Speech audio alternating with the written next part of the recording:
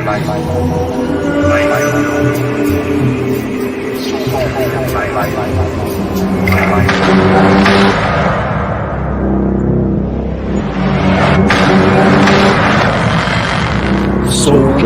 right now, social media. This is an awakening. Snap out of it!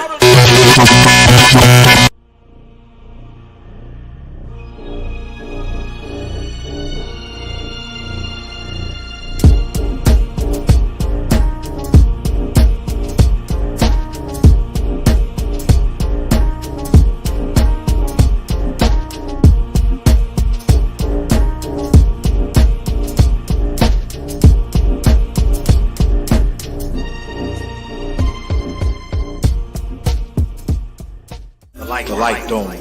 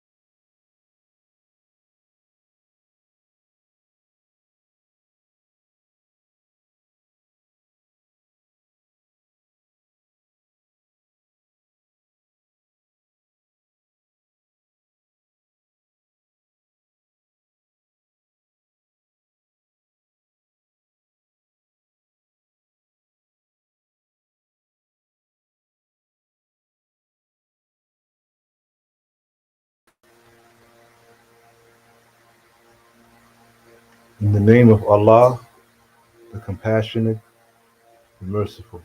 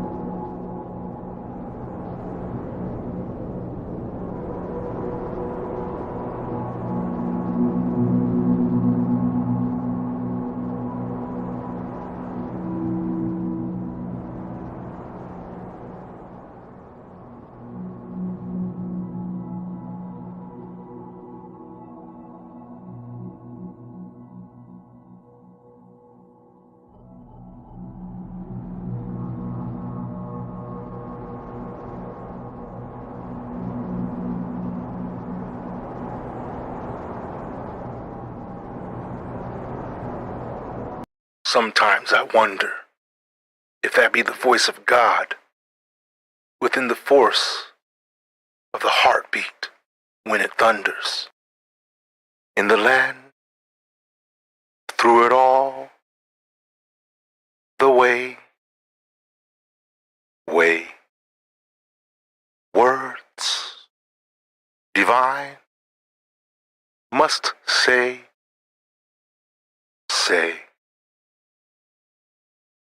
a message. One would do well to listen. Take heed. In the name of Allah, You've been warned. the compassionate, the merciful.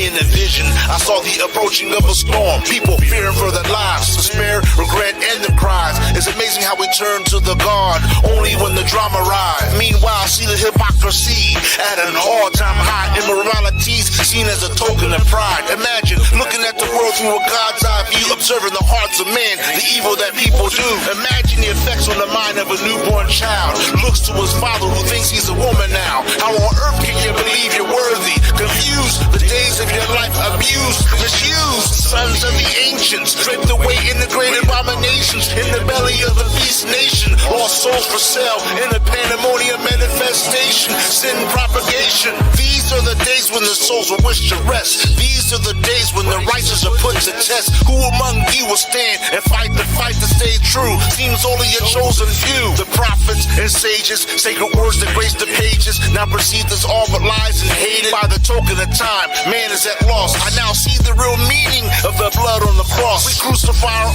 own salvation. I sing a song of redemption. Am I my brother's keeper? Reality seen through the eyes of a dreamer. It's a wonder how the heavens aren't yet rent asunder. Forgive me, Lord, I didn't know. Just an amateur. False gods, graven images, all the damages. I remain thirsty for divine mercy. A soul journey in a world of vanity and drapery. I see a light in the addict. Those who've had enough break away from the madness. Notwithstanding all the doom and gloom and sadness, never despair in the end. Blessed be the righteous, keep the light lit. Our victory, focus on the highest. All praises to the greatest, to the wisest. Taught by the pen, the way. Freedom from our crisis, truly divine bliss.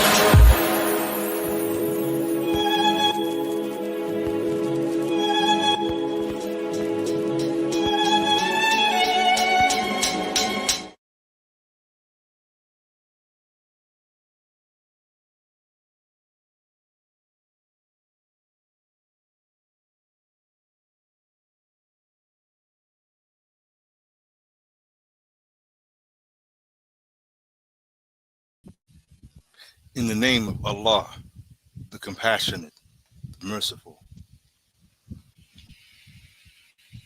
Yes, indeed. This is your brother Abdul Wadud, aka Questman, coming at you live, Soul Journey of Life, Conscious Social Media.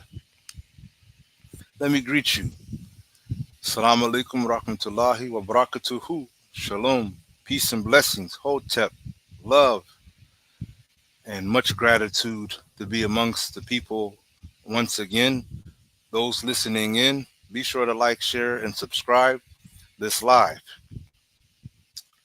And as always, we are people who reflect, who give thought about the things that happen, that go on in our life, taking nothing for granted, seeing signs wherever so we turn our face. That is the nature of the God conscious. We know that everything that happens in life happens with a reason. Whether we are able to reason or not with it is another matter. But let's try with the help of Allah. So, to make sure that I can be heard, let me see here. 1, 2, check. Yep, I can be heard. All right. That's good. So, I have questions. We've had a pretty eventful week I would say, with things that have been going on in the world that appeared, at least as it's presented to us, to directly affect many of us, especially if you are African or of the diaspora, or in any way or nature uh, connected or associated with the melanated population on the earth. What am I talking about?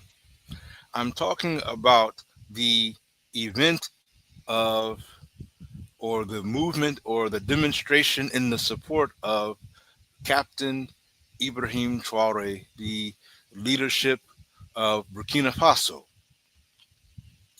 And this support has been driven to a great extent, you might say globally, right? Um, Stimulated by numerous factors, from a leader whose life has been threatened at least 20 times, a leader of a country who has, as a result of removing the corrupt powers that were formerly existing in Burkina Faso and establishing a new authority, um, revolutionizing the country's uh, uh, infrastructure. You understand? So much so that many things have led to improvements in the economy and how business is done, how the minerals and resources of the country are controlled. Um, Development of institutions that allow for free education, free medical care, and so on. Um, Many great achievements. One I want to share with you right away because I really liked how this post presents this. So let me go ahead and share this with you right away, if I can.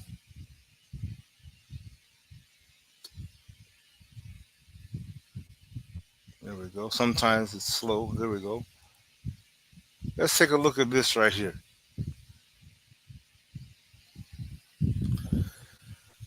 So what you see is an IG post. The post is quoting President Ibrahim Traore, saying no woman should be charged to bring life into the world. Burkina Faso president makes childbirth free in all public hospitals. That means if you are a pregnant woman in Burkina Faso and it's time to give birth, leave your purse at home because you won't have to pay for this service. He's saying that to a woman should not be charged to bring life into this world. That's a strong position to take. Now, I'm not entirely economically savvy with the numbers all the way.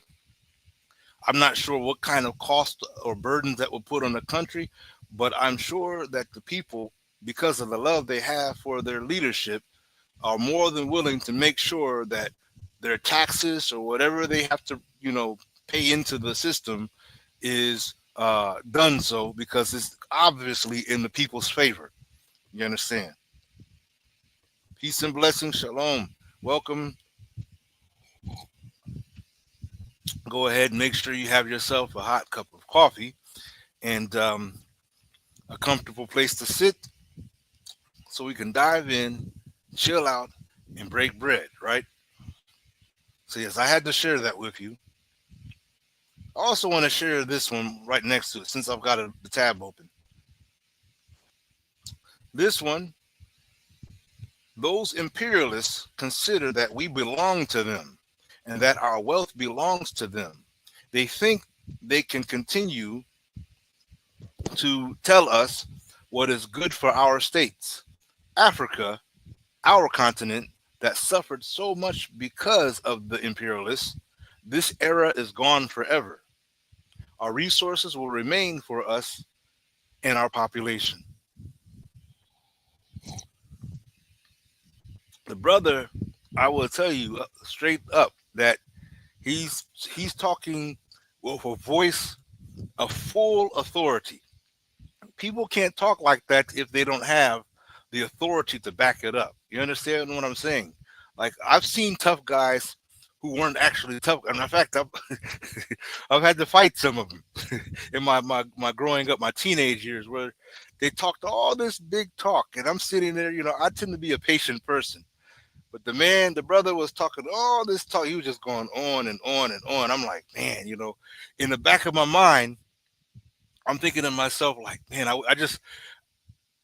wasn't like, it wasn't fear or anything. I just wish he would stop talking, right?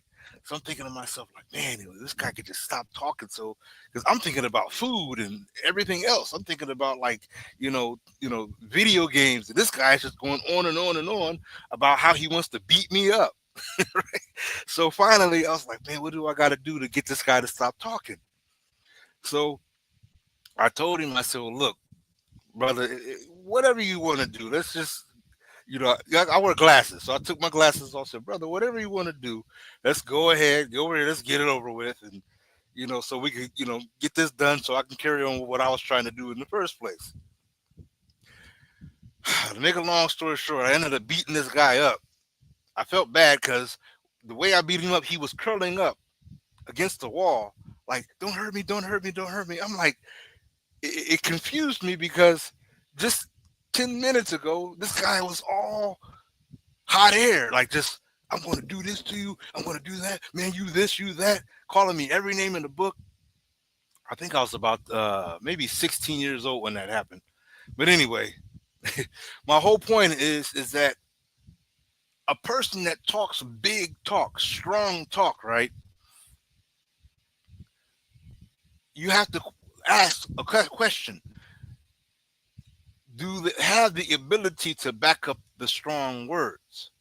And one of the things that you'll note that when people talk with this kind of talk of authority, and bravely, in the face of their life could be taken, an enemy could feel some kind of way from a distance and say, oh yeah, well, let's go and find out, and immediately test them out. But the fact that hands are being stayed, enemies are kind of being staying at bay. Nobody's like rolling up, to see what you're made of, right? They're staying, in their positions right now. However you want to take that, which tells me that the brother's words, Brother Ibrahim Traore's words, are backed with authority. They're not empty rhetoric. They're not empty sound bites. You understand? He's not just talking, out the side of his neck, as we would say. But he must be aware of what he can do or what he has at his resource, or, you understand, he just knows. Whatever the case may be, the brother speaks very, very confidently as president of Burkina Faso. I think that in part is something of what has led many people to show up and support. And if you remember, just some days ago, demonstrations were happening all over the world in places that, you might not even thought. In fact, one of them being France. France, as the government of France, and you might consider an arch enemy of Burkina Faso as a former colonizer.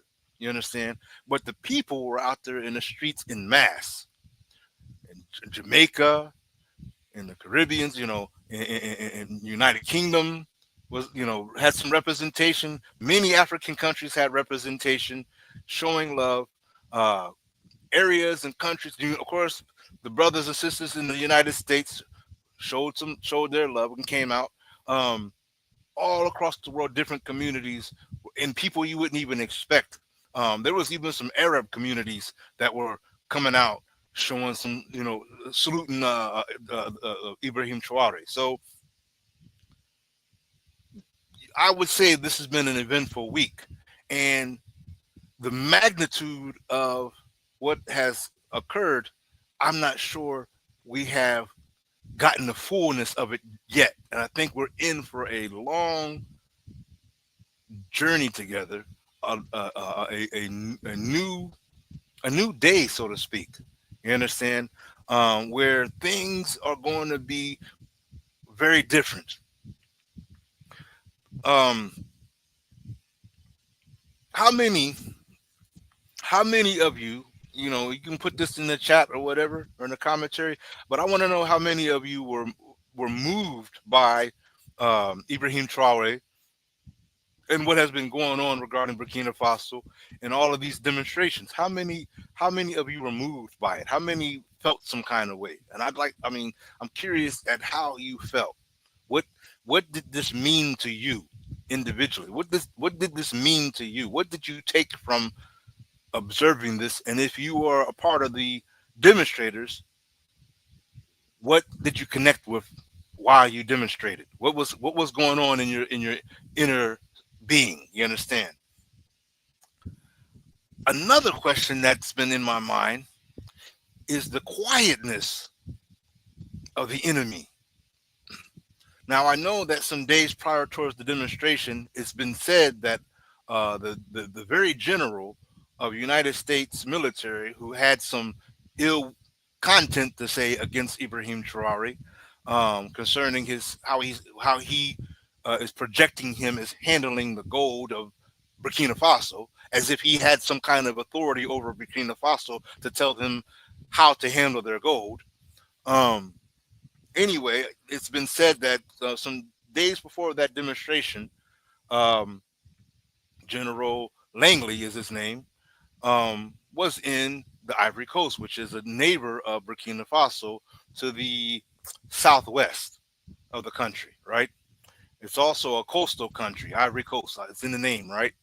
But since that demonstration has happened, I've been looking and looking and looking for anything, like maybe Donald Trump has got something to say, or the general might have something to fire back, at the challenge or whatever. Anything. I was looking for all through the internet, trying to find somebody saying something in the administration of the United States or Western countries, and I couldn't find anything. I'm thinking, why? Even France. I was like, well, maybe France, maybe Macron has something to say. I couldn't find anything. I was looking and looking and looking. Why aren't they saying anything? What is going on? Is it, I'd like to know what's going on in the Ivory Coast right now. Like, are they lining up? Are they suiting and booting up over there? What's happening?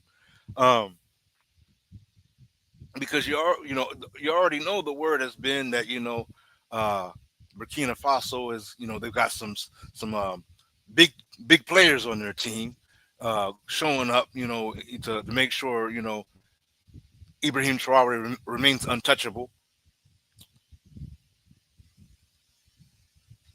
But this makes me think of another question then. Is it inevitable that when one rises up upon like a righteous purpose, is it inevitable that such a person serving their people honestly, transparently, is it inevitable that their life must be sacrificed? Is their story always a story of martyrdom, or is there a page in this chapter where one gets through, one makes it through, you understand, and actually becomes a victor over the enemy and lives to tell the tale? You understand what I'm saying? Survives the storm and lives to tell the tale. Because I can tell you, I feel it in my heart. If this brother survives this storm, that should be for anybody that has any blindness or confusion or doubt about the decline of the West, particularly the United States empire. That would be the evidence right there. Because that meant he went through, he stood up, he rose up, had the whole world united, the whole melanated African diaspora world united, rejuvenated his own country and affected other countries in Africa, and lived to tell the tale. You understand? That is a story that's biblical, that's Quranic, that's prophetic, that's divine. You would have to think that there's something in that. 20 times your life is threatened. I was just talking to my other half, my spouse, about this. I said 20 times this man's life was threatened. 20 times they failed, and he lived. If that's not the Most High saying, I don't want you to kill him. I don't want him dead right now. It's not his time to go right now. He's got to live. 20 times? I mean, how many times would it take a person to get the message? If I was assassin number 21 and they say, well, it's your turn now. They all failed. It's your turn now. We're like, how many times did they try? 20. I don't know if I'm. And how much did they get paid? They got paid millions and millions and millions. So they get paid millions of francs or dollars or whatever the currency was, and each of them failed. And you want me? You want assassin number 21 to roll up and try something? I'll be like, I'm sorry, I can't. I said, I ain't trying to be number 20, the number 21st failure. It's clear language. You understand? It's clear divine language when something like that happens, and that many times, and still you come out unscathed. Still we come out unscathed, unperturbed. Understand what I'm saying? Unperturbed. Not, you don't see any sense of fear of dying in this brother. You know, in each case, you know, you would think after like the 10th time, right? He'd come out there on the microphone like, I don't know, brothers and sisters, but you know, I thought I was going to go ahead and help this country out, but I think I'm going to go ahead and go into exile real quick. Peace, I'm out. Then we don't hear about the brother ever again. But it's not like that. Every time he shows up, it's the same strong personality, the same strong character, same courageous brother in the face of it all. Not afraid to die. It takes that kind of a person to lead in that way. When you're not afraid to stand up, when you're not afraid to tell your enemy, no matter how big he is, what you think, and when you're not afraid to stick to your position. So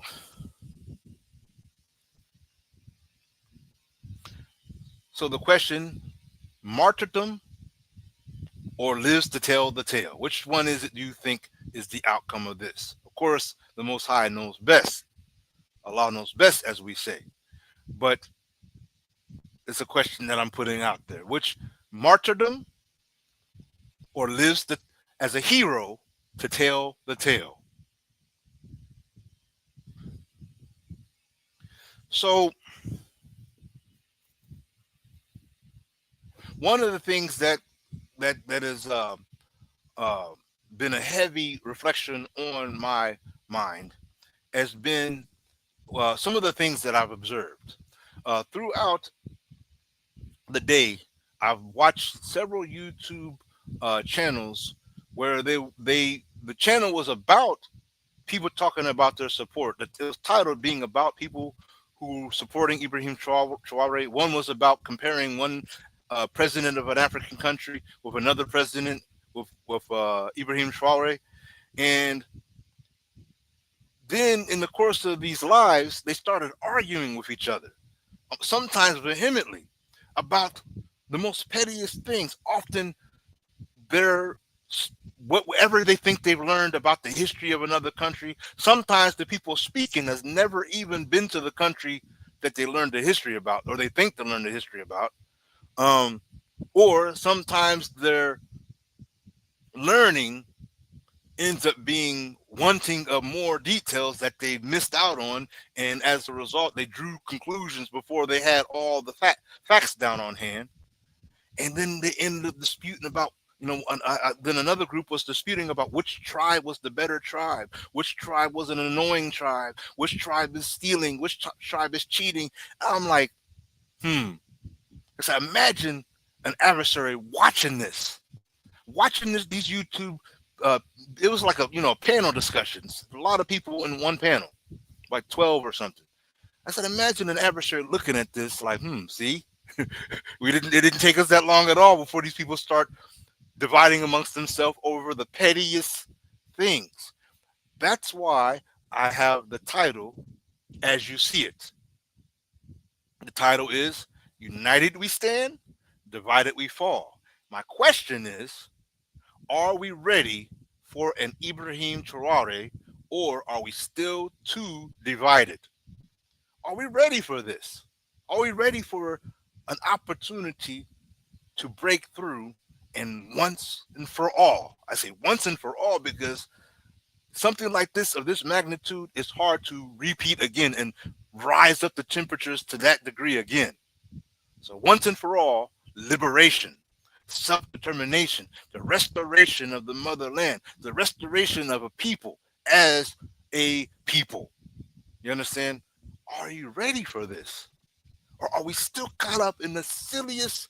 See, the problem is, especially with us from the States, we've gotten so much indoctrination, so much, learning, and then in the youth, the younger generation is so much Wikipedia knowledge, so much Google knowledge and research that we've got it all figured out. We know the history of every African country by the back of our minds. You understand? And I'll tell you, even when I was growing up with Britannica Encyclopedia and Cambridge Encyclopedia and Oxford Encyclopedia in my dome, you understand? Because I literally, as a young boy, I would literally read entire encyclopedia. This is before they had internet. The internet didn't exist. I'd gotten to the books. You understand? But my point is even after doing all that, some of the elders and learned ones will remind me that you still don't know anything. As much as I've read, you still don't know anything. From the Metu Netter to the Browder files, you name it, I've read the tablets, I've read. Your brother's read. Did I tell you? Did I mention that I've read? Yes. But still not satisfied with declaring to you that I am a master of knowledge or something of that grade. Not satisfied with that because knowledge is so great, for lack of better words, so great that I can never feel confident to carry the torch that I know much of anything at all. But what little grains and bits of sand that I do know, even that humbles me. You understand? So I'm listening to these arguments. One person, well, I'm from Africa. I'm right there now. I could tell you better about the history than you can. Oh, then here comes the division. Black American? You understand? They say, well, no, I'm African American. They go back and forth, back and forth. So I'm like, I said, is this what the enemy knew about? Because you have to understand the Satan's tactics of defeating us has always been divide and conquer. It's not always obvious how to achieve. How do you divide a people? How do you achieve that? If this is your war strategy, how do you go about divide? If you wanted to divide somebody in their own household, what moves do you make? What things do you say that gets them to do it? It's not always the obvious. It's not always the obvious. They know that we are championing, that many people are championing this leader, Ibrahim Traore. They're fully aware of that. They know that many of us are desperate or just eager to break free these chains that have denied us being a thriving nation, liberated fully, completely from the slave masters. Because to this day, many of us, we may be free to move around, but guess what? You're not ruling any country, are you? So, and the last I checked, I'm not ruling any country either, which means that people like me aren't in a position of the authority as we should be, as we once were. And yet we find other countries who, have a face that represents the people that live there.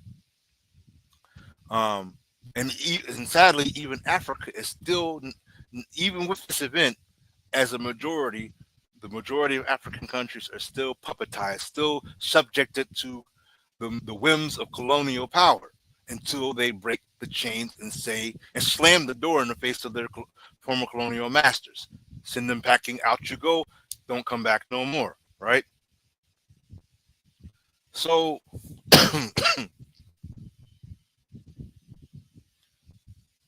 are you paying attention, or are we still having traits of gullibility to where it's easy to trigger us all over again into division? Because that's the very thing which would make leadership such as Ibrahim Traore vulnerable. You understand? From the outside and the in, imagine fighting the fight, and then you look on the other side, and two brothers are divided in the battlefield over something petty, over what color one tribe was wearing versus the other, over what tribe eats what food. You understand? Well, they eat meat, we don't eat meat, or they eat this, they did this back in the days, and they did this back in the days. They used to eat humans, they used to eat white people. On and on and on it goes. And as a result, we get weakened, we fall apart, and just like the title says, divided we fall. Which side of this title are we going to manifest? That's my question. Which united or divided? The outcome of this situation, brothers and sisters, is not decided until it happens. It's, one of the things that I've admired out of this experience is the synchronized voice of unity all across the world, to where I was able to go to channel after channel and see people from different parts of the world that look like me having the same motivation, being online or being boots on the ground, being wherever they are in their demonstrations with the same aspiration for the movement, for the cause. To me, that was an amazing thing to see that number of people. But as I'm asking, what do you do with that energy? You understand? Because many of us are used to going home and business as usual. Many of us are used to an instant fix, like something will happen. Okay, here's Ibrahim Traore. We did this. Okay, we saved the day. Let's go back home. This is the mindset that some of us have. The other problem that we have, which is possibly more critical than anything else, is our manner in taking in information. How we take in information. Many of us are so gullible, so easily manipulated with misinformation. Many of us do not have the proper intellectual tools with which to intuit, with which to decipher the information before us, to find out whether or not this is facts or fiction. Many of us haven't gained those tools, and we accept it when it comes from a certain voice, when it comes from a certain personality, even sometimes a certain race. If many of us, if an elderly white man says something to us you don't have to take my word for it, Google it, look on YouTube, and you'll find people feeling validated because an elderly white person approved of our cause and spoke intellectually about the matter. So then we want to show that, and quickly we got to show that and get that clip on our YouTube channel. See, white people are supporting us. So what? They were supporting us back when they were enslaving us too. They had a different flag on that boat, a different flag on that boat. This group supported us. This group was against us, attacking us. And it was the same people getting the job done. So because you have a handful of snakes that aren't biting you, you understand? And you have a handful of snakes that are, it doesn't mean that we start like, I think a person put it better. It was like when they were talking about Muammar Gaddafi, right? They were expressing how for years, at first, he knew that he could not trust his enemy, but time went on, and as time went on, the people started feeling a little trusting to the West, believing that maybe we can reason with them, maybe we can negotiate, maybe we can come to some common ground. not realizing that no matter how much time it takes, you are still dealing with the same old devil. It's still the same one. Just because you allow time and the water to calm down, the temperature's calm, it's cool outside, it's such a beautiful day in the neighborhood. So now you want to be neighbors again. You want to be neighbors, and this is the same neighbor that's massacring your family, the same neighbor that's corrupting your history, distorting the truths again and again. But you think because time goes by, now we can trust them again.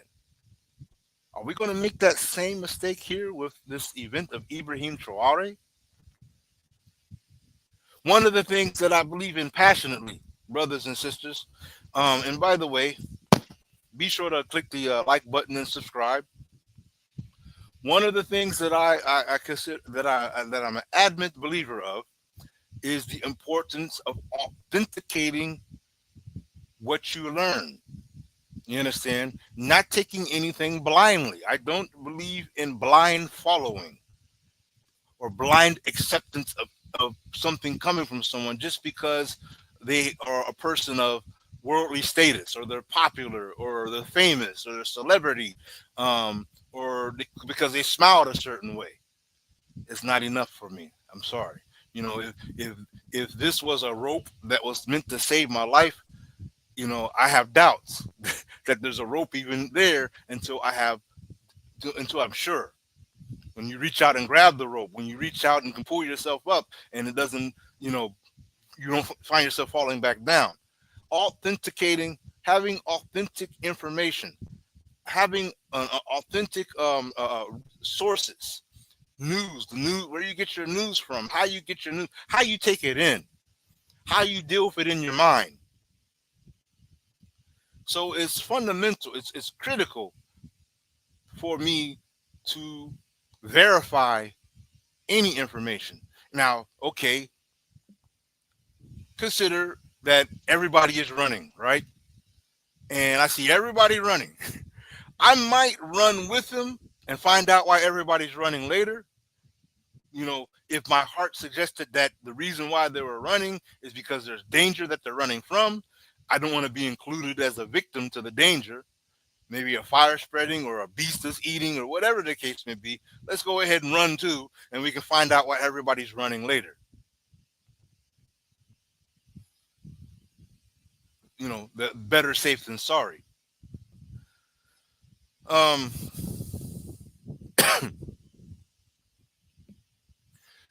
going to share something with you. This comes from a prophet, a prophet that I have a great deal of respect for, by the name of Muhammad sallallahu alaihi wasallam, who's quoted to have saying what means it is enough for a man to prove himself a liar when he goes on narrating whatever he hears. And most of these groups that you will find on the YouTube channels, most of them are presenting hearsay over facts. Even people who are speaking in favor, oftentimes they may be speaking out of passion, not facts. You understand? There was two people arguing. One person was simply asking a critical question, which there's nothing wrong. If you are an intelligent person, you don't get offended. But because it was a question challenging the authority of Ibrahim Traore, the other person got feelings instantly. How dare you talk about Ibrahim Traore that way? But I'm asking myself, are we that kind of people? Or are we a people that allow that to come through and give an honest, factual response? Intelligence breeding intelligence. So I have these questions because, on the one hand, the approach is a sound approach. Asking a sound question should not invite retaliation. Or on the other hand, being consumed with emotions, you understand, should not be our way to lead and defend our cause. You understand? It should be grounded on intelligence. That brother should have been able to come, even if this brother, let's say this brother was trolling him, even if that was the case, he should have been able to come back intelligently and say, look, I hear your question, but think about this or consider that, or here are the actual facts that are on the ground. None of that. It was just a lot of back and forth bashing. So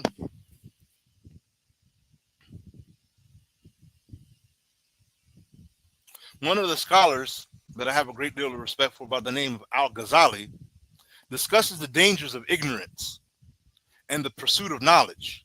He states that knowledge is intimately tied to the welfare of the soul and is essential for discerning truth from falsehood.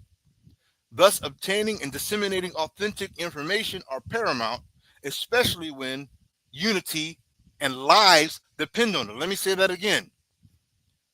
Thus, obtaining and disseminating authentic information are paramount, especially when unity and lives depend on it, as in cases of conflict resolution, issuing verdicts or opinions, or during crises affecting the community. Would not you say that all these elements apply to us right now? Our life as a people is at stake. Our freedom is at stake. The choice of whether we are going to continue being subjected and enslaved psychologically by these colonizers, by this empirical tyrant, or whether we are going to once and for all stand up and break these chains and actually be free, mind, body, and soul, truly free, not free where we still have to ask them for permission and get their approval, not free to where every time we do something great, we got to look at them and see if they like it first, but truly free where we recognize ourselves as who we are and we don't see ourselves as inferior to our enemy, but if anything, equal to or greater than. Equal to or greater than. The only way we could be seeing ourselves as inferior to them is if, in fact, we are, due to willful ignorance, due to animalistic behaviors, etc., etc.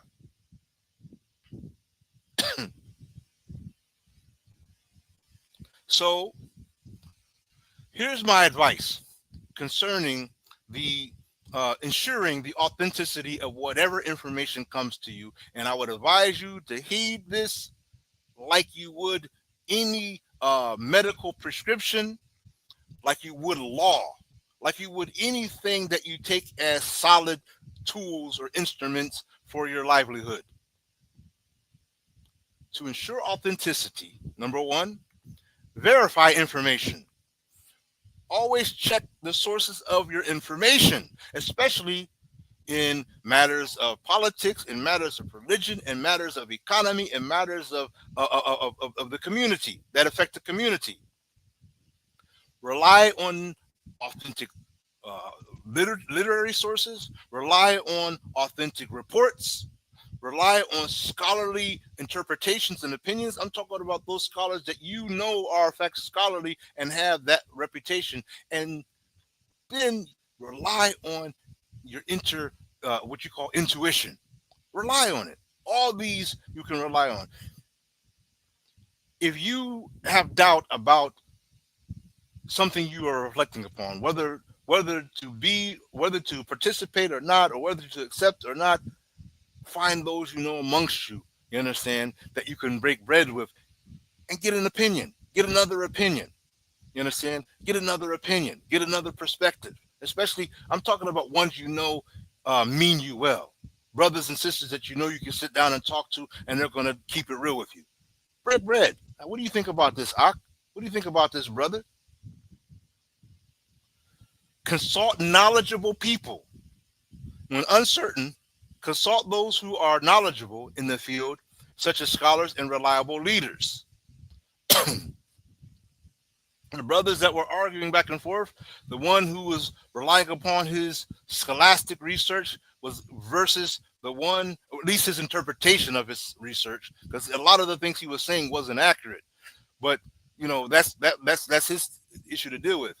Or the other side was the person who was directly in the land itself, or someone that has direct experience, you understand, in the motherland, living there and so on, whose perspective has more weight. You understand? That's something that they have to consider for themselves.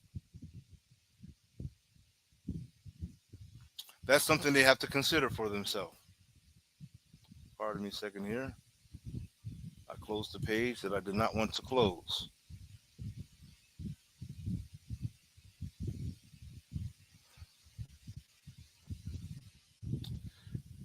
So consult knowledgeable people. When uncertain, consult those who are knowledgeable in a field, such as scholars and reliable authorities or reliable leaders.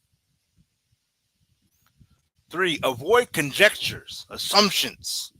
Conjectures can lead to misunderstandings and conflicts. These devils love to throw at us conjectures in the form of misinformation. They love to build on what they think our perspectives are if we don't know for sure. When they hear our doubts, they love to inflame those doubts and make them appear to be true so that we gravitate towards those doubtful aspects and abandon the truth. This is what they love. They love seeing us wallow around in ignorance, lost and blind and deaf. Even my sacred texts, my sacred scriptures, known as the Quran, it advises avoid much assumption, for some assumptions lead to evil or lead to sin, right? Avoid much assumptions. Some assumptions is good, like for example, I smell smoke, there must be fire, let's get out. That's a good assumption to have. Should there be an actual fire, you get out of the place and you don't get caught up in it. But sometimes you need to get more information, more facts before you go online or go live or go here or there communicating things as if it was a fact when it's no more an assumption. And as a result of that, you mislead other people and you continue to push your own self into being misled as a result of spreading. That's misinformation. Promote learning. Encourage the pursuit of knowledge in all fields to improve judgment and understanding, leading to better decision making for all communities' well-being.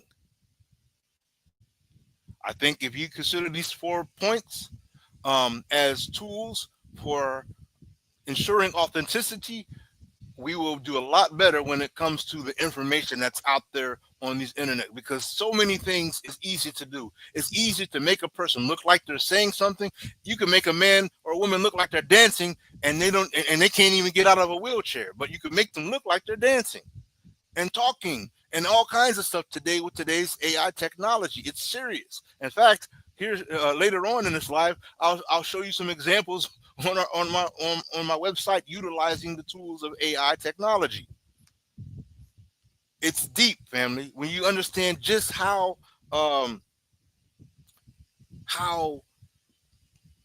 complex knowledge can be and how complicated misinformation can get. Many of us think I will know. I will be able to recognize the devils if they came at me with that silliness. And all it takes is someone smarter than you. All it takes is someone more clever than you, someone more manipulative than you. That's all it takes. There's always, just like I was telling one person, there's always someone stronger than you. There's always someone who can box better than you. There's always someone who can rhyme better than you. There's always someone who can do pretty much anything you do better than you. So that being the case, as smart as you think you are, there's someone that can override that and make you feel like you just got out of preschool. I'm going to put, I got to send a link to someone because I had invited a guest to this live. Excuse me. So I want to go make sure I pass on this link to the brother. And we got some questions to deal with. Inshallah, he We'll see this link.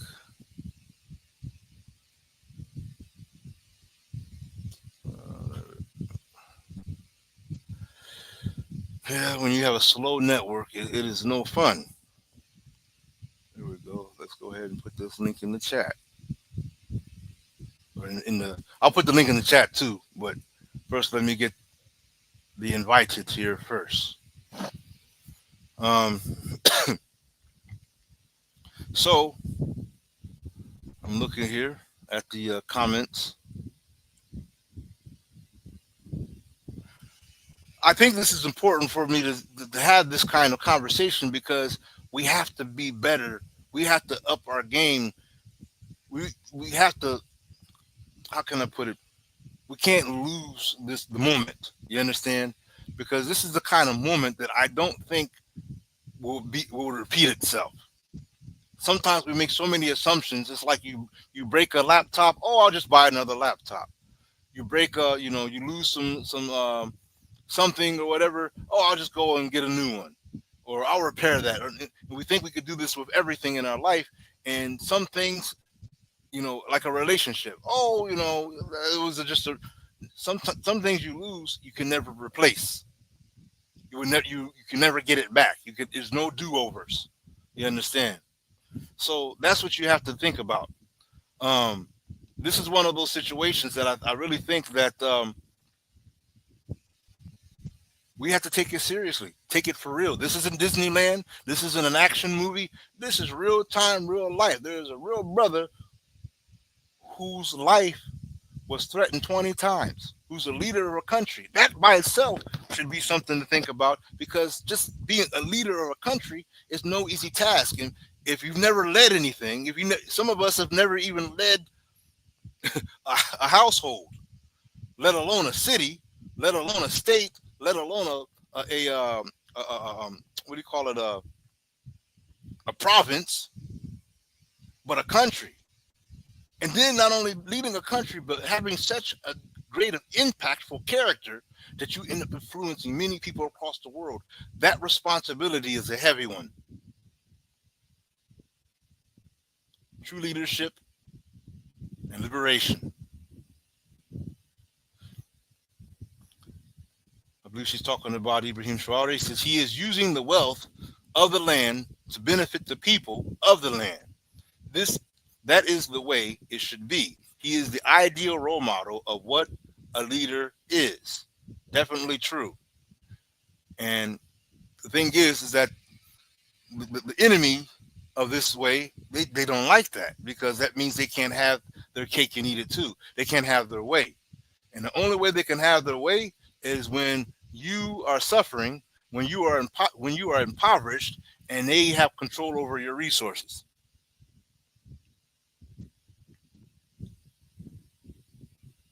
Said Traore was commissioned by the Most High to be raised up for such a time as this. He is one of the chosen. Definitely, as I say, Allah definitely knows best. And I believe that at the end of the day, nothing happens in our life that is without a reason. Everything that we see in our life, there is something deeper to that, something divine in it. Something that we should have a critical reflection about. We should take serious.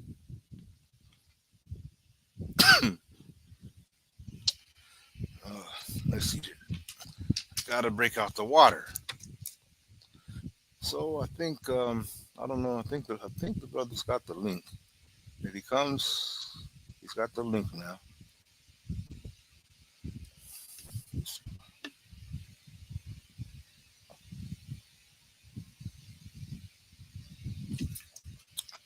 And the brothers and sisters, I will encourage you to take note of the banner that's at the bottom of the screen. And of course, soon enough, I'll present to you a very interesting a video piece or whatnot, talking about everything that's been going on concerning the Light Dome Academy. Some of you may not know what the Light Dome Academy is, but there's also some brief information on the website about the Light Dome Academy, and I heavily encourage you, I critically encourage you to support the cause of the Light Dome Academy. There are youth that this means everything to them. You understand? It's a very critical part of their life that this your donations will be helping with. And the sooner you donate to the cause of this nature, the better it will be for them. You understand? Some of them, they don't have time. Just only recently, you know, I experienced a youth who was it a no, I don't think it was a cousin. I think it was a friend of my in-law who passed away through was sickle cell. And I was, explaining to my spouse what sickle cell was about. But my point is that this was a child full of energy, full of vibrancy, you understand, who had to be taken at a young age. And the what do you want to say, the opponent or the cause of her death, sickle cell. And I know some things about sickle cell, how it operates, how it affects the body, but when you don't know the suffering, it's hard to explain it to you. It's hard to connect to that suffering unless you are experiencing the suffering itself. That's why I often say, you simply have to find it in your heart, compassion, to be able to, be a part of the solution of these children. It's got to be something where you put yourself, humbled, put yourself low, and make the cause bigger than you. Say this is a must-do situation. This is a cause that I must be a part of. It's brought to my attention. My heart is a tender heart. My heart is a heart of mercy, because that's what I manifest of the Most High. So let me demonstrate it. Let me manifest it in actual time, in real time. Some things we can wait. Some we can say, oh, wait until this or wait until that. But sometimes these things happen. Things happen so fast that the minute you get news, it's like, what do you do with it? How do you respond? I wanted to be able to give good words or good advice or say something. I'm like, man, what can I say? Because what's done is done. What can I say to when somebody has lost a loved one that's passed on? There's only so many things you can say, because the pain is there. The pain is real. And especially when it's a youth, when it's a young child that has had to pass on. Anyway, I want you to think about that. Let me welcome my brother in. Got the title Ibn Shem. A strong name right there. Let me go ahead and bring you in over here on this side. There we go. And I hope you can hear me. Assalamu alaikum. Walaikum assalam wa rahmatullahi wa barakatuh. What's going on, Aki? Can you hear me clearly? Yes, indeed, I can hear you. Welcome. It's good All to right. have you. And inshallah, you are doing well where you are, and the weather's good, comfortable, and the health as well. Yeah, I got a little sniffles underneath the weather a little bit, but I help with that. Yes. Expiation. Now, yeah, you were talking about the weather. Here, the weather gets real authentic on you, real fast. In the U.S., like especially like in the Midwest and Ohio, they got the 4 seasons, right? But here is no 4 seasons. It'd be like it's like instead of winter, summer, winter, fall, it's the rainy season, meaning that all that time is going to be raining. Oh, wow. The whole season, the dry season, something like that. That's what happens over here. But I would say our ancestors survived it. I could survive it, inshallah. Inshallah. So I've got a let's see. I had a ton of questions, but I want to zero in on something. So I'm taking it. I'm assuming here. Hopefully, I'm right with my assumption that you are aware of Captain Ibrahim Traore and what's been going on about him as of Yes, late. I am. Yes, I am. Okay, Yes, I am. Hmm. so would you say that you have a good impression about Traore, or is there something else? Maybe doubts, or maybe confusion, or what is your what impression do you have as of date? As a date about Ibrahim Traore, I believe that he is the new face of Africa. I do believe that he is what the young people want to say, but they're afraid to say it. They're afraid to go against the people that have been in power for such a long time. They're afraid to go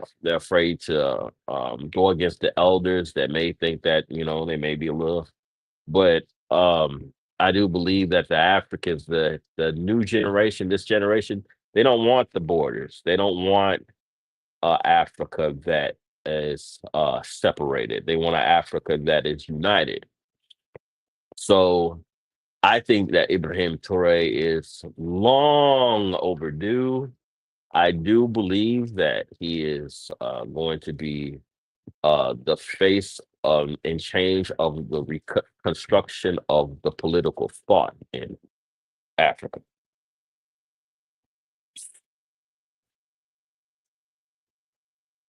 I can't hear you, brother. Can you hear me?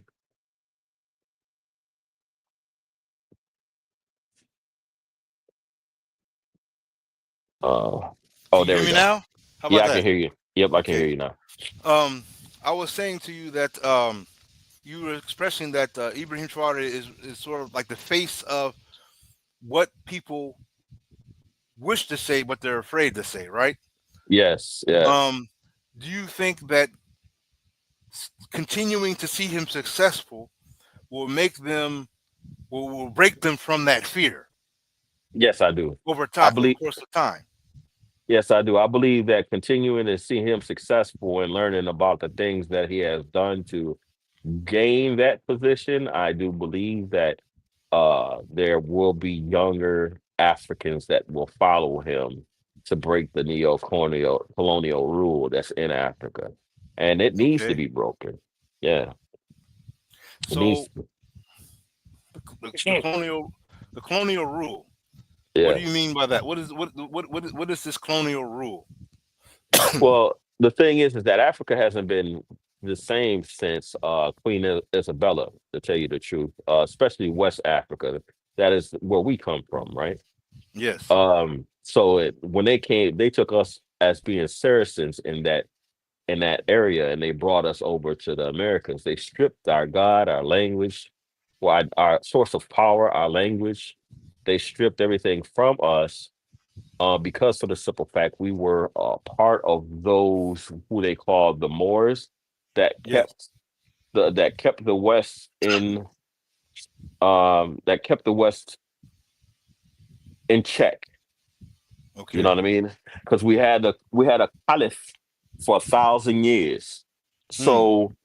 So the thing is that we was the face of power. We had the maritime seas. We had control of the seas before they named it the Atlantic. It was the Ethiopic.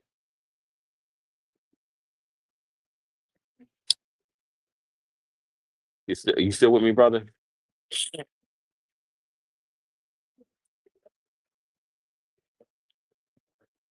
Oh man.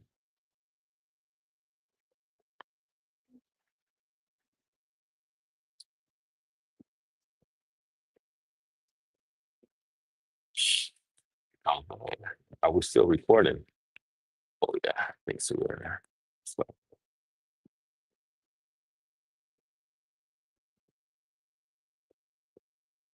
are you there, brother?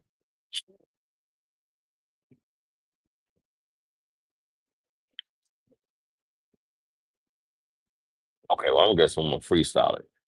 Well, so what I was saying is that we are we were the Saracens that they took from the west from the coast of West Africa, and a lot of us are now finding that out through the process of DNA and land in our roots.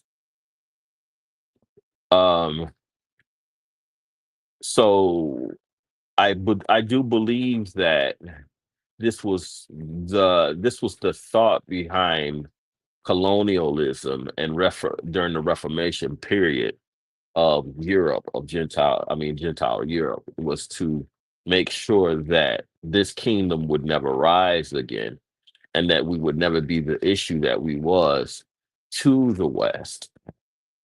So they kept certain parts of Africa uh impoverished, like Mali, Sierra Leone, Ghana, um, almost the whole west coast of Africa. They kept them impoverished because for the simple fact of their strong roots connected to Andalus and connected to I think it's the Adrisid kingdom, maybe, if I'm not mistaken, but the Moorish Caliphate. So I do believe that's the reason why the West keeps its foot on West America, or the Western Europe, and America keeps their foot on the west of Africa.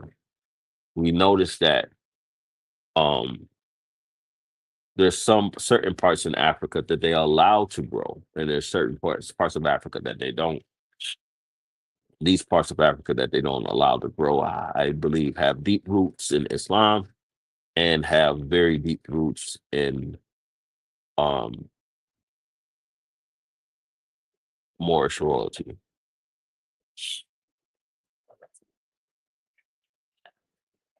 Hope the brother comes back.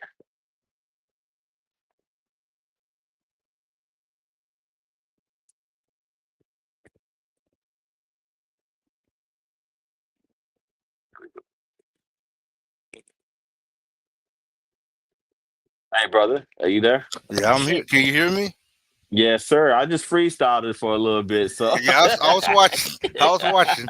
I had to reboot this other laptop here. It shut down on me. But that was good looking out. I appreciate that. Yeah, most definitely, most definitely. Yeah, we definitely have a rich history, Uh-huh. you know, of a story to tell. That's our story that we can champion. And I'm one of those that how can I put it? I believe that the more we take on all the research of our ancestry, our stories, and restore that in our education institutions as a Uh-huh. norm, you understand, the more we Hmm. will start having that confidence in us as a people again, because it starts as a child. Imagine a child growing up knowing these facts about his life, about his ancestry.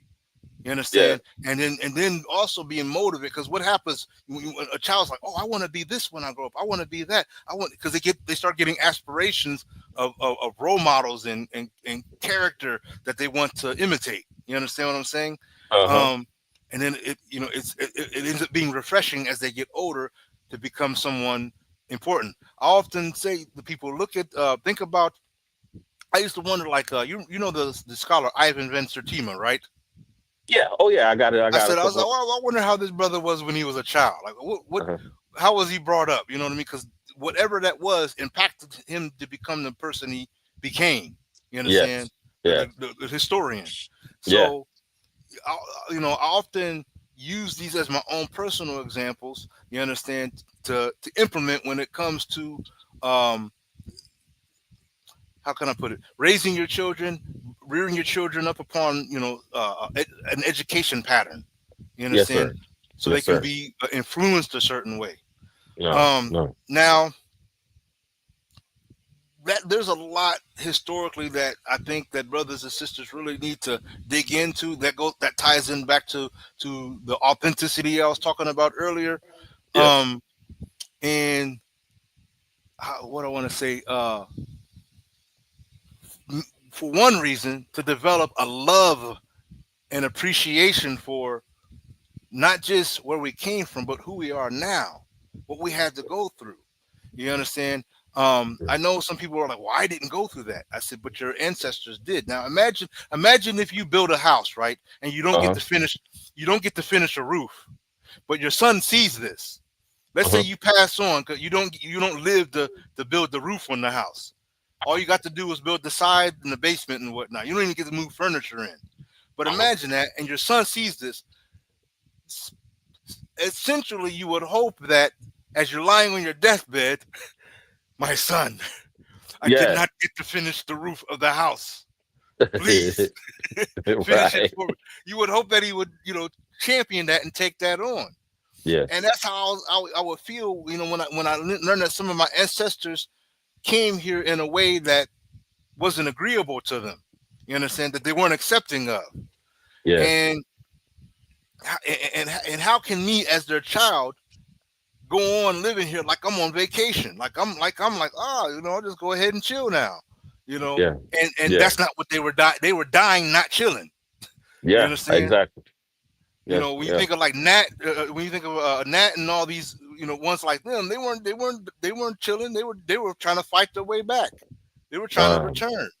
um, So, and now when I'm saying return on multiple levels, not just necessarily return to the motherland, but return to what it is that we are. Regaining yeah. our values. It's like, imagine being an apple from an apple tree, but you've been severed from the tree. You don't even know that you're an apple, and you don't know that you taste sweet. You don't know that you have seeds. You don't know that your skin is red. You don't know nothing about what this is that you are. But Yeah. somehow you got to find your way back to connecting to that tree again. Your language, Mm-hmm. your way, your method, your culture, your identity. You understand? Mm-hmm. Um, some people, this is a small matter, but for some of us, this is everything. This is everything that means something. You know, uh, I watched a nature show of a lion cub admiring his father. And I said, that right there. I said, what that lion cub just experienced right there, that's the piece that was stolen from us. Mm-hmm. You Yeah. understand? That little thing he did right there, that's the part that was the chapter stolen from us. If we had that chapter, we would have been in the face of the enemy a long time ago. Long time You ago. understand? We would have been in their face a long time ago, but we looking in the mirror thinking like, oh, we're one of these people. Uh, we got to go through the system that they designed against us in the first place and try to get rights and Right. try to get freedom and try to get privileges in a system that they've established and stacked against us. Mm-hmm. Anyway, got a question then. Going back to Brother Ibrahim Traore. What inspired you? Uh, would you say you are supportive of the brother? Are you support his cause? Yeah, that's in my blood. Like I support I t- support all causes to try to enrich our people because that's my daily struggle with information every day. Like if Yes. I with information every day, I struggle to keep I struggle to keep on task to make sure that my seed knows exactly where they came from, how they and what they're supposed to be worshiping. And I post that liberally. You know what I Yes. mean? I've spent thousands of dollars in books and in information to in order to do that over the years. So Okay. it's like yeah, in a way I'm building a legacy for them so they Yes. can so they can have something to fall back on when them hard times come, you know. I think that's a punchline quote that fathers everywhere need to canonize. You understand, and Yeah, absorb legacy, yeah, building a legacy. legacy. So then, Hmm. tell me, what inspired you to support Ibrahim Traore's as an individual, as a leadership of Burkina Faso? What inspired you to support this brother? What was the inspiration? Oh, the inspiration is my connection to the West and to West Africa. My connection, I got two connections. I got one on my maternal side and I have one on my paternal side. My paternal side is the Timney. Timney tribe that I'm connected through my father. So my cousin, my Yeah, brother, yeah. brother of You the are my same mother. blood. Yes, Yeah. you are my blood. You know Fellow what I mean? Timney. Yeah, so you know what I Yes, mean. indeed. So and then my mother on my mother's side, she's Mend, so she's my Yes. Ninka. So it's like, how would that happen? How would I have both political sides in Sierra Leone in my blood? Yes. You know what I mean? So, and then when you go and read about the history of that area, that's Futa Jalan, man. You Yes. know, Burkina Faso and all of that. That's all. Let me let me tell you something. I'm gonna tell you. I'm gonna share an experience with you. One of the things that always amazed me is like there's Uh-huh, certain areas in Sierra Leone, right, where I'll uh-huh, see some of the mothers, some of uh-huh. the sisters, the cheekbones and the way Mm. their foreheads are shaped. And I said, man, I said these look like different versions of my mom. That's Uh-huh, what yeah. I'm telling you. I promise you. I said these look just like different. Like if you just did a little bit of this and a little bit of that, That. it was just like different. Like somebody was just trying to like, let's try to figure out different ways to make your mother. Yeah. That's what they look like.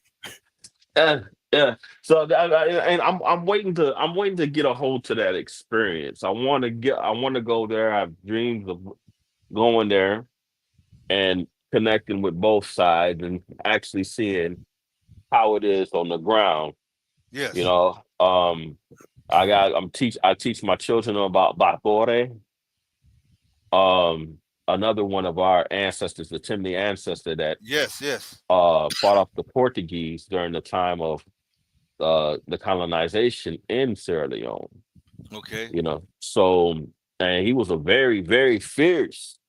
Like he was militant. Like in the stories that I excuse me, in the stories that I've heard, I mean I read about him, he was not a joke. He wasn't nobody to play with, Yes, you know. indeed. And and then we come from a long line of men people because even though we're Timney and we could be Timney the Yoni, which is Timney for Lube and so on and so forth, we Yes. still come from that what they call now today is a ghost gene, that men gene. Okay. We still all still come from that men gene. So even though we may be different tribes like the Fula and so on and so forth, we still originate at that men. You know what I mean? So Yes. with that being said, um I don't know what Torre's tribe is, but he looks like he could be one of my relatives. Like Okay. he is his the structure, his facial structures and so on and so forth. I have people on my mother's side that look exactly like him. You know So what I I can mean? say to you, let's see, I can say to you, Tantam Pakoru. Tonton Bakru. Yes. What's that mean? It, I think if I remember correctly, oh man, they're gonna get me, they're gonna kick me out. Get out of here, you can't remember. It's like saying praise God, Oh, Tonton Bakru. like saying Oh, it's like okay. saying Alhamdulillah in a sense. Alhamdulillah. Yeah, Oh, Tantam Pakoru. Alhamdulillah. Yes. Tonton Bakru. Because So they it, it's my favorite. what I say it because it's my favorite. Since I know it means that, it became uh my favorite expression for saying Alhamdulillah. Tantam oh Pakoru. Yes. Tum Tum Bak Peru. Because Mm-hmm. Peru Samba is the Almighty, right? Peru Mm-hmm. Samba. Yeah. Okay. That's what's up. Alhamdulillah.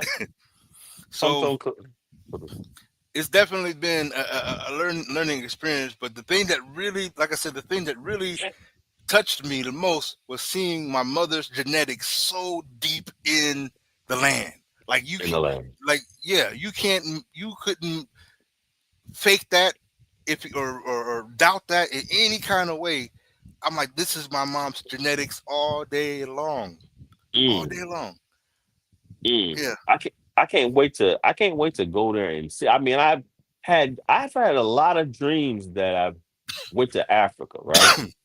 And and some of the dreams that I had was like in this one dream that I had, it was a place where it had all these different colored houses and stuff like that. And I Googled that and I seen that was in Sierra Leone, right? And Yes. then And then I had another dream where I was walking down this dirt pathway, and all these houses were so close together. It was almost like you could go from one house to the next by going through each house. You Yes. know what I mean? But these are dreams, you know what I mean? So the thing is that I plan to make those dreams a reality soon, because Yes.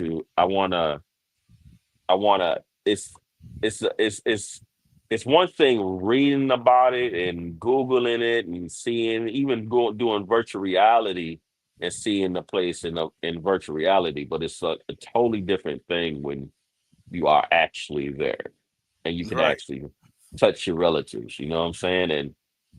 And see the part of you which was taken from you, you Definitely. know? Yeah. It and I think for me, just see, because reading about it, it gives me one kind of feeling, but Uh-huh. seeing it in my face, and Mhm. because one of the things for me that has always been a factor in my spiritual journey is the experiences themselves, the Mhm. consciousness of it, but also the experience, the actual putting my feet on the ground experience.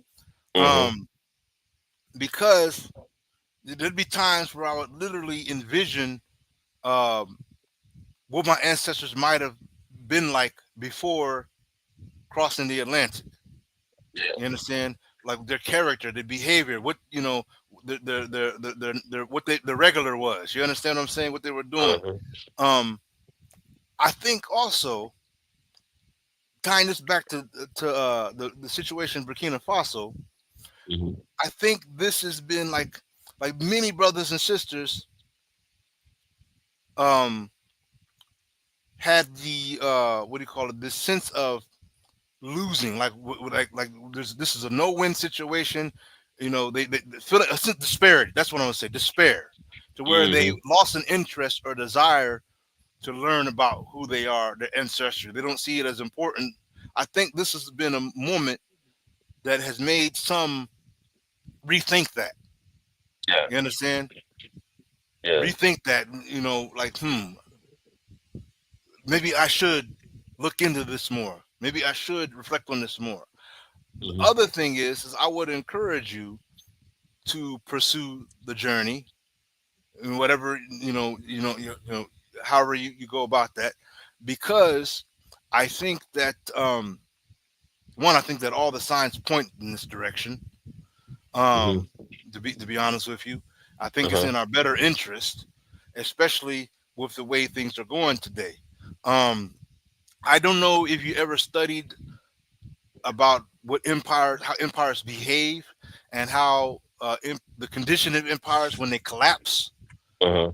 But it I compare it to a star imploding. Is a Mhm. harsh, a very, it's not a nice thing. Yeah. It's not a gradual thing. It's often a sudden thing. When the Ottoman Empire collapsed, it wasn't gradual. Uh-huh. It was a harsh collapse. You understand? Uh-huh. You Right. know, the corruption of the bureaucracy, the corruption of the military, the corruption of the elites. Uh-huh. You know, it was a hard, fall. Mhm. Um, Give me a second, because I'm doing two things at one time. I had to You reset good? my Wi-Fi device here. Um, but my point is that so many factors make it clear of this collapse. When you got countries, when you got one country who's made it clear, like, look, I will fight you. I don't care whatever you want to do. I'm ready for you. There's a Mhm. country that's made that plain at this point, and they've never had this bold of talk ever before. Uh-huh. You understand? To where Facts. they're telling you, like, if you want to do it this way, we could do it this way. If you want to do it Mhm. that way, we could do it that way. Economically, however you want to get down, however you want to dance, we can dance. That's Mhm. basically what they're saying, right? Yeah. Yeah. And um, I'm thinking to myself, see, for me, rhetoric is one thing. I understand that a lot of politics has a lot of rhetoric in it, but there's certain words. It's like fighting words. It's Uh-huh. like there's certain words that when you're in the street, if you say these words, you got to fight this dude, man. Oh, yeah. You can't let this dude sit here and say the words he just said to you about your mom, and you go home like like everything is cool. We cool. Nah, Uh-huh. the kind of talk, the kind of stuff that's going on today are words that have to be followed up on. Uh-huh. And that's what I'm saying. Like even at the strength that Ibrahim Traore is talking, he's talking with Superman confidence. Yeah. You know what I'm saying? He's talking with Superman confidence. Like, I know what I can do. I know where my position is. I know, how to deal with this situation. Like, I know something you don't know. That Uh-huh. kind of talk. Uh-huh. So I'm like, man, that's okay. Because otherwise, the thing about an opponent is that they know that you can't back up what you're saying. They're going to try you out Uh-huh. right away. They would have, Uh-huh. for example, right now, we'd already be in Iran right now. Uh-huh. The states would already be in Iran right now if there was something not, if there wasn't something staying in their hand, as Uh-huh. mighty as they are, they'd already be in Iran right now. Uh-huh. You know what that was. You know what that is. You know what that is. I mean, because Yes. the only reason why the States is not in Iran right now is because of China. Yeah. It's because of China. That's it. I mean, because they know if they go into Iran, China's going to retaliate. Go ahead. And yeah, because Mhm. that's there's one of their financial allies. You know what I Okay. mean? So, hmm? So now, speaking of policy, the policy tip. Mhm. Give you another question off the dashboard Sure. here. How do you Uh-huh. see Burkina Faso benefiting from Traore's policies in, say, the next 5 years? I see Burkina. Honestly, this is what I want to happen. I don't know if it's going to happen, but this is what I want to happen because they're talking about destroying the borders. Mm-hmm. I pray that Burkina Faso becomes a whole different state. Yes. I pray that it becomes a whole different state. I pray that the countries that are in that area jump on the bandwagon and Mm-hmm. combine militaries. Okay, so check this out, because I'm on the same page with that. Because I remember they had like a talk with Togo before, Uh-huh. Burkina Uh-huh. Faso. They met like at some point, and there was something going on there, and I don't know if it panned through or not. Because there's all kinds of behind the scene talks that we don't know much about because it's behind the scene. The camera Uh-huh. isn't there. But my Yeah. point is I was waiting. I was hoping that every time they keep showing like agreements between the three states, right, Uh-huh. that one of those agreements would show a map no longer having the borders between Burkina Faso and Niger and Mali, Uh-huh. but just showing one chunk, one huge chunk, and even including Chad by that time, right? Yes. Chad got to be in there. And so that flag, the new green flag that they've got going on, would be a representation of the entire block. Mm. You understand? Hold on. Back up. The new green flag? The flag for the what is it? AES, right? Remember I that they've don't. got the new flag that they revealed in Mali. I didn't see it. I haven't seen it yet. Okay, so go ahead and you can Google it anytime. Google Okay. that, and you'll see that it's I think it's called the AES flag. It's got like it's green. It's a greenish color, I think, and it's Uh-huh. like the emblem is like a circular emblem. Can I find that? Yeah. Can I find that real quick? Because my Hold on. I might my be able to network. do it. I might be able to do it. Hold on for a minute. If you can go ahead, you can share that so folks can know what we're talking about here.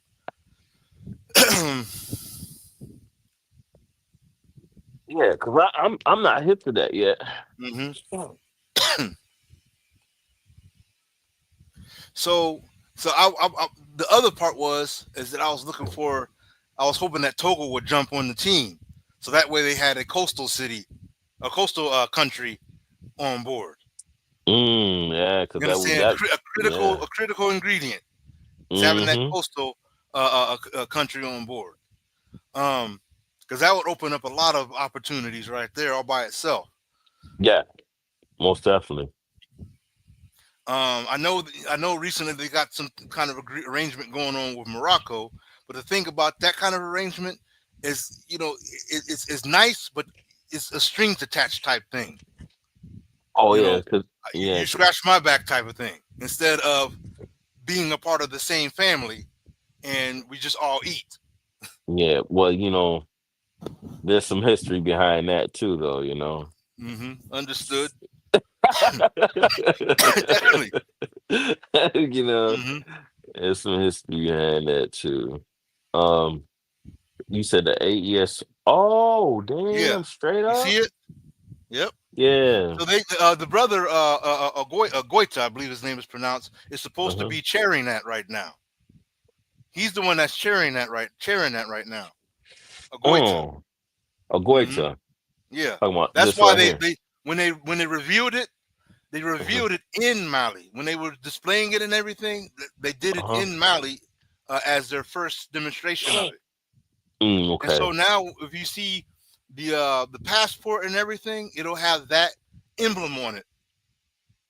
Oh, sweet. Yeah. So everything is all matching up on that note. So all their economy, everything the idea is to unify it under that banner. That's why I was saying, my hope is that the next time we will see them talk about that, the borders are not there anymore. They don't need those borders. Right. And I'm saying that literally because literally many of the Burkinabes are the same people in Mali. Wait, is that the cotton? That's not the cotton tree. Let's see. Let me look. Let me go. That I looks got. like the cotton tree.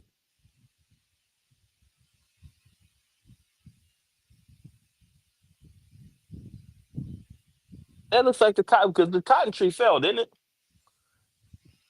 Uh, I'm not sure. I know a tree. The main tree in this country fell. Yeah, Like that's the cotton tree. Yep.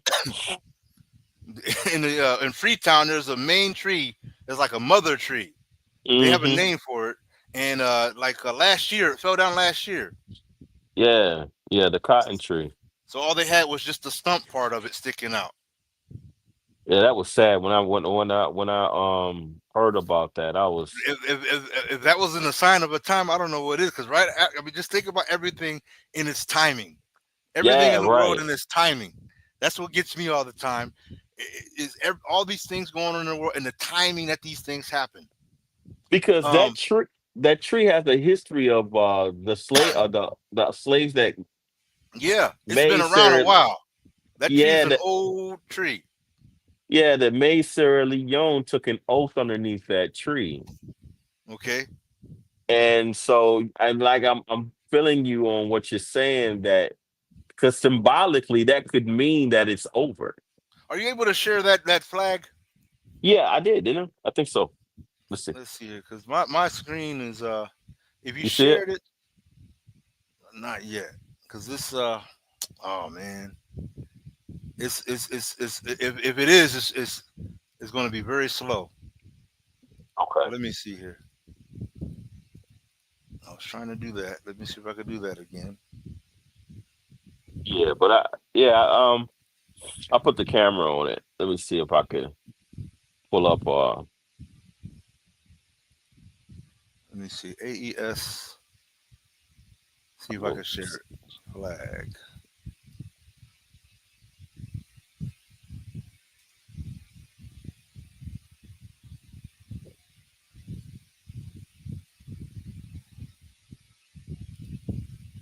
Let me try to. Yeah, I can't. I'm having trouble even putting something in the chat here. I was trying to share the invite link and everything. I couldn't even do that. My here network is dragging down right now. I'll put it in the Low chat right budget. here. I put the seal. Here goes the Okay. seal. I'll put it in the chat. And then here goes the flag. All right. Make sure y'all check that out because this all ties with authenticating everything. Just being as scholarly and as adept as we can be in this situation. That's what I respect. Oh man. Oh, how can I put it? I can't put that in the back chat, can I?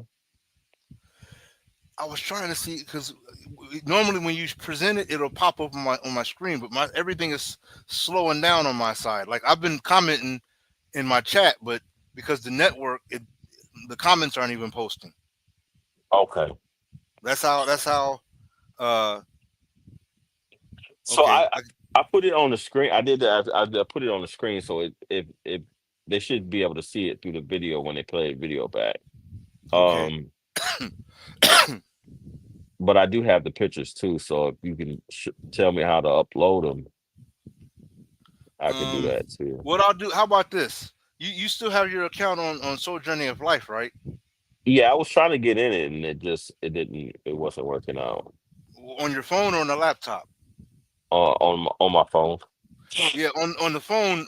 Google updated their terms of service and all that, so they're wanting the app to be updated to match protocol that they have. They got some kind of protocol that they're talking about regarding like child abuse use, like people who upload things on Oh, social okay. media hurting. So Yeah. they want me to present like an agreement or like a how to handle that. Like if somebody has to report something on the website, how would they report it, and what are the what's the link for that, and just policy stuff. So Okay. to be in line with their rules or whatever. So once they approve that, the app should be back up again. But it's Okay. Cool. offline right now. But you can still go to souljourneyoflife.org and operate it that way. I was trying to see if I could do like this. Oh man, it's not going to work that way. I have my phone showing the live, but anyway, these are hard times, brothers and sisters. These are hard times, so we got to make do with what we got. Yeah. So Even this look. why. Go ahead. Oh, go ahead. Yeah. I was thinking about starting to go live with my studies, Yes. and um, how would you? But I'm not tech savvy. That's the one thing about everything about me. Like I'm cool with everything else, but when it comes to the computer, you know what I'm saying, it's slow for me. Well, You know what I mean? yeah. What I would do if I were you is like I've been encouraging another brother, a more Moorish brother that I know. Uh-huh. Um, I was saying, you utilize the tool of the website. Create a group that has a forum and it has the web chat. You know how you have Zoom, right? There's a Uh-huh. feature where you can do something like that, um, and you know, develop all your materials. You can upload documents that you can share in the Mhm. group and in the forum and everything. Um, Video links, all that. Establish it Okay. there, and that way people are utilizing our own cipher. You understand? Right. And they don't Okay. have to, rely on anything external. We use our own cipher for that. But it's your own. It's your own page. It's your own group. It's your own manage. You have to manage all that yourself. Um, Okay. so that's one thing to do.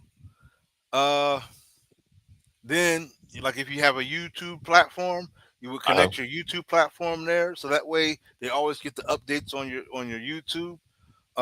And they can discuss it right in the forum or right in the group that you created. Um, that's what I would suggest. You Okay. know, Okay. Cool. being pro.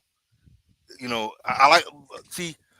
I learned ever since I was a young child. Everything I would try to make, I always tried to make things that were useful in multiple ways. You Uh-huh. understand? Where I could use it, and if I didn't need to use it in one way, I could use it in another way. But always Yeah. have use for multiple uses for things, and that's how the website is designed to serve multiple uses, multiple Okay. purposes. Now, with that in mind, since we're talking about contribution, in what ways have you personally contributed to support the movement of Ibrahim Traore's government or the cause altogether? Not much because, like I'm saying, I'm not on the ground there. So, but ever since he's been out, I've been posting things and updates on them, and Hmm. on my Facebook page, and and everything that from my Facebook page goes to my IG. Okay. So when I post on my Facebook, then it updates my IG also. So Well, uh here's the thing. Since we're talking about this, I I think that as a people we have to somehow get the mind of exclusivity, the mindset of exclusivity, meaning, if like in the states we had this slogan, for black by black, right?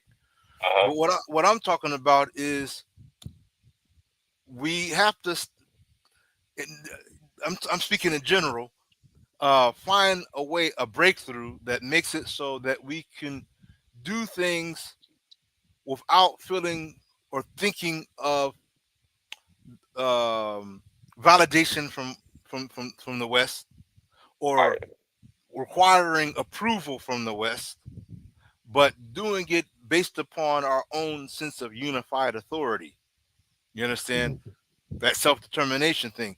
I, I, I I keep desiring that we find a way to truly manifest our um, national interest. I'm trying to. There's uh-huh. another way I want to put it, but I can't think of it right now. But it's like taking our own initiative for self-determination. Because otherwise, the question comes to me: then, what are we waiting for? So If we've been waiting for years. right, and You, that's you so. know, That's my point. So since we've seen a brother, you know, basically survive 20 attempts at his life, and all the while continuing on moving towards his, objectives. You uh-huh, understand? uh-huh. Not wasting any time, not Hmm. waiting for somebody to say, "Oh, you can set up this energy plant, or you can now set up." No, is we are Burkina Faso. We've decided to set up this energy plant, or we've decided to set up this tomato factory, or we decided to establish authority over our own gold resources, and so on. We Uh-huh. didn't ask you, America, for your permission or whatever we decide to do with the gold. If he wanted to pocket it as the president, that's his prerogative. If he wants to take it in his hand, go out into the city center square and toss all the gold up in the air, that's still Burkina Faso's prerogative. Right. At no Uh-huh. point in time, there's nothing in the legislation of Burkina Faso that says America has something to say about Burkina Faso's policies Uh-huh. Yeah. and how they manage their affairs. Uh-huh. So I'm saying that should be a cue for the rest of melanated people everywhere they are, the rest of Africans, the rest of blacks, the rest of whatever title we want to absorb to that makes us feel comfortable. Because I'm saying that because there are brothers and sisters who aren't comfortable with one formula and they want to use another one, and I said, okay, fine. Whatever the case may be, we need to take this as an opportunity to gain confidence in implementing self-determination, the right of Uh-huh. self-determination. You Hmm. understand? Uh-huh. Um, and so even with these platforms, Hmm. it's like how can I put it? If you're in a union, for example, the union, if let's say one person does something that rubs the others the wrong way, the union can vote him out. Uh-huh. Or let's say that somebody wants to add something to the mix, they got to Uh-huh. bring it through the union. Uh-huh. In other words, if we, for example, let's say hip hop, let's say we actually had authority over hip hop music, Mhm. we Eminem would have had to come through us to get sanctioned or to get approval for doing his music, because we would have power over how this goes. You I understand? got yep, I got that. Yep. So what I'm saying is we have to find a way to establish an infrastructure for ourselves on whatever these platforms that we're going to use, to where no one can do this and it be authorized, unless it's authorized by the community at large. You understand? I'm saying this because there's a movement that's pushing that wants to see Ibrahim Traore is not just the president of Burkina Faso, but the president of Of Africa, Africa. Of Africa. Yeah. and Yeah. that's a big um, hope. You understand? Uh-huh. That's a big desire. I believe it's something that's possible. I think literally, I would say the only thing that's stopping that from happening is the puppet leaders of the different countries. Mhm. And the That's the and the hidden weeds. There's hidden yeah, weeds. yes, that's true. Yep. There's hidden But I weeds. think And mhm, that if these elements weren't there, these obstacles in the form of, like you said, the hidden weeds, as Ibrahim Traore put it, the what do you say, the sleeping slave, sleeping. Oh, he used the word for it. I think he said sleeping slaves or something like that. uh-huh. Um, if these elements weren't there, we would be emboldened because okay, how about this? I think the path of least resistance. I Uh-huh. think, for example, people need to go step up to Kagame Uh-huh. of Rwanda, right?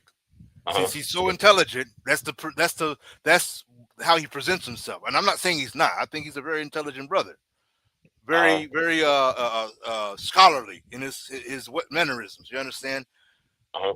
But I'm looking when this brother Ibrahim was being being demonstrated by all of the world. I was looking to see if any one number of these leaders were to say yes, we liked what we saw here, and I Uh-huh. didn't see any of that. Right. You understand? I didn't see any ones that I had respect for speak. Do Malema's not a president. He's a party leader. You mhm, understand? uh-huh. Um, but he spoke up. He spoke in favor. You understand? But I'm talking about leaders of heads of state. I was But looking for. Go ahead. do you know why? I think. Yeah, I know why. Yeah. Okay. Eh, so, but as the people is concerned, Mhm. these people should this should have been a clear exposure to Uh-huh. all African countries' leaderships, schemes, and true faces. Uh-huh. So much so that I mean, if the continent is not rocking right now, I'm like, why not? I know some Mhm. countries that have a hard hand when it comes to suppressing um, populist dissent. You Mhm. understand? Djibouti, for example, they have Djibou a strong history because they've got France occupying there. They got United States got a strong military base there. uh-huh. So trying to express dissent or express disagreement with governmental policies there is a hard thing to do. Mhm. Um, I would even suggest that it would be difficult to do in Rwanda, notwithstanding the intellectual President Kagame. But Mm. because of the way he's established the authority, including civilian on a civilian level, um, it will make me feel that the ability to call out the powers that be is very limited. It may exist to some degree, but I Mhm. think it's still wanting. You Mm. understand? Yeah. Um, to where the Brother, you're breaking up. I can't hear you.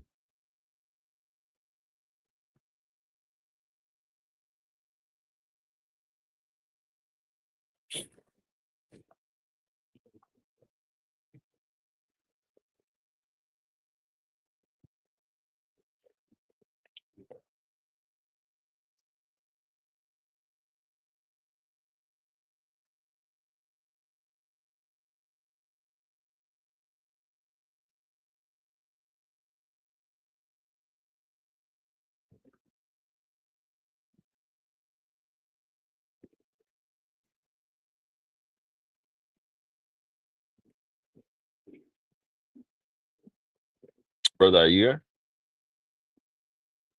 Oh, everybody sit tight. He'll be back.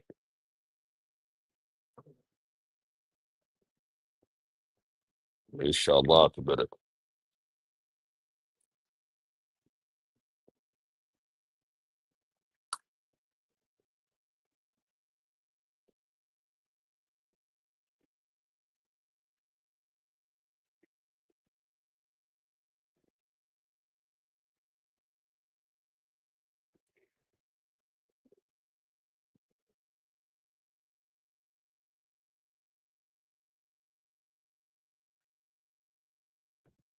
Excuse me, y'all.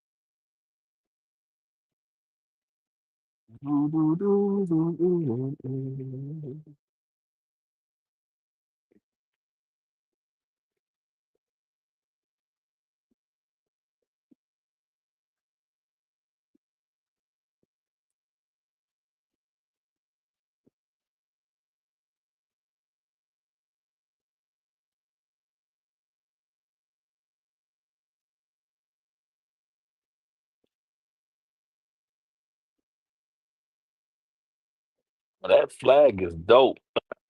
That flag is dope. I'm definitely gonna see if I can get me some vehicle bumper stickers with that on there, so I can go ahead and start sporting that. Put that on the put that on the vehicle right along with the other flags that I got up there.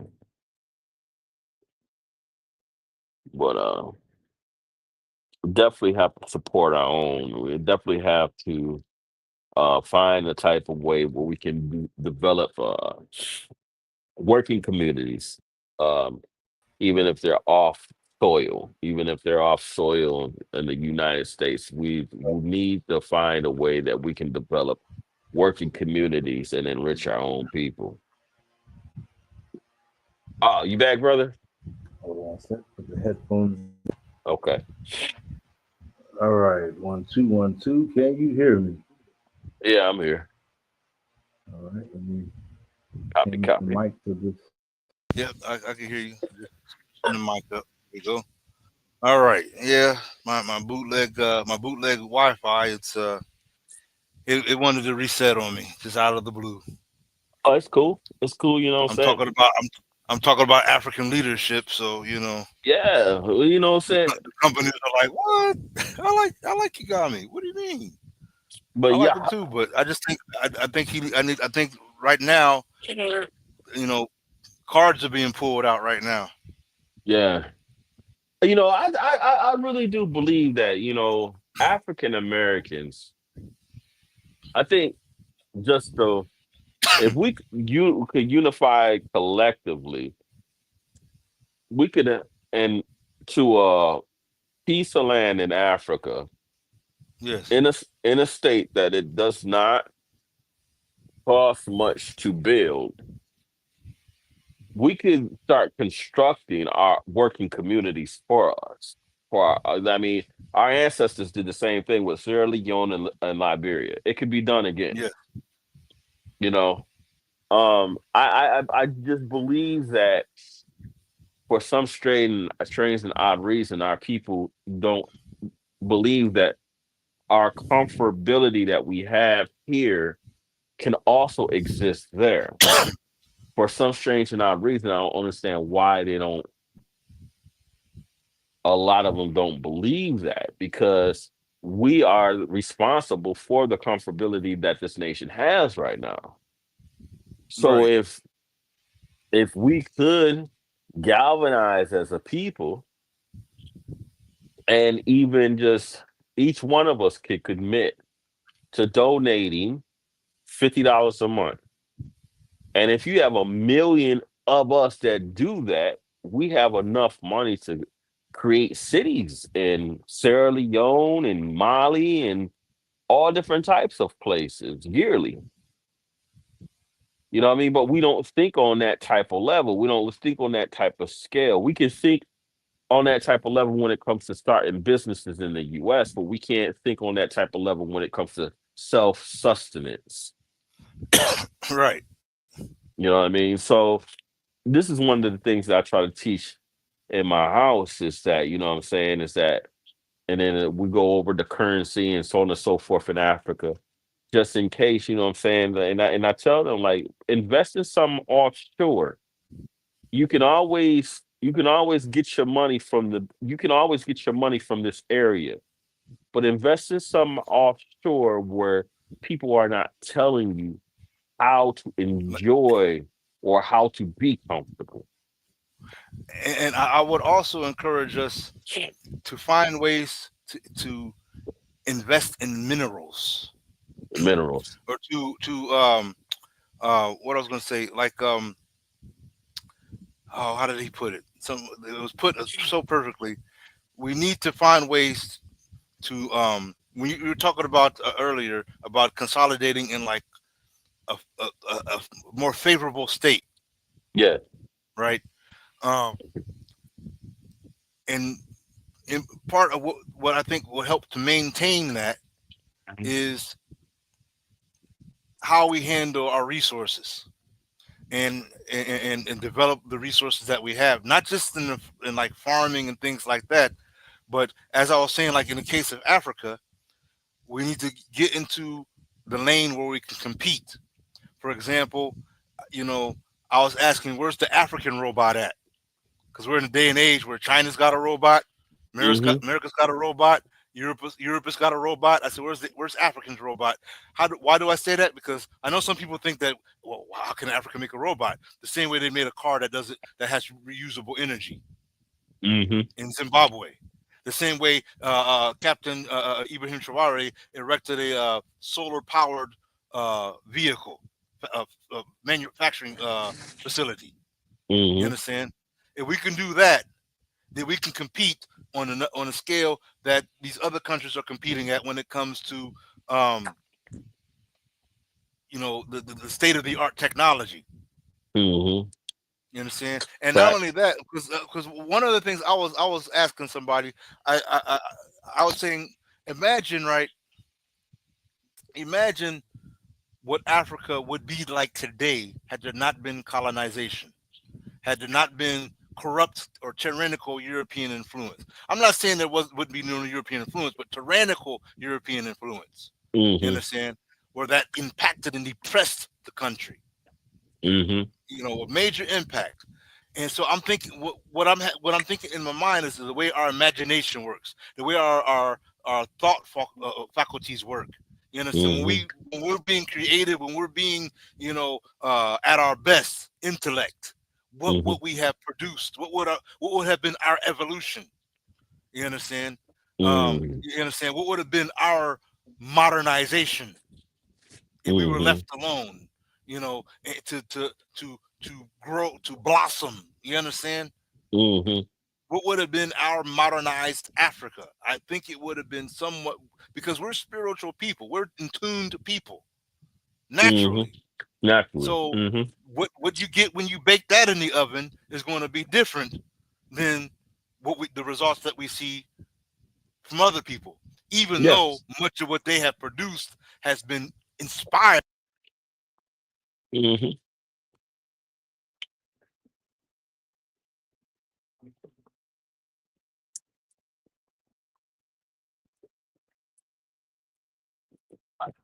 Uh, Yahweh Elohim. Yeah, it's a better for blood being. La ilaha illallah, la ilaha illallah.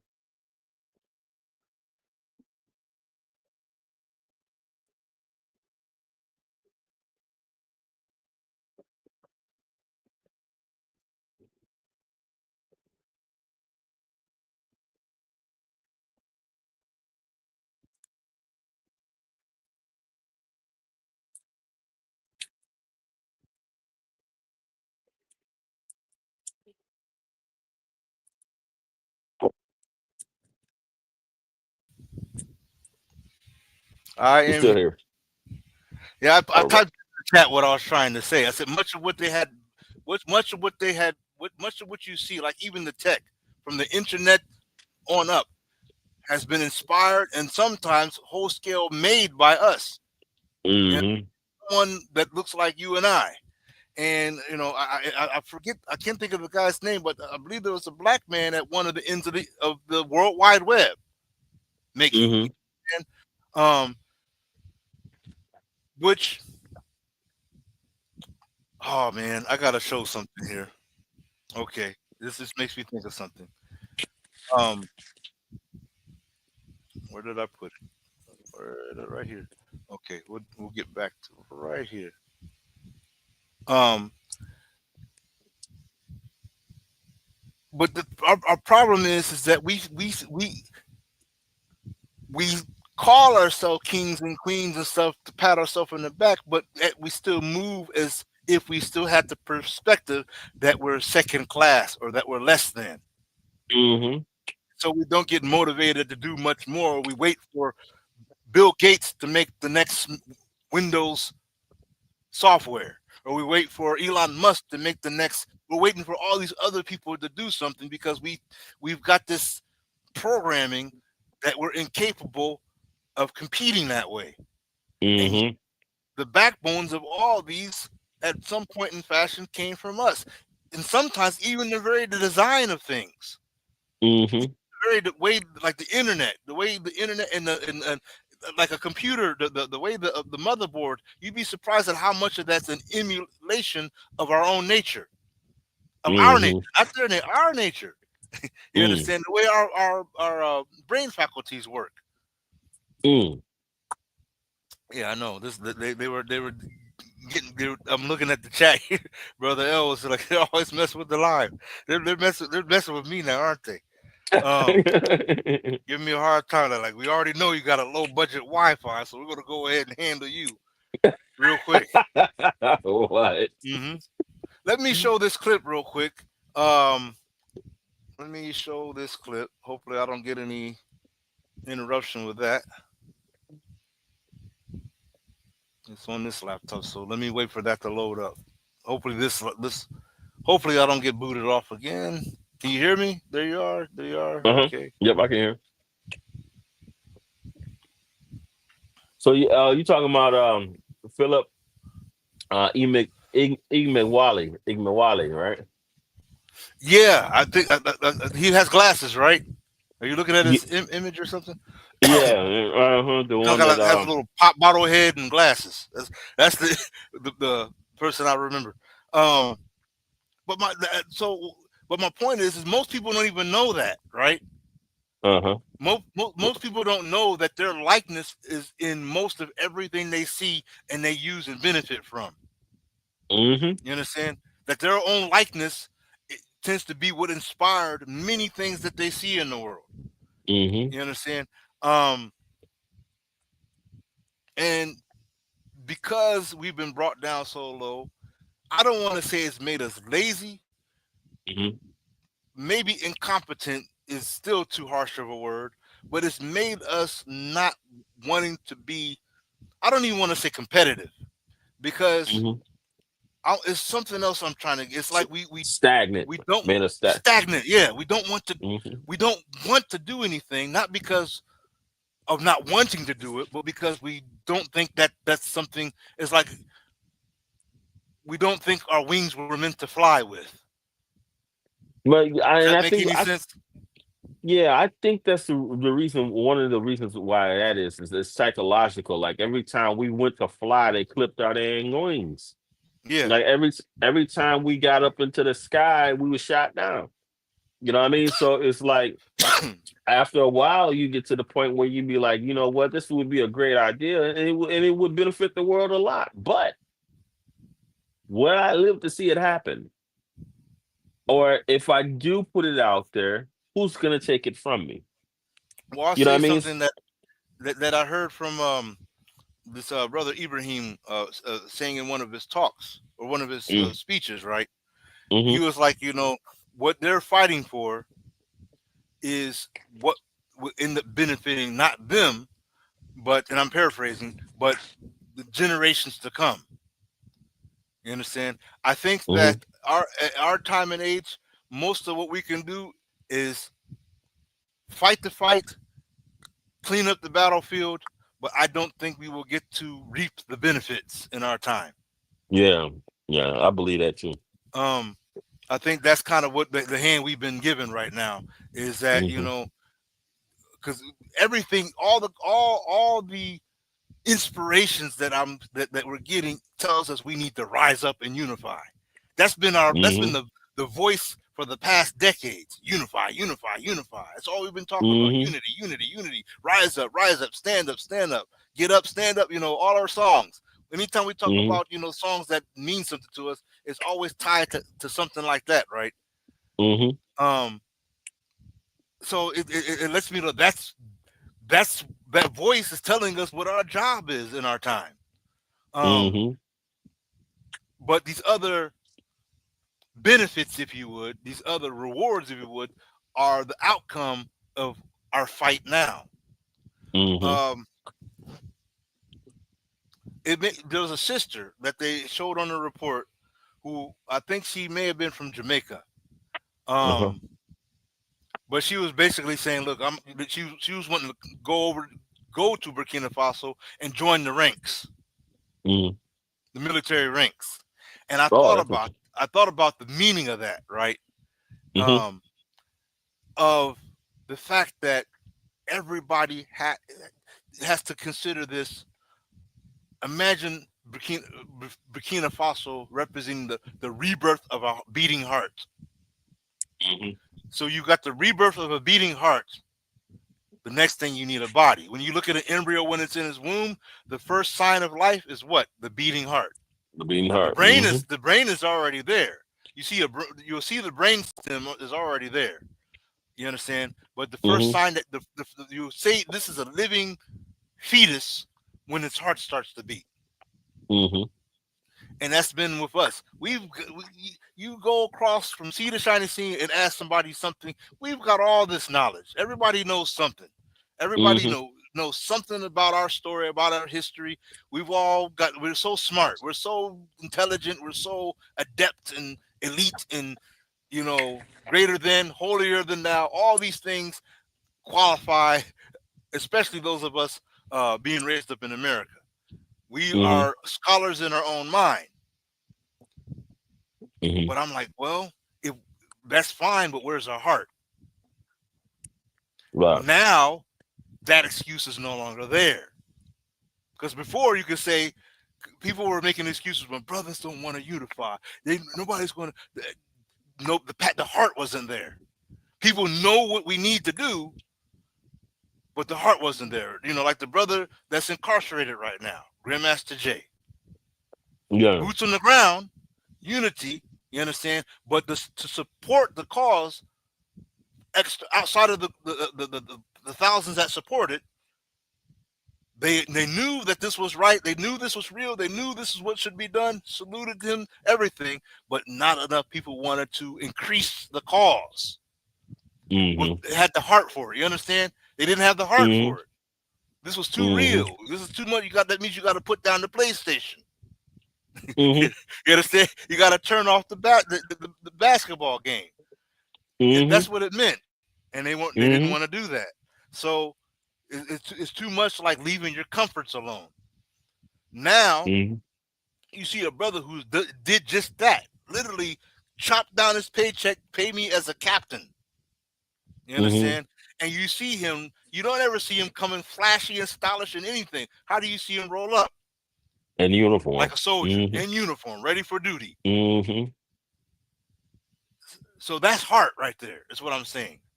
That's Mm-hmm. heart. Burkina Faso, you might as well call Burkina Faso the heart of Africa. Right now, yeah. Right now, it's the heart of Mm-hmm. Africa. Every time we talk about this, I mean, it's Ibrahim Traore that you're looking at. Even though you got Assimi Goita and I can't think of the brother's name, the brother Niger. Mm-hmm. Salute to him though. Anyway, Mm-hmm. you know that these brothers are all equally responsible in different ways for empowering the AES, right? Mm-hmm. But the face of it all, it has to be agreed, has to be Ibrahim Traore. Because when anybody Mm-hmm. wants to be inspired by what they're doing, they will show his face first, Mm-hmm. which means clearly he's the inspiration aspect of it, the heart. Uh-huh. Um, so the heart needs a body. Mm-hmm. That's what I'm saying. When I heard her sister talking that talk, I said she's saying she wants to be part of the arms. Mm-hmm. Heart needs a body. If they want to Yeah. keep the hands off of the brother, the heart needs a body. Needs a body. Yeah. It doesn't mean here's the people that you brothers and sisters listening. It doesn't mean that everybody has to migrate to Burkina Faso, Uh-huh. but it means that you need to understand that's the base of operations. Mm-hmm. And you got to protect your base of operations. You got to protect your think tank. You got to protect your Burkina Faso Pentagon. If you understand my meaning, Uh-huh. if we could protect our Burkina Faso Pentagon, we Uh-huh. win. See, chess moves. The black piece, they say, is the black king is the most important piece, and what makes it the most important piece is because it doesn't get the initiative. The white piece gets the initiative, right? They get to move first, Uh-huh. but that move that the white piece makes gives the black piece the opportunity to strategize Strategize. Uh-huh. The and move on the respond offensive. accordingly, to move on the Mm-hmm. offensive and make Mm-hmm. sure that whatever move that the black piece does puts an end to whatever move the white piece wanted to do. Mm-hmm. Checkmate. You see, them 20 times, I think they blew whatever opportunity they had Mm-hmm. to apprehend the brother. They blew that. Everybody's got eyes. People are literally in Burkina Faso right now, sleeping outside the area where the presidential facilities are at. Uh-huh. Ears are on the ground, ears are in the air, and probably with the drone technology, ears are in the sky, eyes are in the sky. Mm-hmm. What I'm saying is we have a physical manifest opportunity to establish empowerment. Be where you are, but connect, network, and spread it out from a nucleus called Burkina Faso. Mm-hmm. You understand? The nucleus Mm-hmm. called Burkina Faso. Do your part wherever you are. If you're in the UK, manifest. When we put into our mind that our leadership facilities or our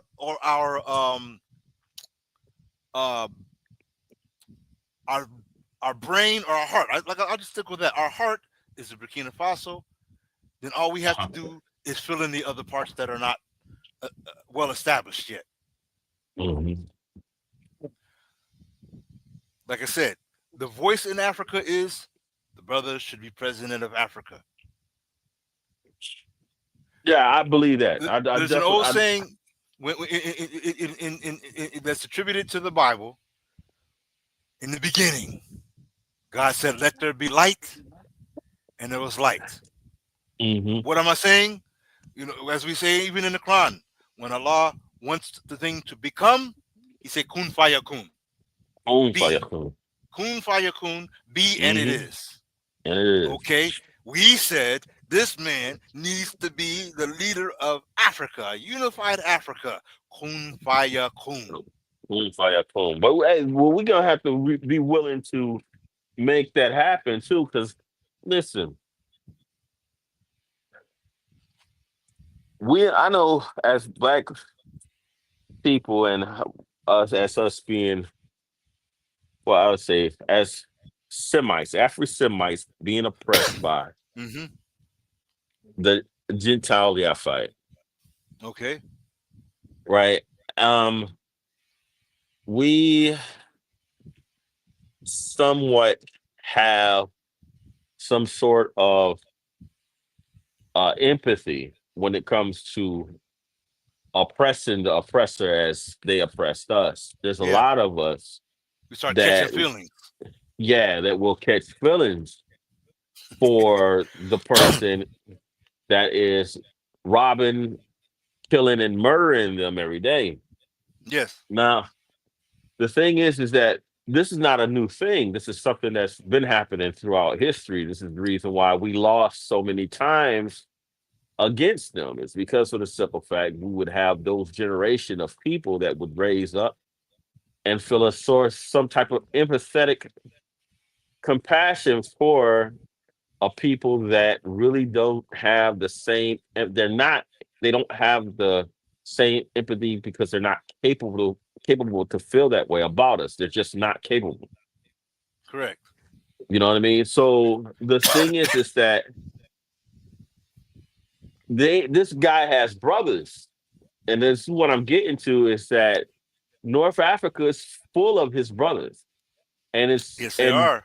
and Morocco is full of his brothers, Yes, and these brothers, these kin to him will move when he says so, right. because we have to understand that they're still part of that Gentile nation, Yes. regardless of what religion that they stand underneath. That religion that they even stand underneath has been homogenized. It There has was a been. this Mhm, this this there's a clip here that I was trying to show you that the brother that I was going to show you is talking just about that. I'm having a little difficulty with this laptop or the network, but I'll mhm, I'll kind of give you a thumbnail of what he was going to talk about. He was citing an example with Gaddafi, right? uh-huh, Showing how when Gaddafi began, and even before he did all of the notable things that people attribute to him as bringing about success in Libya, uh-huh, um, he he didn't trust the West. You understand? He uh-huh, was very suspicious of them, and didn't trust them no further than he could throw a stone, right? uh-huh, But as time started going on, remember that sympathy you're talking about, he uh-huh, started getting soft. And I'm quoting this guy off of the Avatar. He started getting uh-huh, soft, soft. uh-huh. He became soft. Yeah, I'm not yeah, saying this as that he didn't make him. He was still a leader. He was still great, but he trusted them. He yeah. trusted that he could negotiate with them, sit at the table, and that he could reason with them. The minute he did that, opened the chasm, opened the door for what would end up being his end. Uh-huh. But Because yeah, go ahead. Mhm. these, as I'm saying, a devil doesn't stop being a devil at any time. You understand? There's never a That's all I'm point saying. where a devil, I mean, even the Quran still calls a devil, even if it becomes a mu'min, like in Surah Y- Jinn. It's Yeah, still called a shayateen, it's still called a yeah. jinn. It's just that these Um, ones happen to be serving but, Allah properly. You uh-huh. understand? But it's still a jinn, it's still a devil, and they can still resort to devilry. Hmm. So he thought that, oh well, they sound like they're nice now. They sound like they're being reasonable. We're having meetings and negotiations, and Uh-huh. all the while they're lining themselves up to get to run a hit on him. Uh-huh. You understand? All the while Yeah. they're lining themselves to run a hit on him, and he ended up losing. So that was about, I think he said, about 10 years later when that happened. Hmm. And in the case of Thomas Sankara, Uh-huh. it was a bit more personal because this was his right hand man.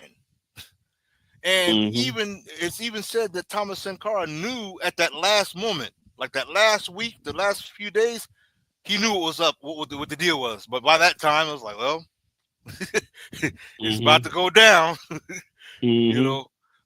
So it just was what it was. But so at this day and age, all these lessons, like even Ibrahim's making, he said it plainly, like they want to bring this back to what was it, 1987. They want to keep trying to bring it back to that. So he's alert. He's aware of what he's up against.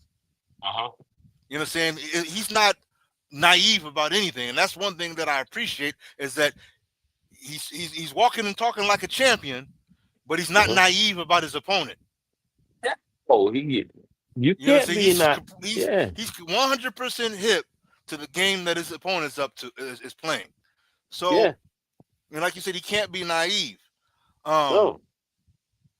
But what I think they need to be doing there is they need representation, authentic representation that can say, look, this is representation from the core. Listen to them as if you would listen to me. You understand? In the Quran, we will call that Hayawariyun. I believe it's pronounced.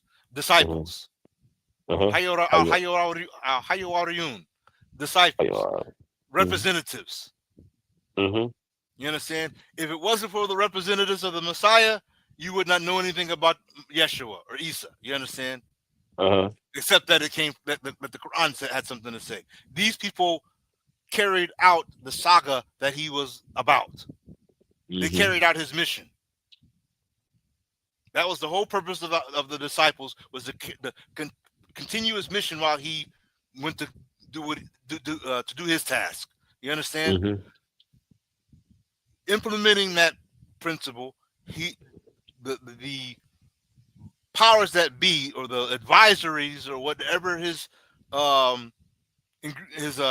infrastructure is based on, needs authentic representation that can communicate the agenda, that can communicate and expand the influence of the upright people. I'm going to say it that way.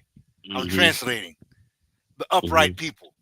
The upright people's influence needs to be spread all across Africa and across the diaspora, the land of the upright people. Yeah, the people of Yasha, Manu Yasha.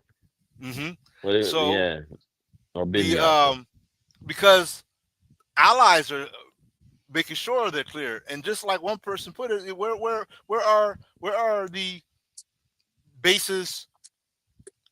Why isn't there a Burkina Faso base in Russia? You understand? Where's some military presence from Burkina Faso in Russia? That's a mutual alliance there. But so far, even though Russia has been a more favorable ally, it's still the same. There's a problem where it's still representation from Russia in Burkina Faso, but not representation from Burkina Faso in Russia. Representation from China but not Burkina Faso in China. That's their brothers, though, bro. That's their brothers. You understand? They're gonna always keep. They're gonna always keep us from having that type of position, because we had that position in history. We had that position. We had. We had embassies in Europe. We had embassies in France. We had embassies in all of these different places, because for the simple fact we ruled them. Okay, since we're in this topic here, now I gotta go in this direction with you. So, and I agree, because what some people forget is that Russia represents the Eastern Orthodox. Yeah, it's the same body. It's the same organized institution, if you would, but it's the other side, and they were known historically to switch from one side of empowerment to the other side at any point in time. And so why am I saying this?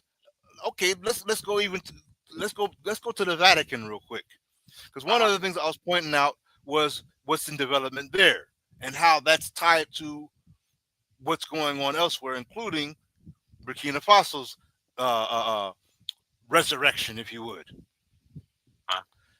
The idea of electing a black pope. And I'm saying, man, if this isn't when I'm saying prophetic, I'm not saying prophetic as the Vatican has laid it down, but I'm saying prophetic as prophets have laid it down.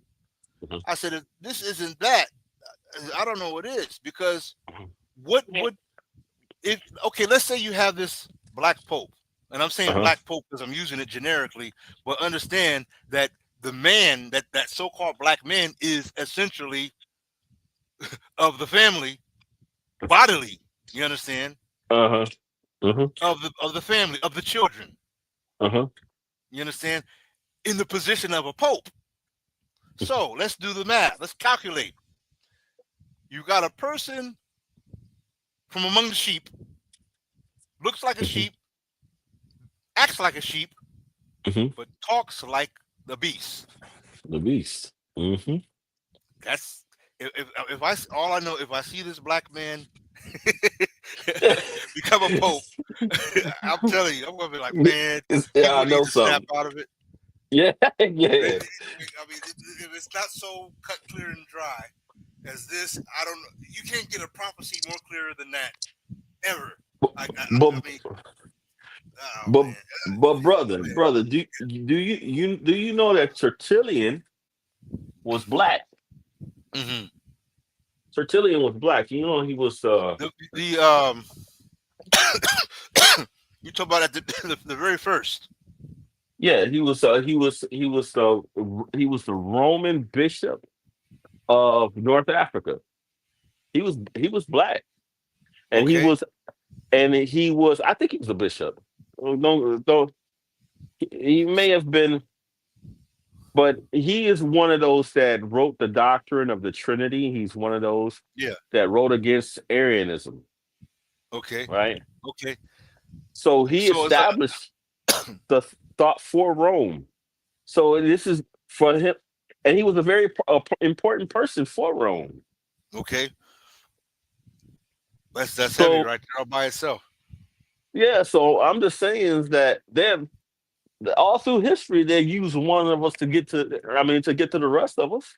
That's the way that for me, that's always been what the concept of Antichrist has meant. Because Christ, if we are the anointed people, you understand, Uh-huh. which means Christ. We're Uh-huh. anointed means Christ. Got 144,000 anointed, 144,000 Christ. Anyway, I'm using the word. I know it's kind of a play on the words, but Uh-huh. I'm saying if these elements represented us, then an anti would be that which is from us, but moving contrary to us.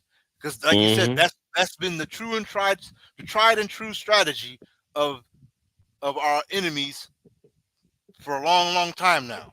Yep, for a long To time, brother. to hide behind our face, to Yep. hide behind our image and our likeness. You Yep. understand? For a long, long time. Yes, sir. And so, but I was thinking about, like, okay, if this brother is making all these power moves, I'm talking about Ibrahim Traore, right? These are Uh-huh. strong moves he's making because they're empowerment moves, Uh-huh. nation or national power moves.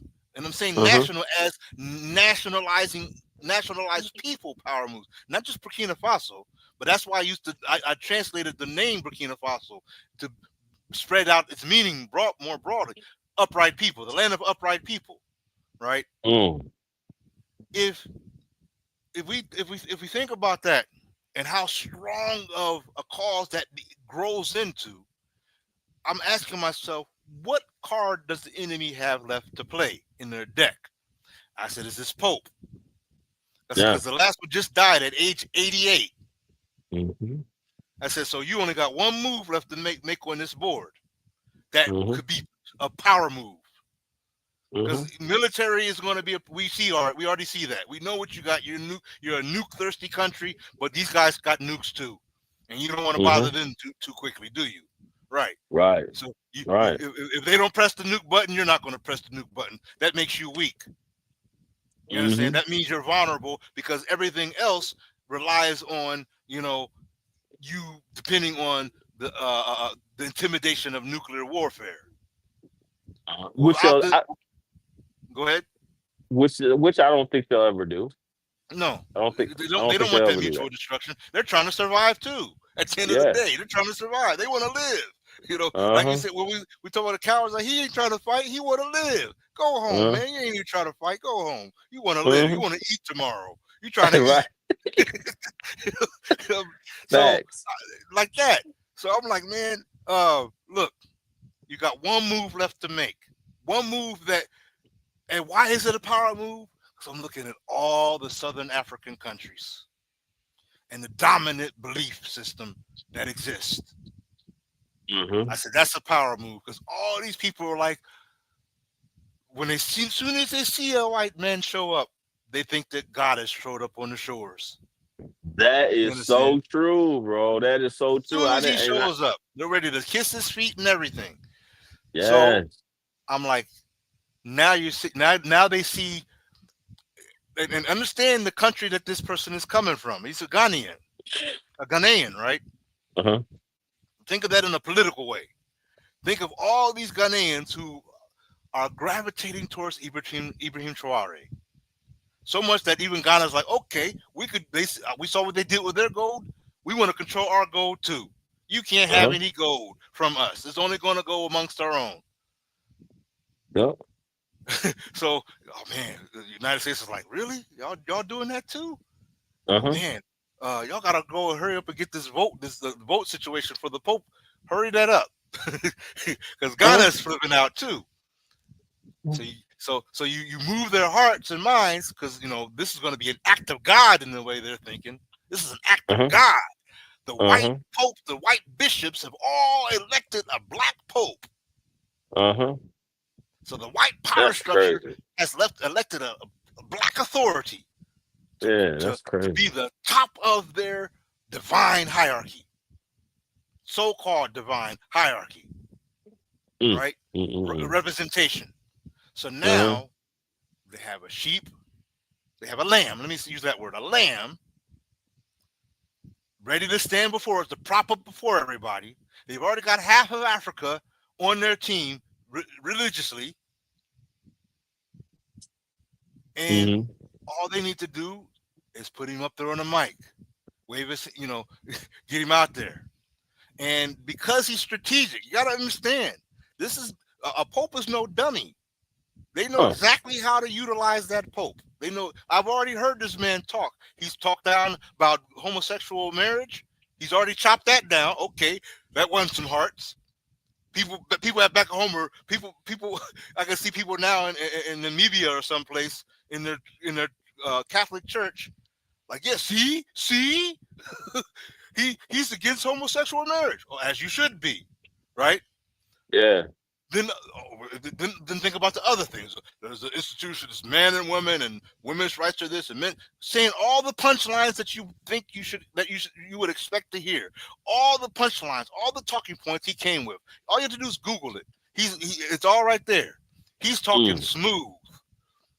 I'm Uh. telling you, he's coming with a blazing sword. This Pope. If they put this man as a Pope, he's fully equipped. Is what I'm saying. So that's why I'm saying it's a strong chess move for them on their side. Oh yeah, because it'll make black people look at Rome in a totally different way, Yeah, a and totally different way. and that's what they want them to do. They don't want they don't Rome don't want to carry they don't want to carry the banner of calling us of putting us or writing the bull to put us into indentured servitude. Right.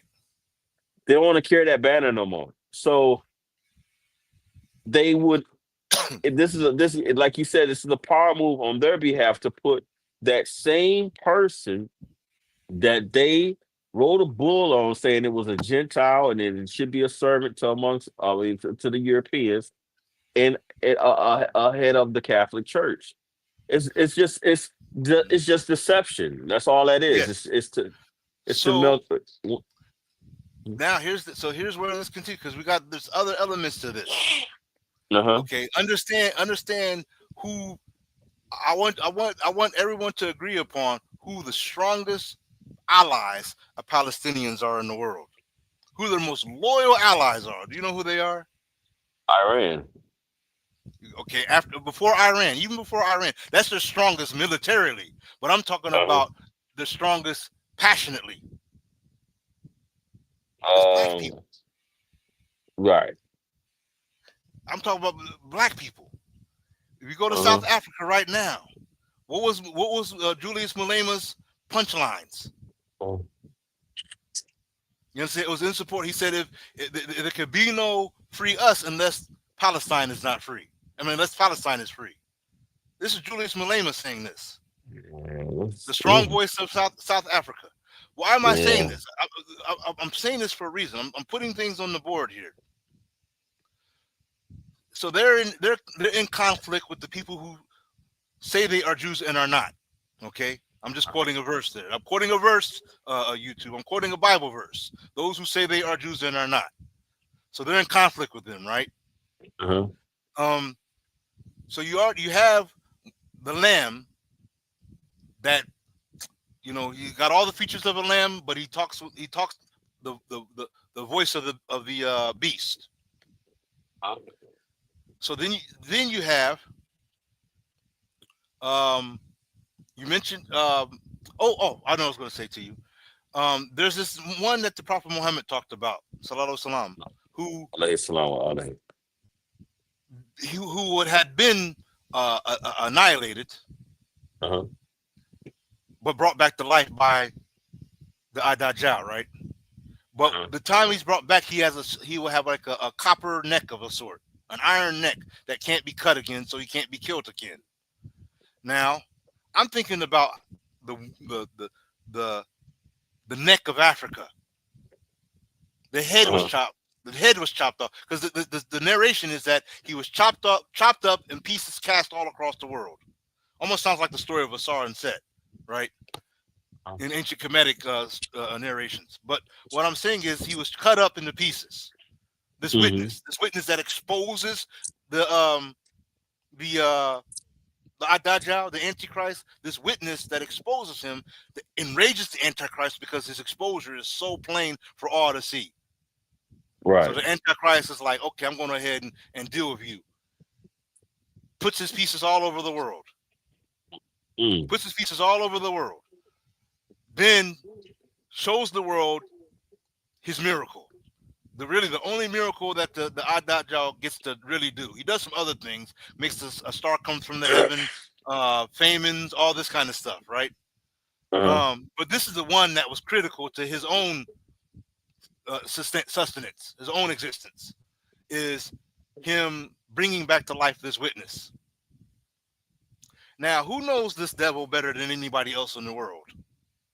Who's been spending the last 400 years dealing with this devil? I would say it's the so-called African American community in America. We know this devil better than anybody. Facts. So much so that we sometimes think we're him. We think he's our brother. We think we're cool. We try to be cool. We try to. I don't know if you ever seen like some brothers on the street when they try to be cool with a cop. A cop roll up and they're like, "Yeah, man, like yeah, you know, man, man, that's a cool badge you got right there, man. Yo, where'd you get that badge?" Trying to talk small talk with him and everything, and this dude's trying to get all up in their business on a low. You understand? Trying to fact find. You know, he's trying to investigate on a low, but they thinking they could be cool with him and negotiate. Right? Things are sweet now because he's our friend now. He played basketball with us yesterday. Yeah, right. Yeah. He took his badge off and put boxing gloves on, so we cool now. Anyway, so when he brings the pieces back together, listen carefully, all the pieces of this body come back together and brings back to life this witness. You understand me? And the witness will be so empowered, its neck will be made so strong that it can't be penetrated. It will be untouchable, unchoppable, unkillable. He can't be killed this time around. When the Adajjal tries to go for him this time, he cannot kill him. And the witness will expose this Dajjal like he's never been exposed before to the entire world. The entire world will know once and for all that this is the one who's been responsible for the genocide. This is the one who's been responsible for spreading mischief and shedding blood. This is the one right here that's been causing all this drama all this time. Right here, this one right here, the one you think it's the land of paradise right here. Everybody trying to run away from the motherland and go into this land thinking it's paradise. Where are you going? I'm going to America. Why? Because it's better. It's it's life. It's the better life there. I could live a better life. New York City, right?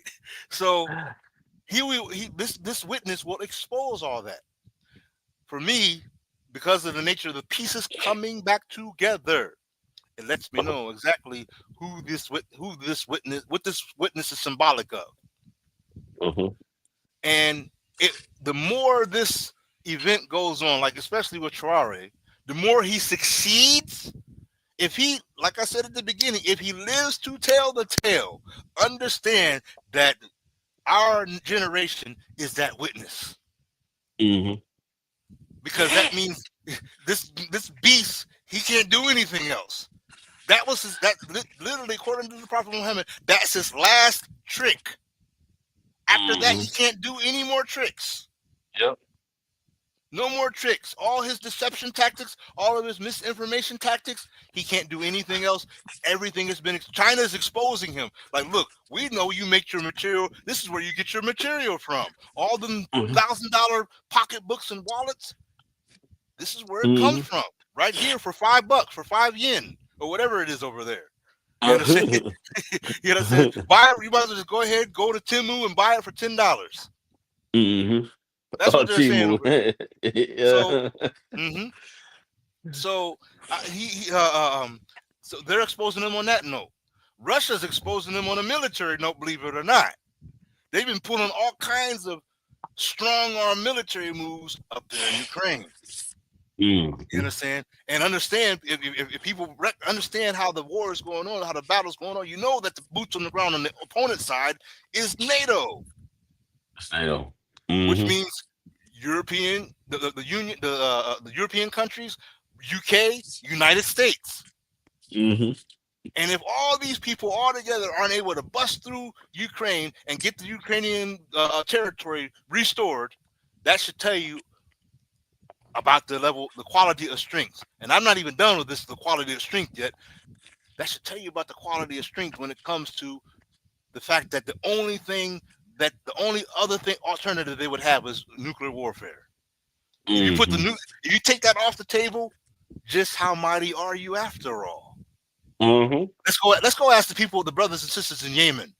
They know.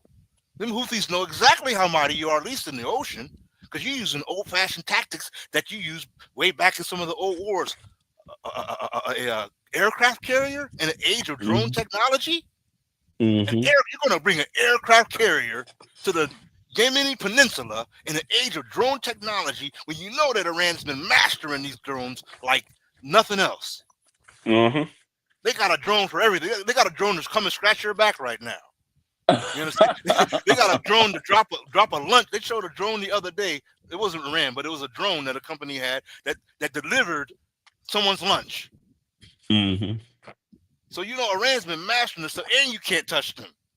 They make sure they know you got that stealth fighter. Everybody knows you got the stealth fighter. You rode up there like you had something new going on. Like, we're going to come with our stealth fighter. They know you got a stealth fighter. Go ahead and dig our facilities a little bit lower, because we know that stealth fighter drops bombs that reach this deep into the ground. So make sure you guys go at the optimum depth when you build our facilities. I mean, all I'm saying is that this is what's been in development for a long time. Go ahead and break that treaty, because the time that they were using and benefiting from, they were developing themselves. When they had that agreement that Trump tore up, all that time they were using that wisely. You understand? And still played by the rules. We don't have any nukes. What are you talking about? We have no nukes. We can make some nukes, but we don't have any. We can make some nukes like within 3 days, but we don't have any. So they follow their own rules. Enriched uranium is not nukes. It's enriched uranium. It can become nukes, but while it's in the enriched uranium form, it's not a nuke. So we don't have nukes. So they lived up to their words. But let me remind everybody something about Shiite theology. Something that some people may have forget. There's a term, and I can't think of the Arabic term, but it basically means, and they build this off of the case. There's a case that they use with the Prophet Ibrahim. I'll explain. The practice is a lawful lie, meaning you can Oh, yeah. lawfully lie. Please. And the lawful lie works like this. The It's Prophet Taki- Abraham, what's Takia. that? Takia, right? It's- That's the word I was yep. thinking of. Takia. So Takia works like Mhm. this. Abraham was in the presence of the Pharaoh of his time. Mhm. Him and his wife knew that they were the only God-conscious people amongst their community, right? Mhm. So he says, "My dear wife, tell the Pharaoh when we meet them, you're my sister. Don't tell them you're my wife because they're going to chop my neck off. They're going to kill me. You understand? Look out for a brother. He said, look out for a brother. You understand? You're my sister. Look out for a brother." So they went up into Egypt, and of course, you know, the Pharaoh was like, "Oh, okay, I see what you're working with. Who's this? Oh, this is just my brother. So you can come have some tea with me then, right? I don't want any tea, but you know, I'd rather just go kick it with my brother." Anyway, my point is, he lied. Prophet Ibrahim lied at that time.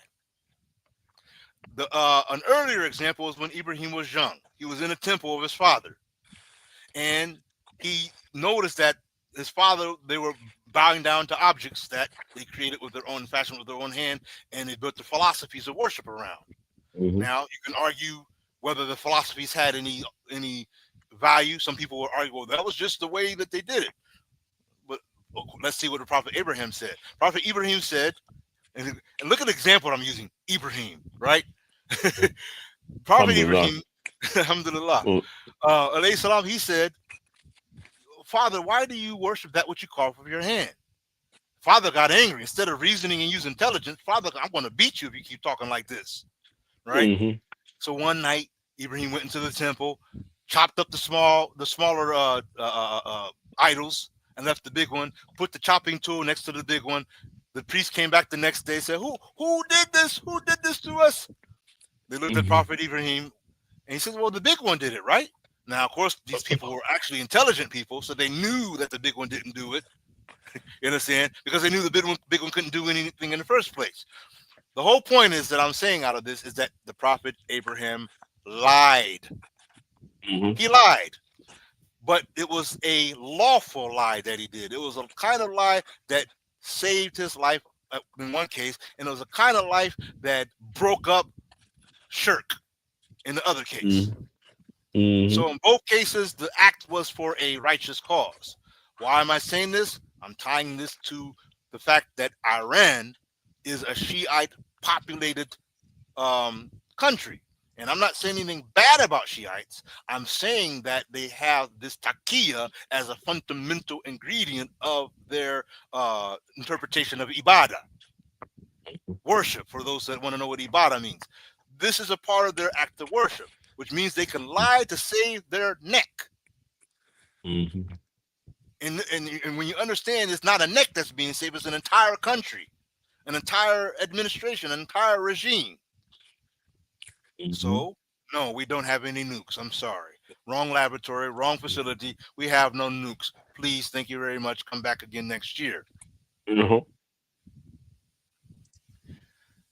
next thing you know, oh yeah, we can create some in about 3 days or less. So this, and even they have reached the point where they feel confident enough to say, we don't accept such and such from you, or we're not going to do it this way, or we're not going to negotiate. When countries start, when anybody starts doing this, if you see a guy that let's say you were a bully in your younger days, right? And you see a guy roll up on you that you used to bully all the time, and you tell him, "Man, go somewhere and sit down, go home," and he just stands there like you didn't even say nothing. You're gonna look at him and look like, wait, you're gonna look at him to kind of observe the situation, like, hold on, what's happening? What's going on? Didn't I tell you to burn it up? Like, what if I don't feel like burning it up? He ain't never talked like that before. You're gonna wonder, so wait a minute, he ain't never talked tough like that before. He ain't never got raw with me like that before. I used to bully him, hang him on a coat hanger. Now he's telling me some raw talk. What's Mm-hmm. done gotten into him? That's what you're going to wonder. What's done gotten into him? What does he know? Mm-hmm. What did he gain in the meantime? Mm-hmm. That's what I'm saying about these countries that are talking a new level of confidence. Mm-hmm. Understand? New level of confidence that they've never had before. And in the meantime, what is the response on the other side? Some clownery, Mm-hmm. some silly stuff, Foolery. some Mm-hmm. foolery. I'm like, how does that measure up? You look at a whole country that literally their whole infrastructure is completely upgraded. Trains that most of the trains fly that move at high speed. Mm-hmm. You roll up in China and it's like you're in a whole nother, like you're in the year 2030 or something. I don't know, Mm-hmm. something in the future. But their Yeah, they're future very, is today. very high tech. Very high tech. But then you sit in the subway of New York with hamburger wrappers and whatnot, and a drunkie in the corners smacking off. Mm-hmm. I'm just letting you know the comparison, folks. The comparison. So if that isn't enough to tell you that the game has changed, I don't know what is. And Mm-hmm. so these folks know they have to. Like I said, one thing you have to give them credit for is they've been planning this stuff for years. Mm-hmm. They've been watching us for 400, understanding us well, understanding our nature. They've ran all kinds of experiments on us. They know exactly what they need to do. And they've been planning and plotting for years. And they're like, man, we got one more move. Mm-hmm. And so we can't kill them anymore. We can't we can't break them up into pieces and spread them across the earth anymore. We got one more move. And that's to open our mouth through that man right there that looks like them. Mm-hmm. And perform great miracles and wonders for all eyes to see. If we can convince many of them of our great miracles and wonders, we win again. That's why I say if brothers and sisters don't take advantage of this opportunity, all you brothers who say you about unity and all this, all you Black Panthers, all you this and that, if you don't take advantage of this opportunity for unity, you will lose. You will lose because it won't repeat itself again. Understand why I'm saying that. There's something called momentum. When you understand that actions in life is like a car. That imagine you have a car that you got to push it a little bit to get it to start its engine, right? To get it to turn over. Mm-hmm. You're building momentum. You got to build momentum. And when you build enough momentum, it gives you enough to get things flowing again. It's like a train. A train in the United States, if you take a train, the train has to build momentum to start reaching its top speed. You understand? Mm-hmm. And that's why it takes a train a long time to stop, because it has to slow itself down at a further distance. Mm-hmm. So it takes a while to build up momentum, is what I'm telling you. So think of how much time it takes to build up. It took to build up the momentum that Burkina Faso has today. How long did that take? How long ago was Thomas Sankara assassinated? How much time did that take? How much time did it take for the coup that took out the previous administration to happen? How much time did it take from that to the point where Ibrahim and company was able to take the reins of authority? How long did it take to do that? This stuff was long in the making. He even said they had been planning on this for a while. They had been thinking about this for some time now. You understand? And literally had to be patient in so many ways for the opportunity to present itself. Understand, this is no movie. This is real life administration. Many moving pieces, many moving parts. You understand? Anything can go wrong. Anything can go out of place. Anything unpredictable can happen that you didn't foresee coming. Mm-hmm. That's what some people don't think about. When people complain about, what leaderships do and this and that, they forget at how complex things can be when it comes to making moves. I'll even say this on behalf of some of the puppets. Some of them are so in the bed with the enemy that they can't even if they wanted to in their mind. I'm talking about the man, like the guy himself who's the president. Even if he wanted to do something different, he can't. You understand?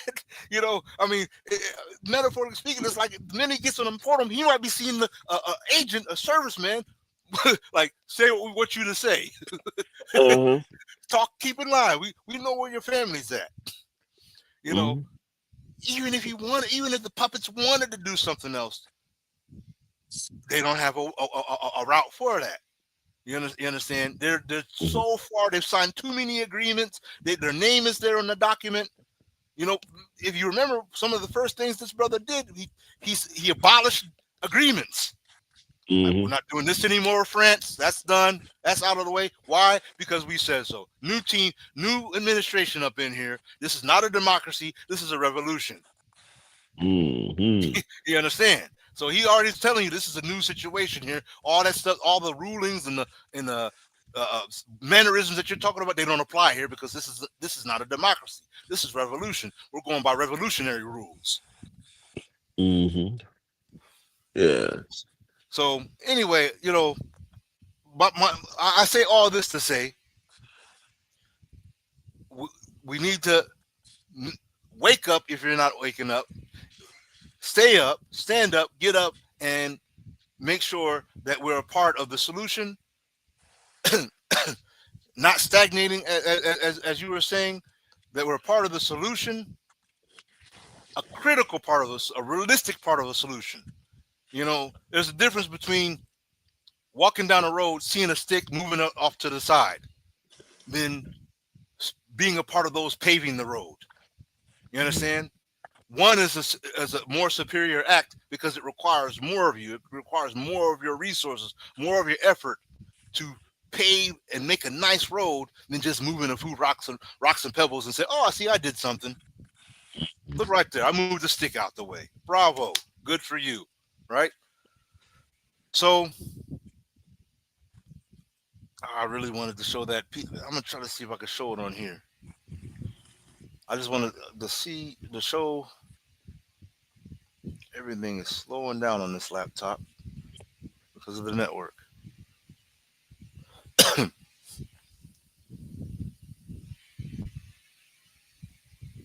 Oh man.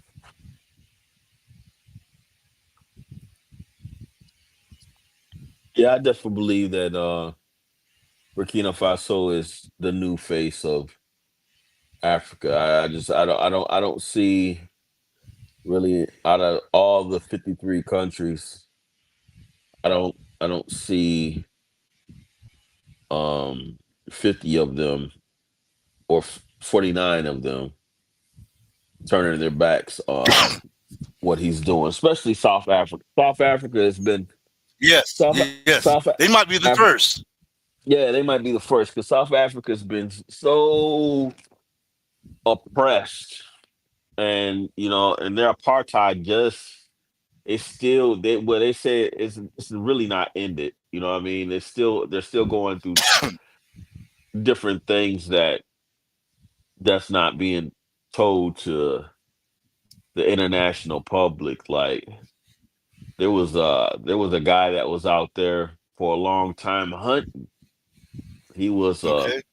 African bounty hunter. I forgot what his name was, but they used to okay him to walk through their neighborhoods, and kill Africans, South Africans on Wow. sight if he's seen them in their territory. And I'm Yes. and I was sitting up there just thinking to myself, like, what is the gall? I mean, how much gall can you have to go into somebody's house, paint a border in their corner, and say, if you come near me, I'm gonna kill you? Wow. Because that's what they Yeah. did. Yes. That's what they did. And to this day, I feel a certain type of that makes me feel like they feel like anywhere they go that they That they have can the they authority have to some type of right authority. That's what I was going to yeah. say. And see, that's what the Pope gave them. That's what the Pope gave them. Yep. They been getting the Pope. I forgot what his name was. I want to say Pope George or something like that, but or Pope Greg, one of them. But gave them the authority to make Africans and people of color indentured servants. Period. Let me share something with you that I reflect upon now that you mentioned that. See, understand there's a difference between the children and the beast, right? Uh-huh. A big difference. The beast has some of the appearance of the institutions that the children has innately, right? Uh-huh. All the features that the children have. Like one of the things I like to start off with when people want to tell me that, oh no, everybody's the same. We all have the same origin. I said no. I said no African has Neanderthal blood, so let's chop that off. Yeah. The European has Neanderthal blood. The Neanderthal is not a human. It was a whole different creature altogether. You understand? A Uh-huh. whole different species altogether. That's like the difference between a what do you call a German Shepherd and a Chihuahua. Uh-huh. You understand? Two completely different species of dog. Uh-huh. You see, they can mate Uh-huh. together, but once they mate together, you no longer have a Chihuahua and a German Shepherd. Mm. You now have something else. A child step. So they say, What is that? so no one. So the one thing that we have to put on the table is that nobody in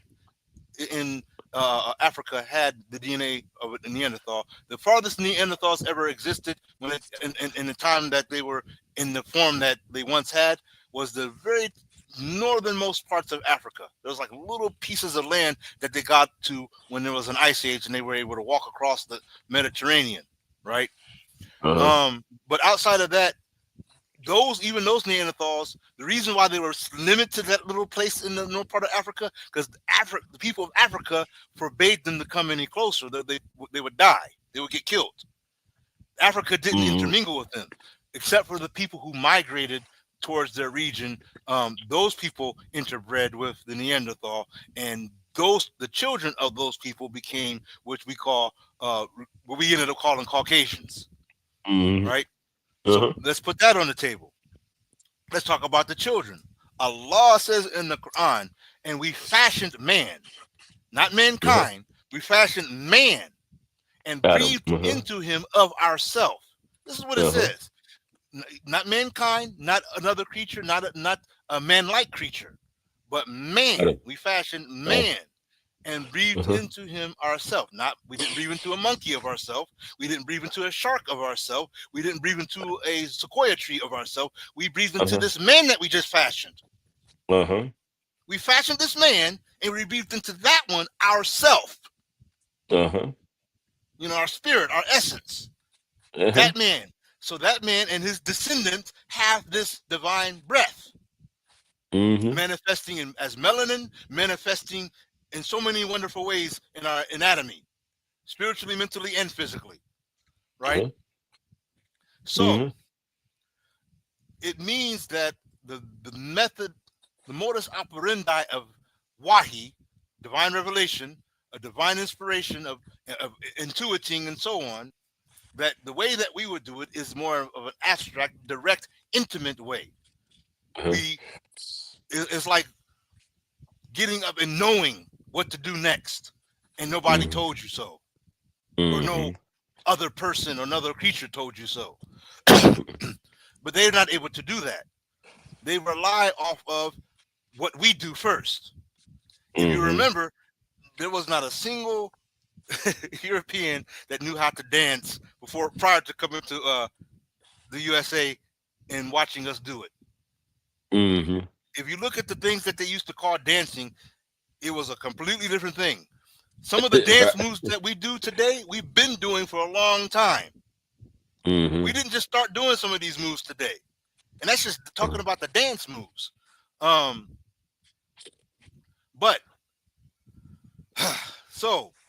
But that's that divine breath is what I'm talking about. This is the thing that always gets, I said, these Neanderthals didn't get a divine breath breathed into them.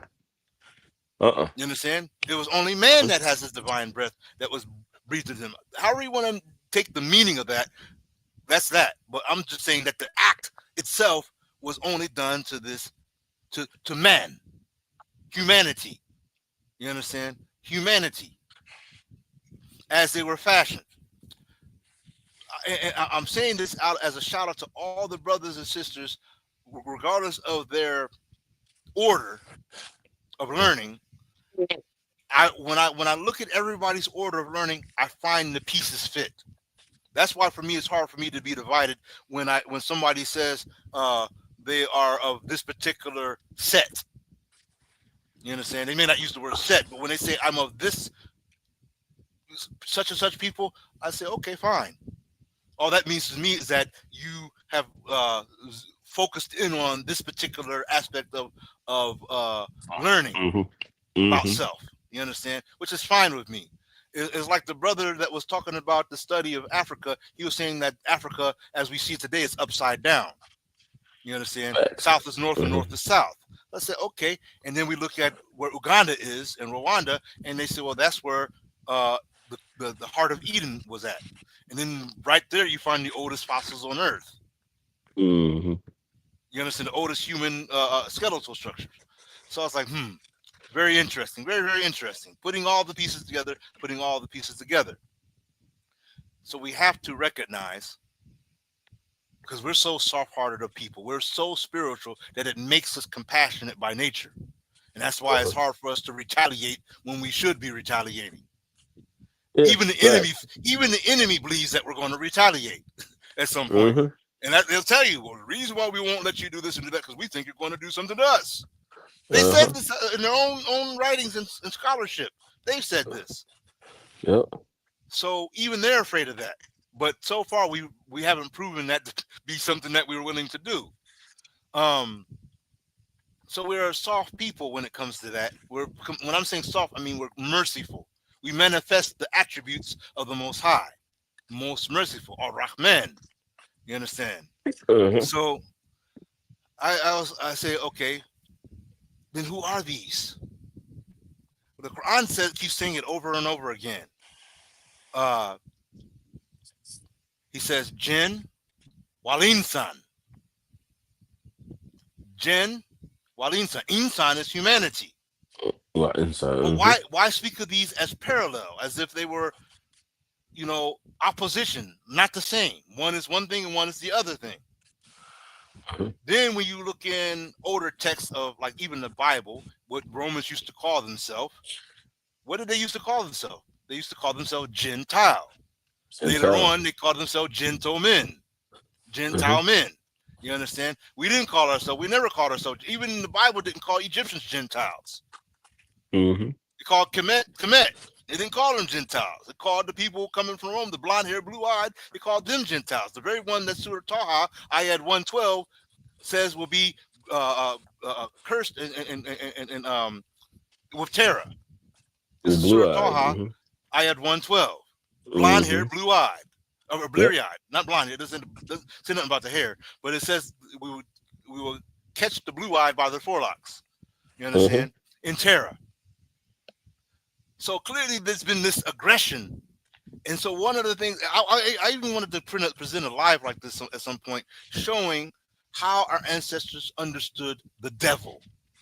In ancient America, how did the ancient Mayans and whatnot, and Olmecs, how did they, when you thought about evil or this evil entity, what did that mean to them? And I think you will find every time something special.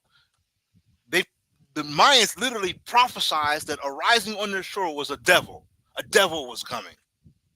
Literally, but here's how they play it out in science circles among Europeans. They invented a devil because that was how they coped with their understanding of reality. This is what they're saying. This is how they water things down and belittle. So when you and I read about it, it's like, oh, it's nothing. It's just what they believed back in the days. Nothing to take alarm about. No red flags here. No big red flag. The closer we go back in time, the closer we are to when we were in tune with the one. Oneness. You understand? When we spoke out the mouth, it was sacred. We were everything anyone said was like reciting the Quran or reciting, the song, reciting divine kalam words. That was a common thing. as we got further away from it, that's when prophets and sages started becoming a rarity. Mm-hmm. So that by the time like someone like Muhammad Sallallahu came, that was like, oh, what's this? What is he saying? What is he reciting? Like folks hadn't heard this before. But even the disbelievers amongst them was like, wait, hold on. Those are stories of old that you're reciting to us. You're having those dictated to you night and day by this black man over here. Mm-hmm. I'm just saying that's what they were saying, right? So I said, hold on, time out. Because the Prophet Muhammad did not deny that stories of old were being recited. He was telling them, that, why am I reciting this to you? You don't even take heed to this. You know these stories. The Quran is فَذَكِّرْ إِنَّمَا أَنْتَ مُذَكِّرْ. So remind them, for verily you are one who reminds. You see? He's reminding them of what they already knew. He wasn't coming with tricks. He was just reminding them what was already known, what was common knowledge among circles of knowledge.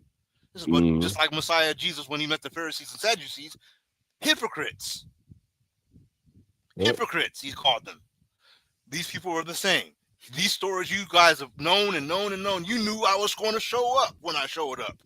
That's how well you know these stories. You know I was coming. You know what I'm saying? You know what I was going to be doing when I show up. But still y'all want to act like a fool. So I said, well, whose stories were these? That's why I was telling one person, one associate of mine who happens to be Caucasian, right? Because he always wants to cite to me like biblical passages and stuff. I said, first of all, who was this message sent to? Was it sent to you? If it wasn't sent to you, then you need to regard it as irrelevant. Because nobody was talking to you here. If this is not your conversation, then it's, and I'm not saying this to be disrespectful, but if I write a letter, let's say I'm writing a letter to you, brother, that doesn't mean that so-and-so from New Zealand is privy to what I have to write. Right. Unless, of course, you permit, or I permit. But if that wasn't a part of any arrangement, then that means the content of what I have to say was intended for its recipient only. So I'm asking anybody, at what time did any person that they read about biblically had a message specifically for the Caucasian race? None. I didn't see anybody send any or package anything up. And before anybody gets out of their seat, no, Paul was not a white man. He was not Caucasian, and he by the way, let me say his actual name, Saul or Salu. Salu was not Caucasian, and he was actually a renegade from the establishment, from the power structure amongst his own religious circles. You understand? He was seen as a renegade, and James, the brother of Messiah Yeshua, called him the liar, not a liar. He called him the liar. And why is that important? Because James was the foundation of the church, as it's translated. So if the foundation of the church is calling you a liar, then what are you? I'm talking about the right-hand man of the Messiah. The brother is calling you a liar. So who if we had to decide who was telling the truth, a man who's never seen the Messiah, A, or B, the right-hand man, the brother, the fisher of men, and on and on and on and on it goes. Whose words is more authentic? Whose word carries more weight? I would say James. James, yeah. So, I mean, his word would carry more weight just for the fact because he walked with Esau. So, exactly. Just on that note alone. Yeah, just on that alone. Because falling off the horse, bumping your head. I'm not denying that people can experience wahi, divine revelation, inspiration, and things like that. But if that was the only thing he had to bank off of, and nobody there to authenticate his claims, because literally nobody was there. He just rode up in the city and say, hey, back on the street, I fell off the horse and bumped my head and I saw a light, and there I heard the voice of Jesus. He never even met the man, but he just suddenly knows that this happens to be Jesus. Right? That, according to, this is Acts telling you this story. Written by who? Him. Him telling you his own, bearing witness. What does it say? There's a passage that says, he who testifies of his own self, what kind of validity does that have? It doesn't have any. Yeah, because you're gonna write anything about yourself. So he And, just broke rule number one of authenticity right there. He's testifying of his own on his own accord. Nobody else to bear witness and approve of or agree that yeah, I saw what he saw, or at least at the very least, yeah, I saw him fall off a horse. Because okay, let's so say you can't see the divine. Let's say you can't see the divine light that he saw from bumping his head. Okay, at least somebody says, yeah, he's telling the truth. I saw him fall on a horse. That rock right there is where he hit his head. yeah. Nobody. So you do believe that Paul was a black man? No, I don't. Okay. I'll tell you why. The same reason why Jesus was able to hide, or Jesus, I'm saying Jesus loosely, so forgive me all those who understand his actual name, Yeshua or Isa. Just like Jesus, Isa, Yeshua was able to hide amongst the people of Kemet for obvious reasons. Paul was able to hide under the people of Rome for obvious reasons. That's reasons. Fact. That's 100 right there. Hey, do you? We don't have a we don't have a sound machine because somebody needs to drop a bomb on that because that's fact. I don't, you know what I mean? All whatever that sound is. Yeah, I know what you're talking about. Somebody, you know what I mean? Because that's facts, man. That is the So here's the thing. If you remember, Yahya or John had a wahi, and in that wahi, which we call the Book of Revelations, he identifies some of the iniquities. One of them being the people. One of them coming from the people who say they are Jews and are not. This was one of the portents that he was expressing. One of the portents. So you knew where the house of the Satan was, or the synagogue of Satan was. You knew the likeness, how their appearance was. You knew all this. You even knew the likeness of the Son of Man. You understand? All these things so crystal clear. So I was telling the young man, I said, what you're asking me to do is tell you something that wasn't meant for your knowledge. And no matter what I tell you, you're not going to understand it because its method of composition is not designed for your mind. I said, the melanated person, the children, their minds were predominantly abstract. Listen carefully, because now I'm telling you human anatomy here of the man, the one who was breathed into, right? The human anatomy makes us more right-brained than left-brained. Now, I think that somewhere in this is a lesson for us because it's the very thing that the Most High was talking about when he said, "I'm going to fashion men," right? I'm going to fashion the men, and this is a different context. So people need to understand this is a different context talked about here. But I'm going to fashion this, and what did the Malay, the heavenly hosts, or the elites, or the elevated say? They said, "Are you going to create one who does what? Who sheds blood and spreads brings mischief." Yes. So they already knew what was about to show up on the scene. Now understand, this is life already existing. So that means earth, life, everything that you know here on earth as it is in heaven was already going on. You understand? Somebody knew was about to show up. Somebody that had never been here before was about to show up. Understand the story here. Somebody knew. So we need to understand something here, because somewhere in here, a story is being hijacked and transplanted. Because we need to understand who on earth is shedding blood and spreading mischief. That's what you have to ask yourself. Who does this as a natural? I'm not talking about, we cause some drama on each other, but I'm saying who does this as a regular, as a way of life? Who operates this as a way of life? Many of us, if we have peace, we'll take peace and be chill. You understand? I know brothers, they'll roll up a fat one and sit there and chill. Nobody ain't trying to think of any kind of drama. You understand? But these people, the minute they don't get their way, the minute they think that they're supposed to do something because they have the authority to do it, they will shed your blood in a heartbeat and not lose any sleep over it, because they will believe that they're justified in shedding your blood or spreading mischief.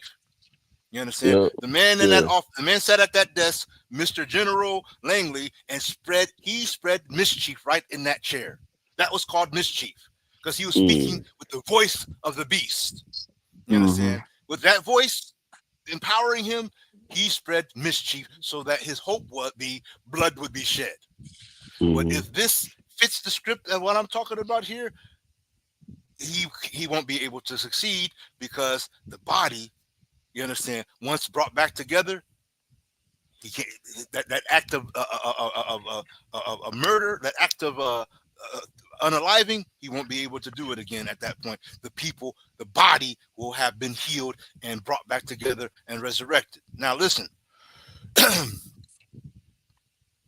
So going back to this, Paul. Now I know many of you have seen scenarios where you are kicking it with the homeboys and everybody's chopping it up, and all of a sudden Paul shows up. Right? Paul shows up, getting all up in your business. You understand? But for some reason, because he studied you a little bit, he thinks he knows enough about you to have approval of his own to be amongst you. Like, I know you. We get down, I got black friends, right? I got black friends. So I'm an authentic. So this is why whenever I hear, and they could take this how I do it, but whenever I hear white people being referred to authenticate our cause, like they got a man right now talking about how angry he got because of how they treated what they were doing Ibrahim Traore, and people are using this guy as a authority on the matter.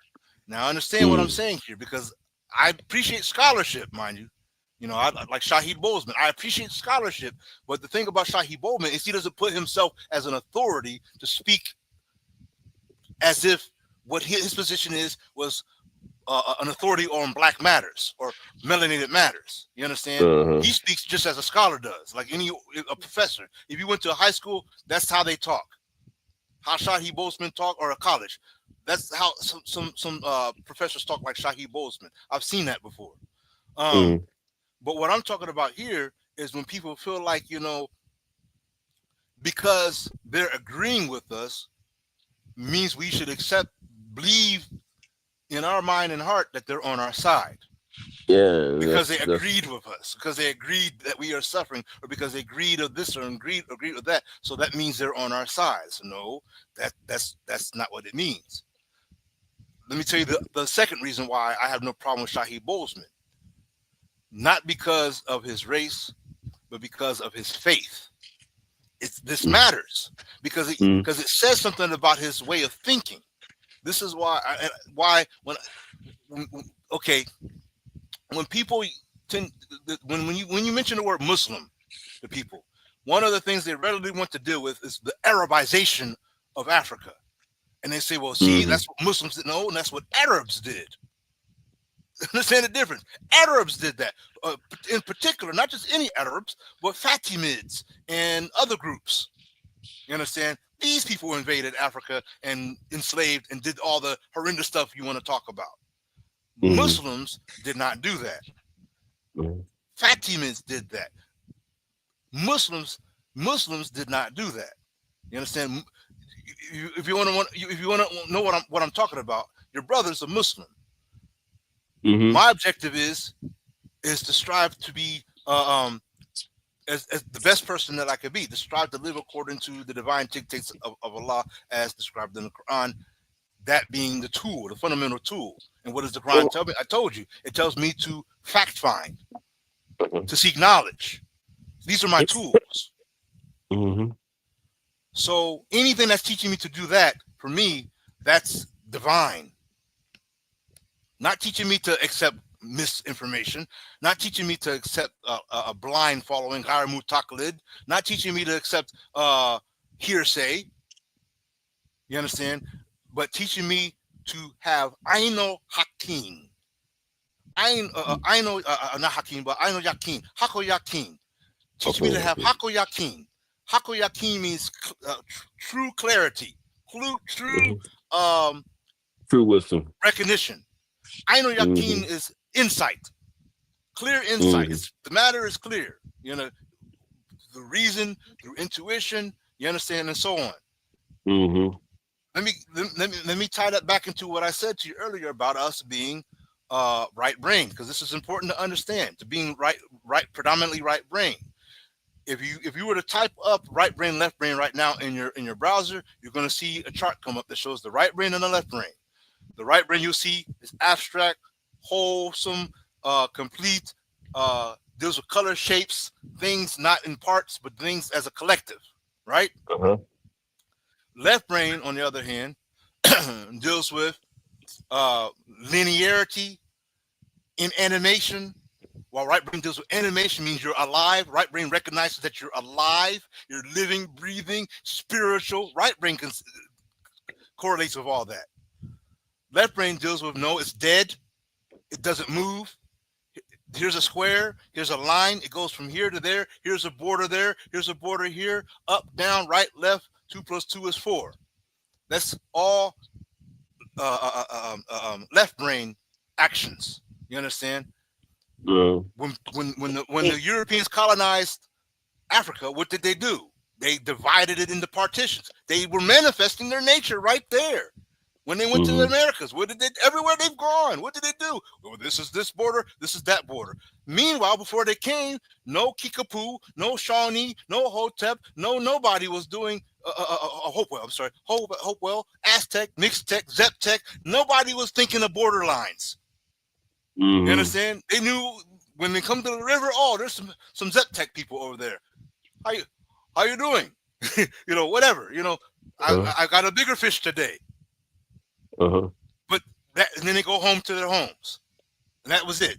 If they had beef, they had beef. They had beef. Then they settled their beef. It wasn't because of a border. Often it was because of, you know, competition, competing for resources, competing, or sometimes somebody offended somebody. You was talking smack, so you got what you had coming for you. But these border lines didn't exist. Look at Gambia. Look at that border. Look at Benin. What? You telling me that's how we think? No. Nah. If you look at the Oyo Empire, if they show you a graph of where the Oyo Empire, how it spanned it out, you will see it's very abstract. It even overlaps other empires. Sometimes empires overlapped each other and existed at the same time. You understand? Like you will go out in one palace and, hey, there's King so-and-so right over there. Yeah, assalamu alaikum. How you doing? I'm all right. It's raining over here too, by the way. The cloud the cloud hasn't come over to your side yet. Completely different mentality. Look at I recommend heavily the destruction of Black civilization. I'm reminded of a section in that book talking about the administrative mentality of Africa in those days, where a king, there's king, but a king was understood in a different way, where a king's authority was based upon the agreement of elders. You understand? And elders that represented different tribes coming from different regions of completely different areas of Africa. And once they come, let's say war was coming, they'd have to come together and deal with it. Even in ancient Kemet's heartbeat was Nubia. You understand? There'd be no ancient Kemet. There'd be no Kemet at all if there was no ancient Nubia. If those people didn't, and in fact, oftentimes when ancient Kemet got weak, it was Nubia that came in. Like, come on, guys, y'all ain't on y'all deen, like that. That's literally what Nubia did. Y'all ain't on y'all deen. Y'all ain't got them back on their deen and went back, and then they went back to Nubia. They didn't conquer, they didn't occupy. Smacked them up a little bit, went home. And Kemet was like, "Oh yeah, you right. My bad. You know, we supposed to be doing it like this. It's not the sun, is whatever, you know, however you want to play that out. Abstract, right brain.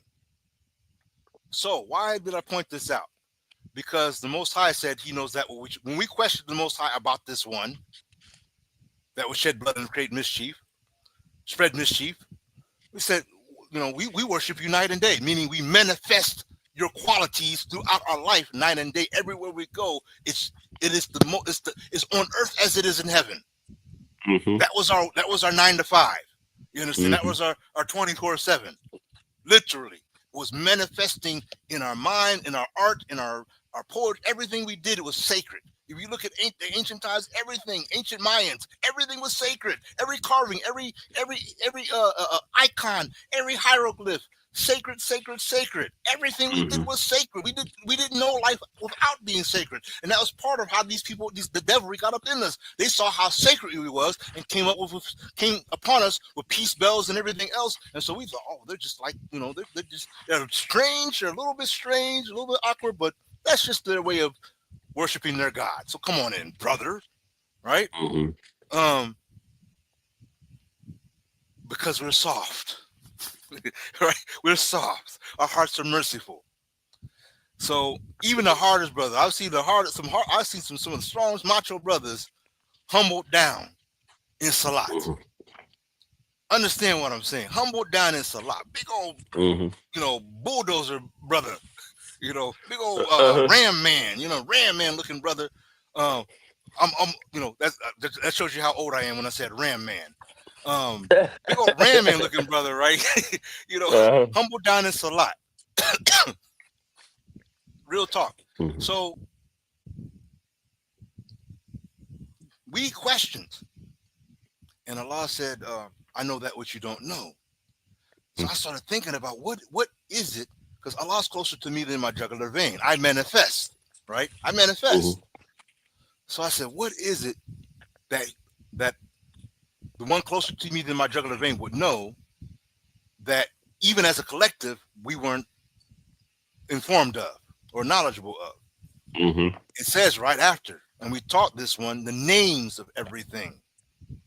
That's left brain talk right there. Understand what I'm saying? The minute you label things, tell me the person who goes around naming stuff on the earth.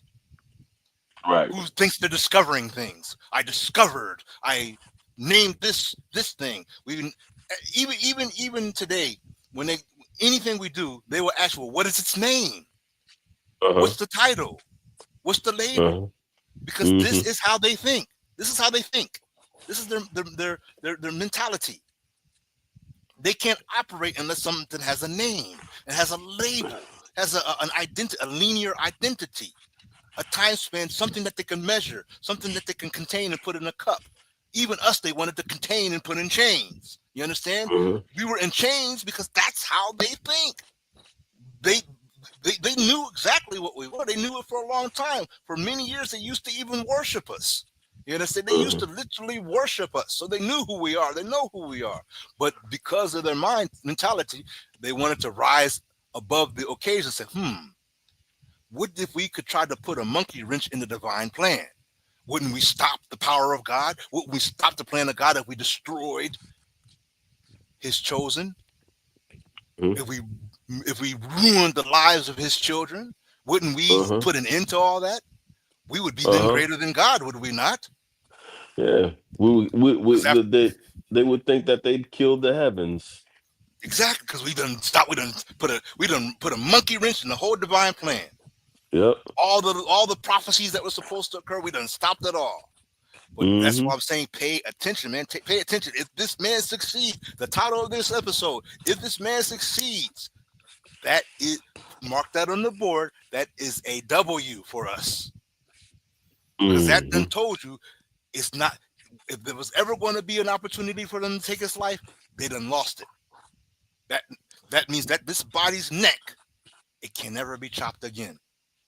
We can never go back again. We can never go back to that which we once were if we stand up firmly as a solid body. We can never go back to that which we once were if we stand up as a solid body. Can never go back. So, oh man, because I'm thinking here about all the pieces coming together. All the parts. This story has been told and told and told. It was told in ancient Kemet. We were warned. We were advised about it in ancient Kemet. All of our lessons all across the globe has been pointing to these common signs. I'm gonna show you one sign about the body being complete. Remember when I'm telling you that Africa, many of us understood that Africa as a map is upside down.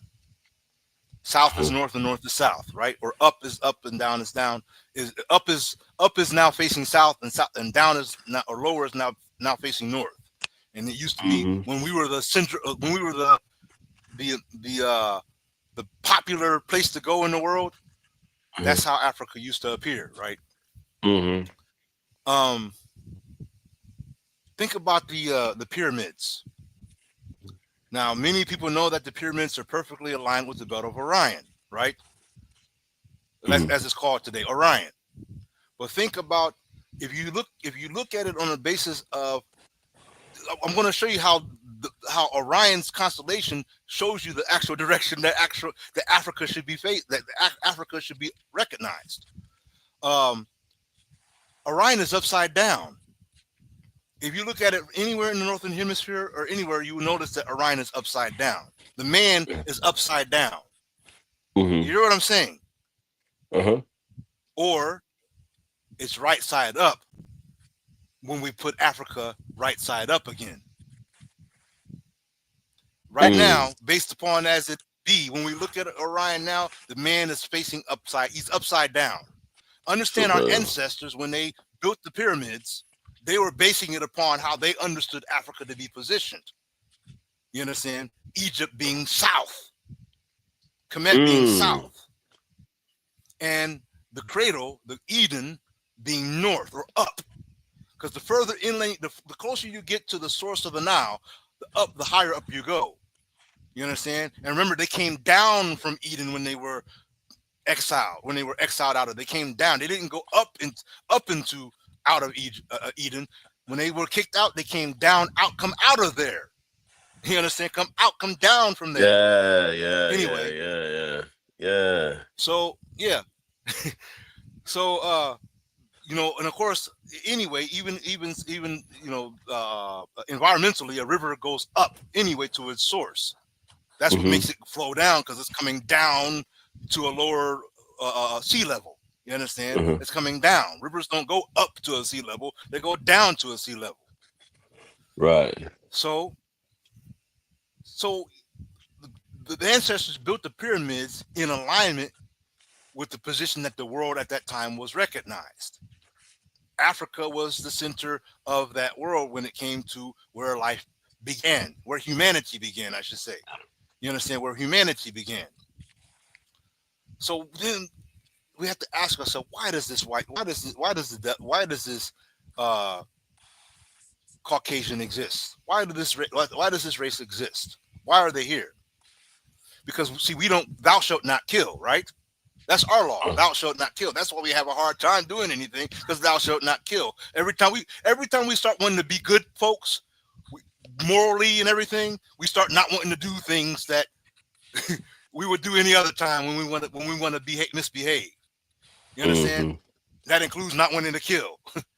We don't want to do drugs anymore. We don't want to steal anymore. We don't want to cheat on the wife anymore. We don't do this anymore. We righteous now. We want our deen now. Right? We on our deen. But so when it comes to even an enemy, we tend to soften up a bit. A known enemy, a clear Aduin Mubin is what the Quran says. Aduin Mubin. Aduin Mubin means a clear enemy. That it means not a spook, not someone hiding in a shadow. Well, they used to hide in the shadows. They don't now. But it means an enemy that everybody recognizes. I'm asking you, on the earth as it is today, what enemy does everybody on the planet Earth recognize where nobody has any disagreement about? Who is that enemy? Yeah, that Caucasian. You understand? Yeah, only China, they got to worry about what's going on in Europe. Russia, they got to worry about what's going on in Europe, even though it's their own likeness, right? They still got to worry about their own, because Russia is, guess what? Remember, they're Eastern Orthodox. What is East? East is the right side of your body, right? The right side of your brain is abstract. So you now pay attention. Eastern right brain, abstract. What is Eastern Orthodox use a medium of communication? Icons. Icons communicate to the right brain because they're symbols. The right brain uses symbols to talk. Hieroglyphs, glyphs. You understand? Symbols. This is how if you want to talk right brain language, you've got to speak symbols. You can't use linear words and alphabets and stuff like that. That talks to the left brain. Sophisticated, all these superfragilicious, all these words, these are left brain food. You understand? Right brain needs paintings, pictures, symbols, shapes, you know, an eagle-looking thing over a stick, anything like that, the right brain knows what it means. You understand? It Mm-hmm. recognizes what it means. Mm-hmm. Which, as I was saying to the brother, I said, this, you, even if I tried to explain it to you, you won't understand. That's why it's hard for them to understand. When you talk spiritual, it's really hard for them to grasp it because they need some object. Listen carefully, Mushrikeen. They need some object, right? The Mushrikeen out there that might be watching this, listen carefully. They need an object to identify with God because their left brain is only able to receive God in that way or perceive him. The left brain is not able to understand the nothingness that Buddha talked about. Not self, he said, not self. This is not self. It's not me. It's not myself. This object here, that mountain there, the tree there, the stick there, the moon there, the sun, not self, he said. Mm-hmm. We manifest the Most High. Allah breathed of himself into us and we became living beings. That nature is not a thing. Mm-hmm. Not a thing. You understand? And this is many European scientists, the main thing these scientists have a problem with, because they say, well, how can you measure something or speak of something that you can't verify through the senses? Uh-huh. But to this day, brothers and sisters all across the world, that's one thing. All I'm saying is, look at what happened with Ibrahim Traore. People from Zimbabwe, people from Ghana, people from Europe, people from UK, people from France, people from the United States. Everybody had one thing on their mind that got on social media that day, or that went with boots on the ground that day. Ibrahim Traore. Yep. And everybody had the same sentiment about it. You understand? Everybody had the same. If that's not a connection there, an intuitive connection, I don't know what is. Because we could have been doing anything: video games, PlayStation, basketball, this, that, restaurant, Bob Evans, whatever. You understand? Yeah. Any number of things we could have been doing that day. But that day, people was like, let's show out wherever we are for this brother. Those who paid attention. Because not everybody's going to recognize the person to be recognized when the person who to be recognized shows up.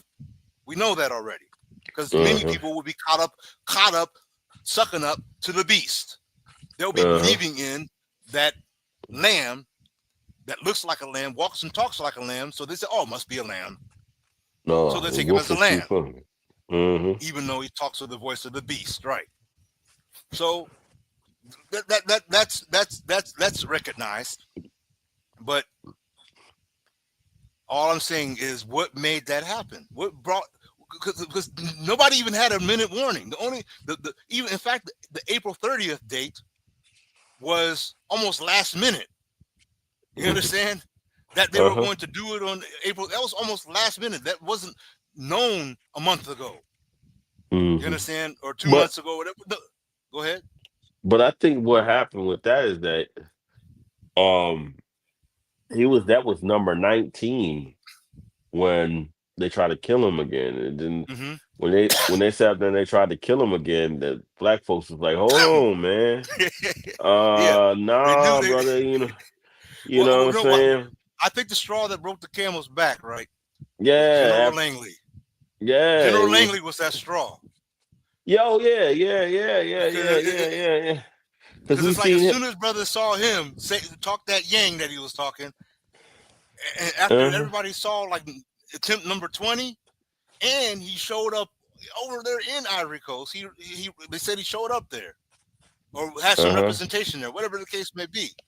But I think that was one thing that the witnesses knew was devilry, because we know that they do this all the time. Put our face in a position to do the dirty work. You understand? Put our face there to do the dirty work. That's why I love Idi Amin. Idi Amin was one of the when I seen that movie and read his biography, man, I had so much respect for that guy, because for the simple fact he made the West bow to him. And that's the reason why they didn't like him. They didn't like him at all. And the Ashkenazis really didn't like him. Like, they really didn't like him. What if I told you that what if I told you that the Eastern Orthodox, I believe they're trying to redeem themselves? Why am I saying that? Because if you go back, I think at the beginning of the Ukraine battles, right? What did Vladimir Putin show the world? Do you remember what he showed the world? What Very that? plainly, very casually too. At that, it was a very casual display of it. Oh no. He did a few Cool. things. One, he was gifted a Quran, but before being gifted a Quran, he showed a picture, a painting, I should say. Oh yeah, of the He showed black a painting of a Madonna. black Christ. Yeah, the black Madonna. Yeah. So when he did that, I knew something was marinating. You understand? Uh-huh. The minute he showed this black Madonna, I'm like, they're about to do something. They're about to pull a move because they're trying to. They did that to get our attention. Like, okay, you want our attention. What do you try? What do you want our attention for? What are you trying to say to us? Because they know we're right-brained. They know if they show a picture, we are triggered. They show image. I'm talking about an image, icon, symbol, anything like that, we get triggered because that's our divine communication. You understand? Muhammad saw what in the cave Hira? He saw the image of Jibril. You understand? The likeness of Jibril.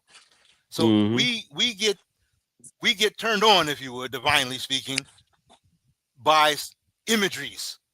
You understand? By imagery. Understand that even when you look at, if you don't believe me, look at the design of our sisters. That's imagery right there for you. Oh yeah. Because it wasn't going on. They weren't doing that in Great Britain. You understand? They were looking at their ladies like that because they didn't have that geometrical shape. They didn't have that going on. All that voluptuous. Yeah, they didn't have that happening up there or down there, should I say? You understand? Yeah. So this has always been the way. If you wanted to talk to us, you gotta talk in an appealing way, a colorful way, a way that catches our eyes. You understand? That catches our inner eyes. So that's why I'm saying this to say something. I was wrapping this all to say this. Our ancestors knew that we would. Oh man, you went offline there. Our ancestors. I don't know if you can still hear me, and I'm making sure that my network is still going on. Our ancestors knew that a time would come when we would be challenged by the Satan, when we would be challenged in a tremendous way by devilry. The challenge of all of all challenges of our life. They knew this. And this is why I believe they knew that the best way to hide the information of their day from the enemy was to put it in a way that we enjoy most. In essence, signs and symbols. Signs and symbols. Understand what I'm saying. I understand that many people, take issue with the Quran and the Bible, and rightfully so. But the issue that you're taking is not the Bible and Quran itself, but rather the people who pushed it to us and who altered its text. But you need to understand the stories that we read about in either of these books, it didn't come from them. These aren't their stories. You understand? The stories that you read about in the Bible are stories from our ancestral lands. You understand? Many of the stories are stories, but not just any kind of stories. I need you to understand the nature of the stories. The stories aren't necessarily meant to tell you a historical event per se. Hold on a second here. Sorry about that. Yeah, sorry about that, brother. I fell off. That's all right. I don't know if you were able to hear what I was saying. Go ahead. But Go ahead. I'll try to. I'll repeat it for the purpose of clarification. What I was saying is this: that all this symbolism talk that I was telling you about, all this is, there's an element, I believe our ancestors, like I said, the closer you get to Allah, the closer you get to our source, I should say, our origin, our awal, our first, our ancient one, the closer you get to stronger wahi, stronger divine intuition. You understand? Which means that our ancestors were wiser, not dumber.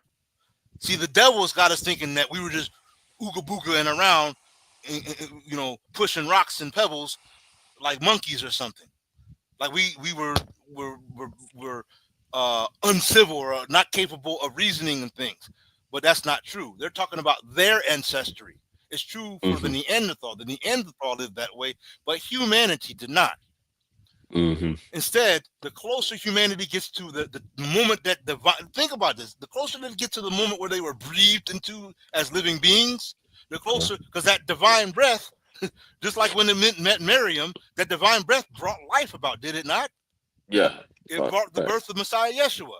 She was breathed into, and a living being came in her womb. You understand?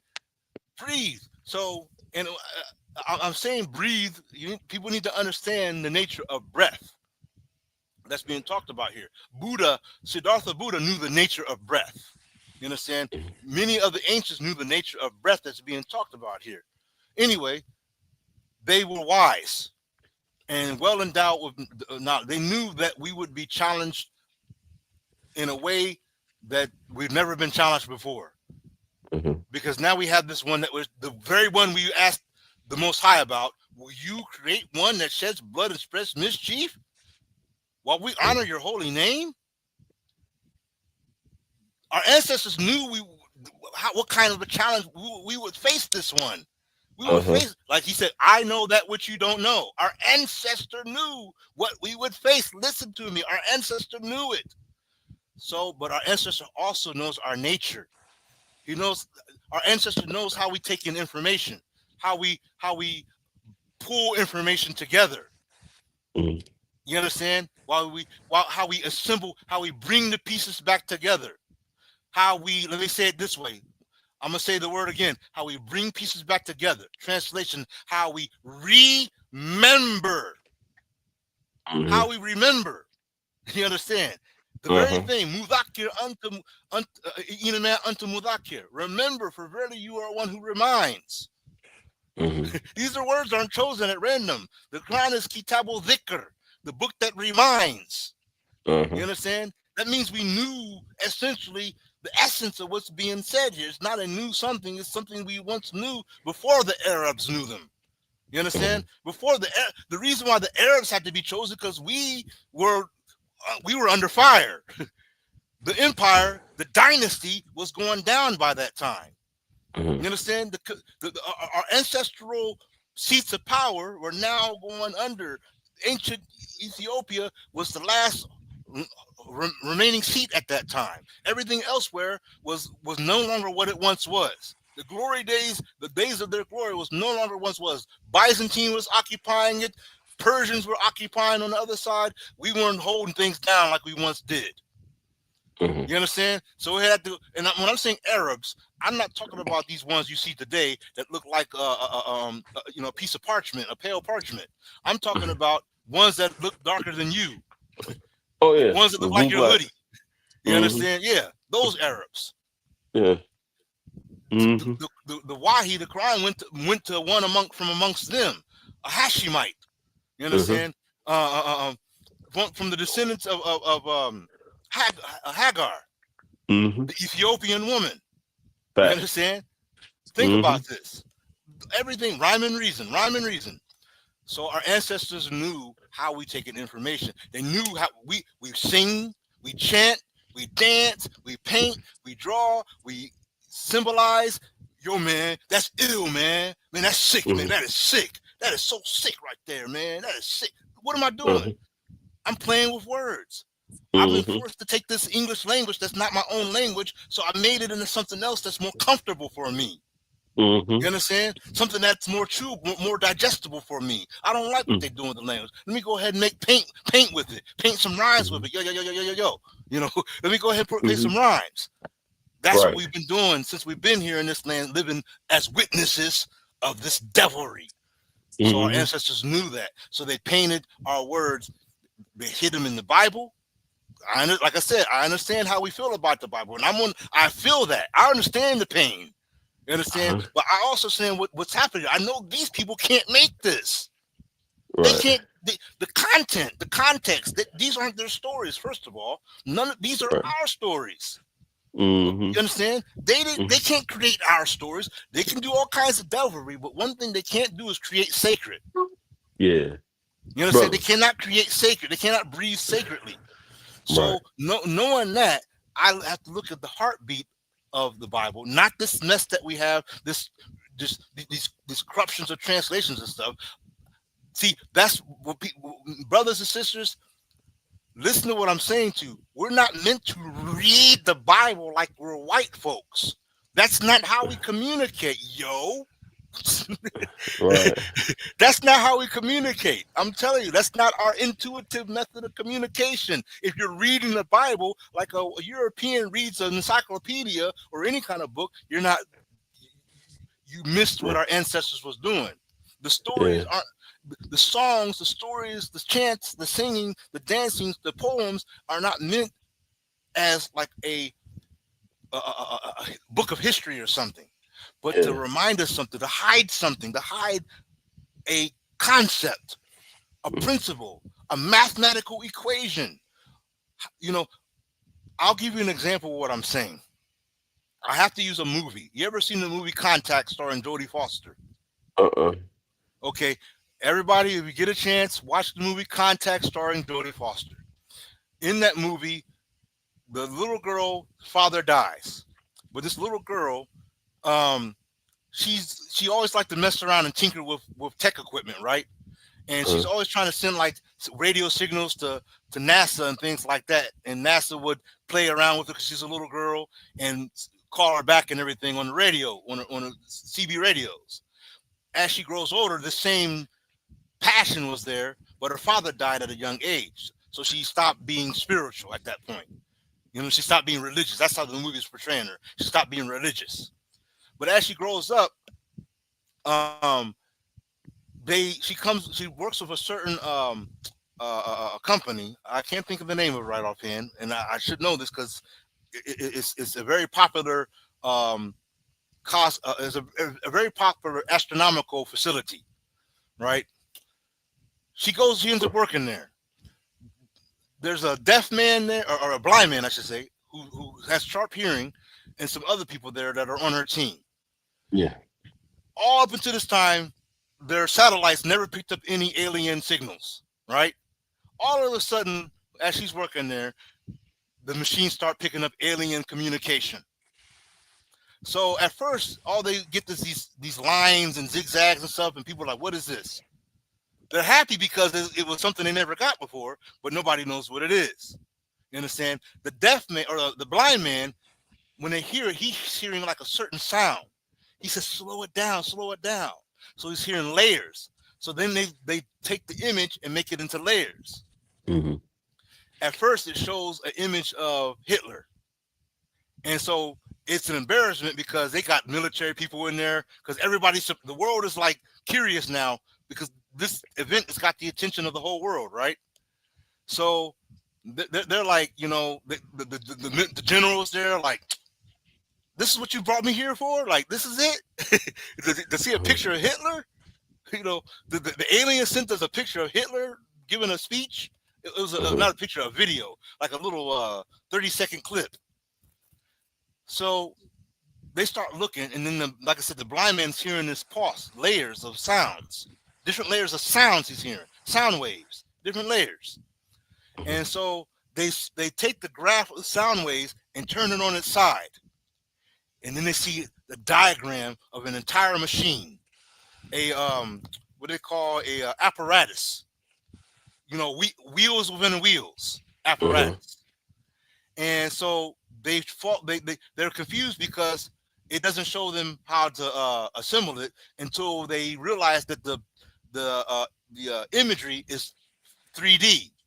So they put it together and see the 4D image, right?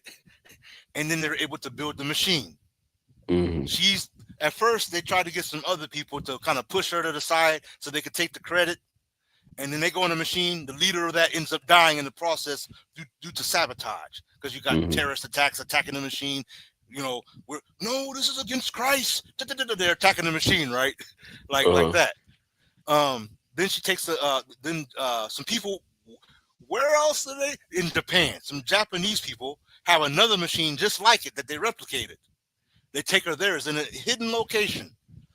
They put her in a machine. It takes her off into like a celestial cosmos type of environment, right? And in that, she's seeing the heavens like she never saw before. You see her eyes like opening wide, like she's experiencing divine revelation in a way, in a white person way. You understand? But she's amazed by what she's seeing. She's like, I didn't know, because she was like just so.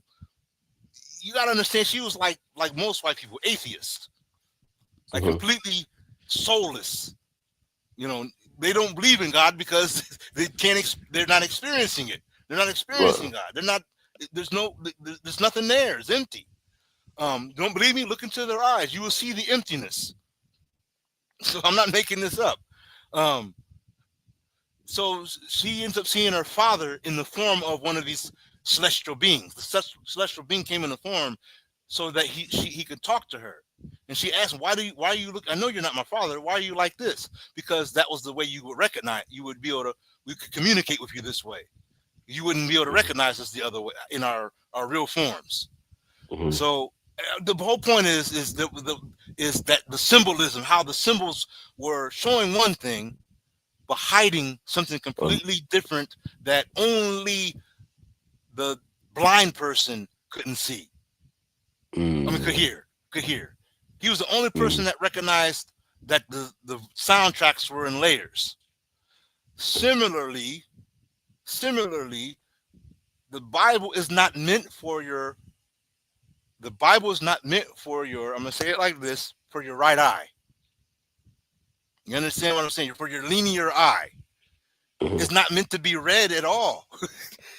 I'm saying this. It's not meant to be read like you're thinking. When you're reading in the beginning in Genesis, there's nothing to do with any of that. These are equations. You understand? These are a composition of on earth as it is in heaven formula, so you can remember again. So it's talking about your whole entire celestial anatomy through the entire book. Your whole entire it ends with your mind. It ends with your end. You understand? It begins with your mind and ends with your end. It ends with the way you end in this world, which is what? Meaning you, as Messiah Jesus said to Nicodemus, teacher, rabbi, how is it possible for us to be born again? How can you go into the womb of your mother and be born again? He wasn't talking about that at all. He was talking about the nature of leaving this planet. In order to get into the heavens, if you ask anybody right now, most people, when you say heavens, they're thinking you're talking about something unknown to them. This is how the devilry works. It'll make you things that are right in your face. It'll make you think it's mythical. But all through the Bible, all through the Quran, the Arabic word samawa means skies. It means skies, firmament. You understand? Cosmos, space. These are all words that samawa and sama mean. Hey, sama bro. is the singular. Bro. What's that? Yes. Hey, I'm loving the teaching and everything else, but I gotta get, because I gotta out. Yeah, I gotta play. Plus, I got a place to be in the morning. You know what I'm saying? I was looking at the time. Indeed. I'm like, man, but hey, this is, man. This is that door of infinite knowledge. But we still have to manifest as we are. So I understand. Yeah, most definitely. So, bro, so when can we do this? Can we do this Monday? Let's see. Monday. It is possible. We just have to be mindful of the differences in the time zones, Okay. Okay. because So, like, even for me, we're actually I'm talking to you yesterday when it's already tomorrow for us. oh, okay. You Okay. understand? You're Yeah. still yesterday's news. Right. I'm talking to you yesterday. Yeah. You're talking to me tomorrow. Right. Right. Hmm. So Okay. So the thing is that my Monday will be your Tuesday. My Monday night will be your Tuesday morning, right? by when it's 12 here, I think it's about 8 o'clock or 7 o'clock or something like that for you. Where you? I'm not sure what state you're in. Michigan. Michigan. Okay, so that's almost like Ohio time. Yep. Um, so yeah, it's about let's see, if it's 12 here, it's about 8 or 7, somewhere between 8 or 7 Okay. um Okay. over there. So yeah, that's why Let's. that's why I started this live at 12, because I knew that it's harder to get people at 6 over there because they're at work and things like that, and I was trying to be, you know, agreeable to the time zone there. Yeah. um Yeah. but it's not always easy, because even here, I would know I would be sleeping right now. Right. um but yeah, this is I think brothers and sisters, I think everybody, um we need to really reflect on what's being said here, because it's not in vain. Right. It may not be in the choice of words that you're familiar with, but I think if you do the math of what I'm talking about, it all adds up. I want to give my gratitude to you for taking the time out to join us live, Yeah. Most definitely. and it's definitely appreciated. And we definitely can continue this off, and build on different aspects of this, because like I said, this is a big giant door Yeah. Most definitely. Most definitely. And that I'm digging the I could go at conversation, all brother. angles with confidence in it, because you know Allah is closer to me than my jugular vein, and Allah is our island, the knowledgeable. That means the knowledge is closer to me than my jugular vein. Yeah. So there it is. Facts. Facts. All right, brother. You have a good night, man. And then I'll catch up with you on Monday around about 8. Yes, Okay. indeed. Inshallah. Okay. Inshallah. All right, Assalamu bro. alaikum Thank wa you. rahmatullahi wa barakatuh. You take care. Allah bless. You, yep, you too. Walaikum assalam wa rahmatullahi wa barakatuh. Alhamdulillah, tabarakallah. I mean, yes, indeed, family. We've been at this for 4 hours, over 4 hours, going strong. This is what happens when you start tapping into uh, the new. It's hard to come out of there. This is why they say some people, they tap into the new, they don't come out. They literally leave this life. New, by the way, if you want me to translate, is a Kemetic word that means consciousness. So the sea of consciousness is what I'm talking about. When you tap into that sea of consciousness, it can be so hard to get out. And many people, they don't ever make it out. They go in and they don't want to come out. Um, and think about this. I'll just say this to you. Many of you need to realize that the humanity of Messiah Yeshua, for those people who keep looking at the sky for Messiah Yeshua to return, you need to understand that there's a lot at stake in the nature of existence, the nature of being. Imagine you were in bliss. You were in a state of complete satisfaction. But then you were given the option, not forced, not compelled, the option as a human, because that's what you are at the time. That's what you were. To return back to your people as an evidence, not as an object of worship, as the dumb, deaf, and blind like to say, but as an evidence of where we came from and what is reality and how to obtain it again. Imagine you were given that option. You got to go back to these mindless, spineless people that you left behind, Mindless is not all of us, but enough of us. We were very stubborn, very hard-headed when it comes to what's all around us and just the reality of it all. We're very stubborn. But imagine you had to go back to these people and forward to these people just to be assigned to them so they can realize what they can readily see at any given time. You understand?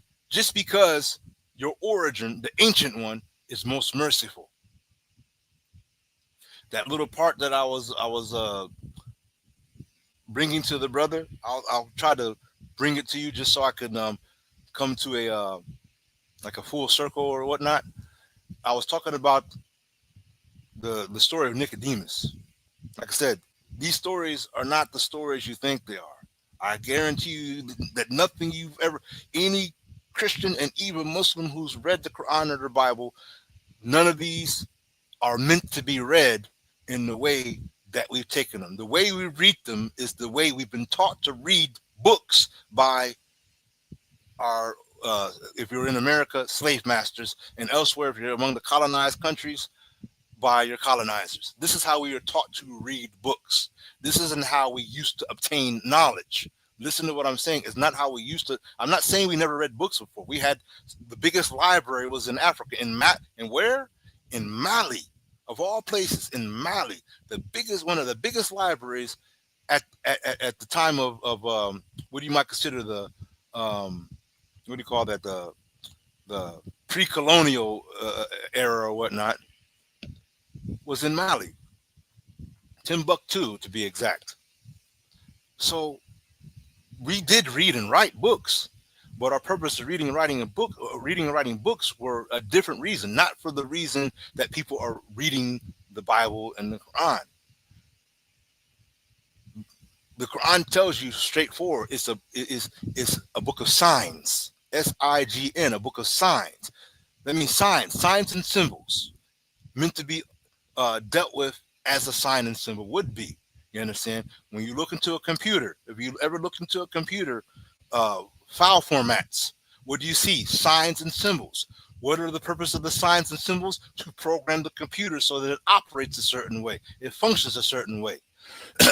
So by you taking in the signs and symbols, you operate a certain way, you function a certain way, you remember certain things, certain empowerments.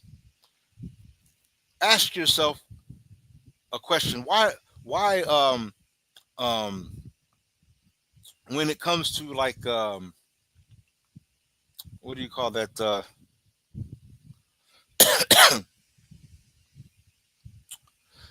if you take why if you take a 9-volt battery and put it on your tongue, does it give you a jolt? A battery is a stored electricity, right? Stored electrons. So what about you is electric? Because in order for this battery to jolt you with electricity, you have to be electric. You have to have an electric nature, an electric nature. What about you is electric? How is this so? Why am I saying this? Because I'm showing you the infrastructure of your technical nature. You understand? Your technical nature. You understand? So in that, why would you need to be electrified? You remember, the term enlightenment? I know that the West will make you like to think that enlightenment means simply to have understood books in a great way, or to wake up to a new idea, like a new thought that maybe you weren't thinking before. But suppose you can understand that light is just that. Light. Light. You understand? You have light. You can manifest light. You understand? I'm not talking about your body, although your body manifests light too. Understand that your body is a bunch of cells. Each cell has a nucleus. Nucleus containing nucleic acid, nuclear energy, nuclear energy, nuclear energy in every single cell of your body. except the red blood cells. The red blood cells are the only cells in your body that do not have a nucleus. Okay. But your red blood cells are iron based. Why would your cells need to, why would your what would be the importance of your cells being iron based? Iron is a conductor of electricity, of electricity. La ilaha illallah, electricity. Your red blood cells is a conductor of electricity. And you breathe in and out every day. You breathe in and out every day, your lungs, breath. You breathe in oxidized air full of oxygen containing lots of potent electrons, and you exhale, the negative, or the negative. You exhale the negative. Breathe in the positive, exhale the negative, right? Like that. Anyway, like I said, this is a sea of new that to me it's very a delicious meal that once you have a bite, you don't want to stop eating it. Something like that. Once you tap into this area, this aspect of existence, it's hard to get away from it, because you see just how vast it is. There's no everywhere I were to look, I see the face of Allah. Everywhere I turn my face, I see the face of Allah. Everywhere I turn my face. And at the same time, closer to me than my jugular vein is Allah. So he said, you cannot enter the kingdom of heaven unless you be born of God. See, understand the Englishized words. You have to remember that these things are being translated by people who are not God conscious and cannot be, because they don't have the prerequisites for being that. You understand? They're being that way. And so they're translating things in a polytheistic way. You understand? And so you read it like a polytheist, and you don't read the Bible like a true monotheist, a true person of oneness. You read the Bible like a polytheist. Believe it or not. You read the Quran like a polytheist. I kid you not. Because it tells you the books are signs. Books are signs.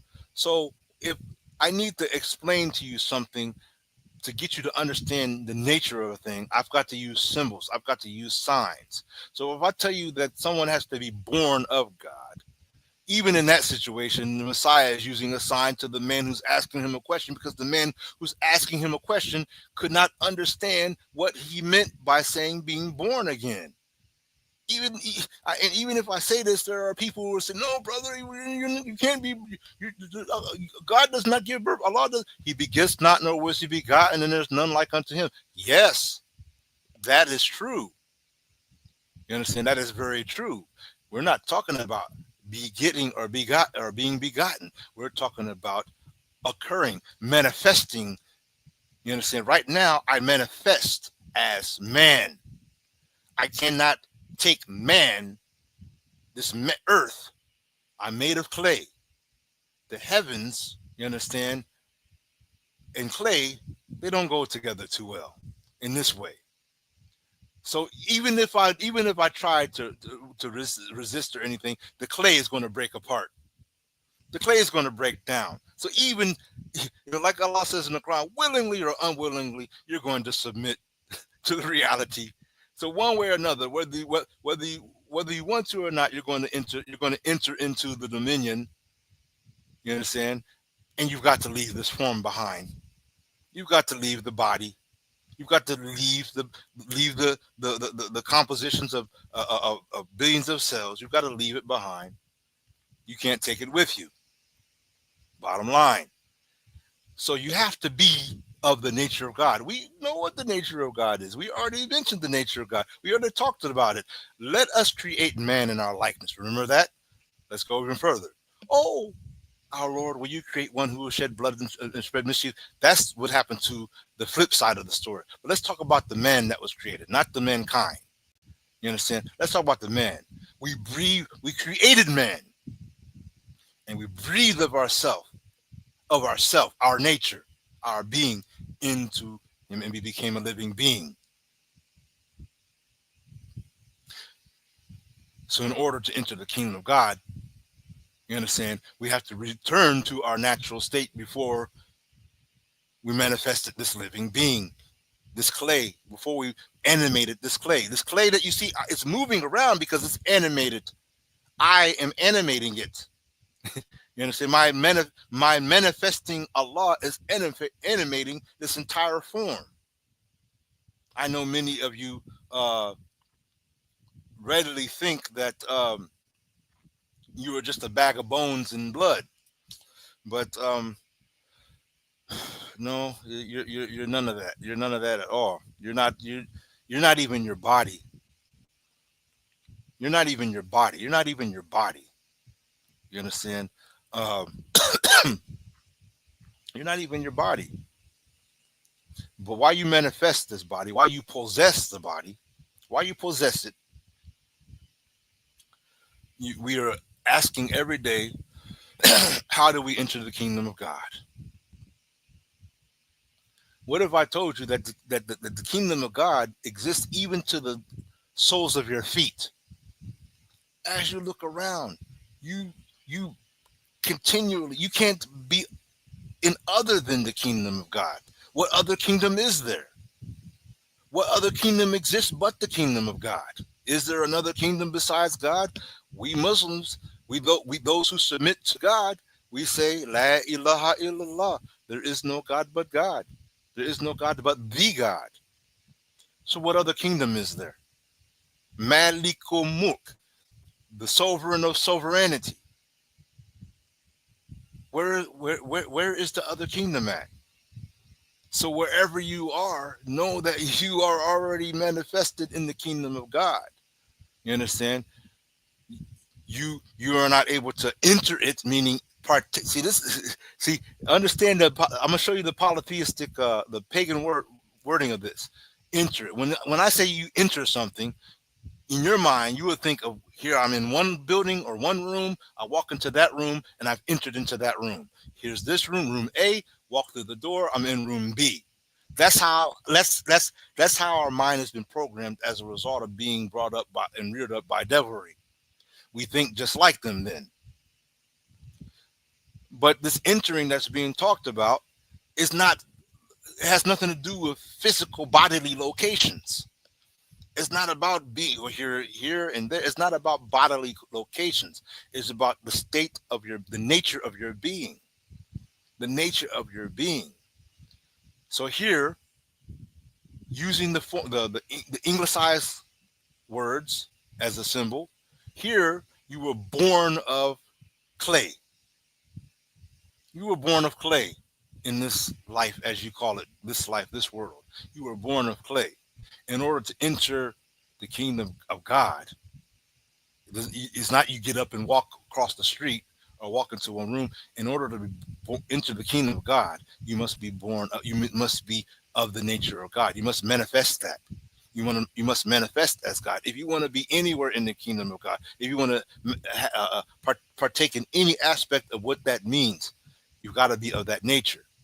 Now, imagine you are already manifesting in the kingdom of God. Imagine you were already in that state, but you wanted to become man. Let's say Nicodemus was talking to you while you were now born of God. Let's say instead, because maybe you will get a perspective from this. Let's say instead he says, dear teacher, dear rabbi, how can you be born of man? How is it possible to enter the clay and become a living being? You must be born of man and enter the kingdom of man. You must be born of man to enter the kingdom of man, to enter the dominion, to enter the world, the aspect of being as man, like what we call this world, earth. the material world, the material plane, that your physical feet touch physical ground. So both ways can happen, and they have happened, and that's how things have been going for quite a long time, right? On earth as it is in heaven. On earth as it is in heaven. This is the polarity. As above, so below. These are the polarities. Earth, heaven, above, below. When you want to enter the kingdom of heavens, you manifest the kingdom of heaven. When you want to enter the kingdom of earth, you manifest the earth. Rinse and repeat. Rinse and repeat.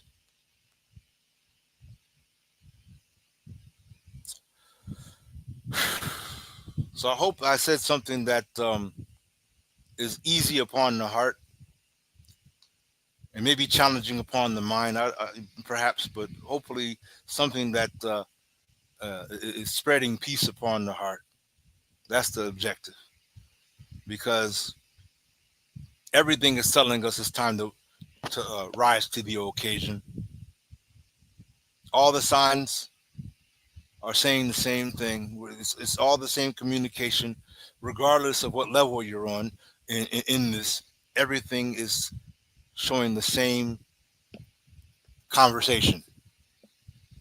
We need to rise up, stand up, get up, unify. We need to remember our mother. And after we remember our mother, listen carefully. Don't get too caught up in the anglicized form of my words. After we remember our mother, we need to remember our father more importantly. And I said after because right now, that's what we're being called for, is to remember our mother. We forgot our mother.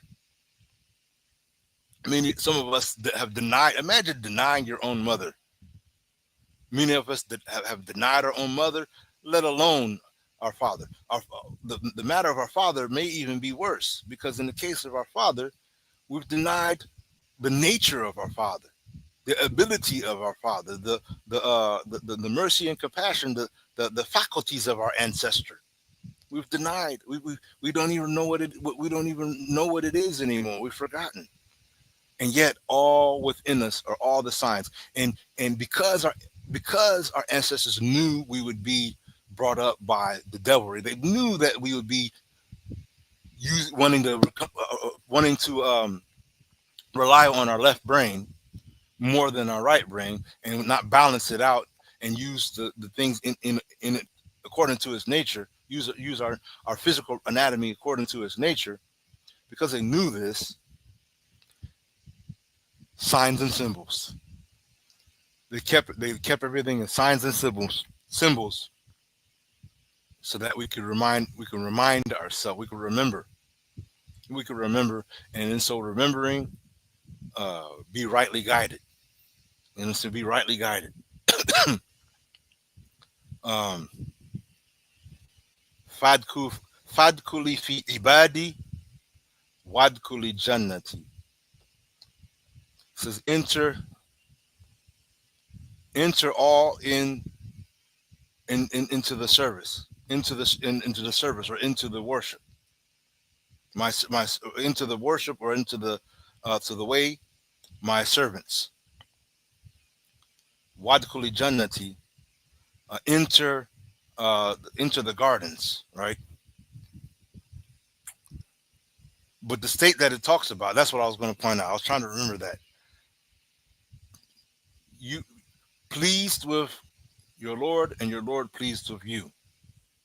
And so you don't get caught up and spooked up. When I say your Lord, all I could tell you, if you don't understand my words, he who knows himself, he knows his Lord. Just like that. He who knows himself, he knows his Lord. Let me use another word instead of know. He who recognizes, recognizes. He who has cognizance again, will have cognizance again of his Lord. Right now, many of you have made your Lord to be the devils. The devils are your Lord. And that's why you read books you read scriptures and meant to hide symbols as you do. And that's why you read. That's why you respond to the world, and in this, you submit to the devil as you do. When it comes to doing something, you seek the devil's permission and validation, and that's why you don't want to stand up. Because the minute someone of us stands up, you look quickly to the devil to see what the devil's going to do first. It took 20 attempts at a brother's life for anyone to think, maybe we should stand up. All that time, the same brother has been doing the same exact things, the same motivation, the same righteous actions. And at that time, I suppose you could say only the real stood up. Only the real stood up. Only the authentic stood up. Later on, others that started to feel the connection, you understand, started to feel the spirit move. Let me say it that way. Then they stood up. But many of us have been we've been standing. You know, in the Akira, there'll be many people who will be in a state of prostration. But when some of us get up from prostration, you will see that there are some that have been standing, and we will know if they were standing or if they ever prostrated. But some will be standing. Oh man, I know when I'm telling you these things, you many of us are imagining, which is a good thing.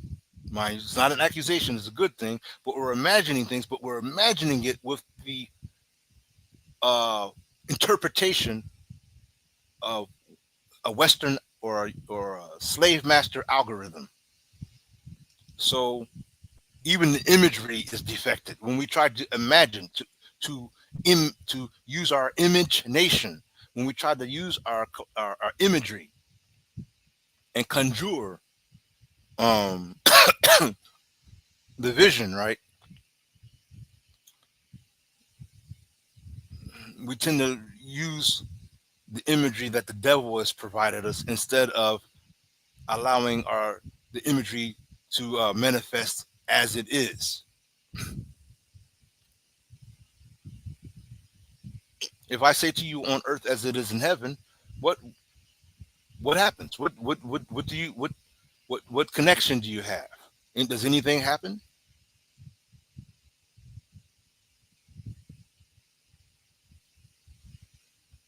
I'll tell you what happened to me just now.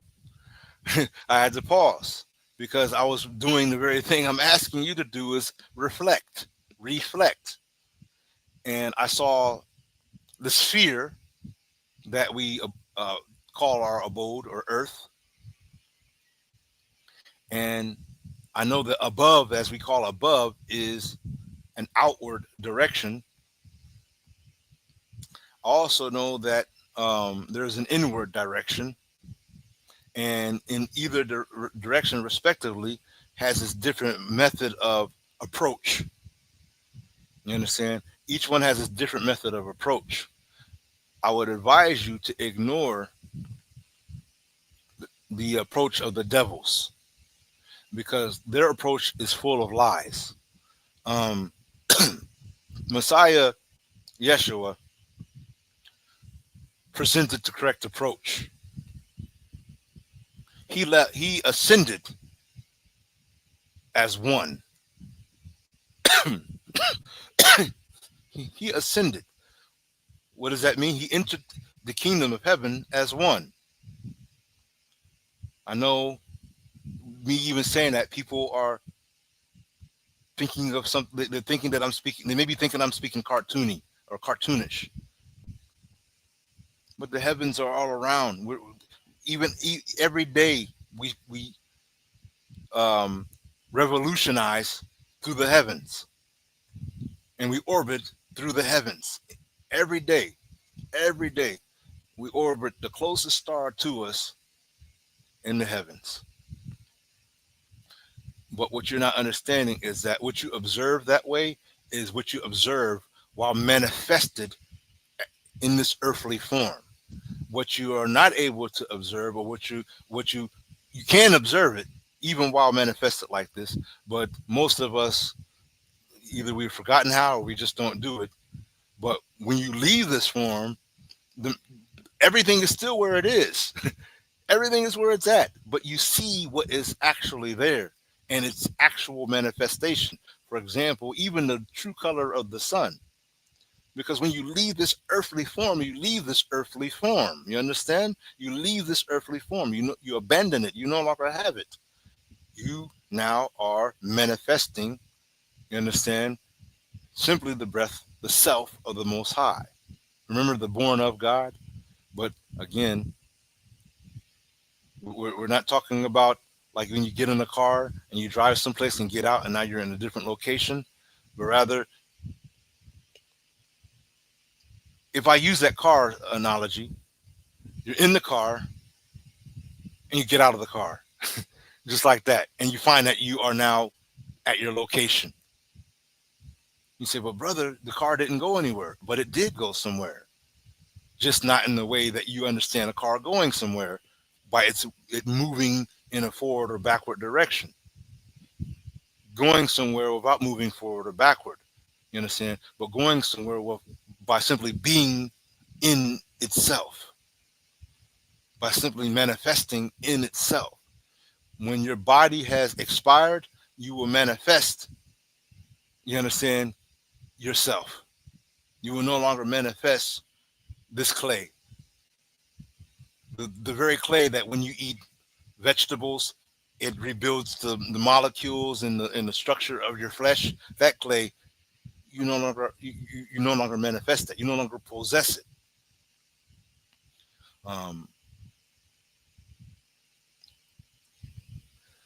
And sadly, many of us, because we don't get the full picture, we will have this problem for a long time, not able to manifest because we didn't understand it or grasp it to take it seriously. So we won't be able to do this again for a long time. Think about this. I'm gonna just tell you this because it makes sense why Messiah Yeshua hasn't manifested in this form or ascended or descended, if you would, yet, as people are looking into the heavens for a return of a Messiah person. Because anyone manifesting as a human like this, and the amount of time it takes for some of us to understand or understand, and like I said, when one finally does,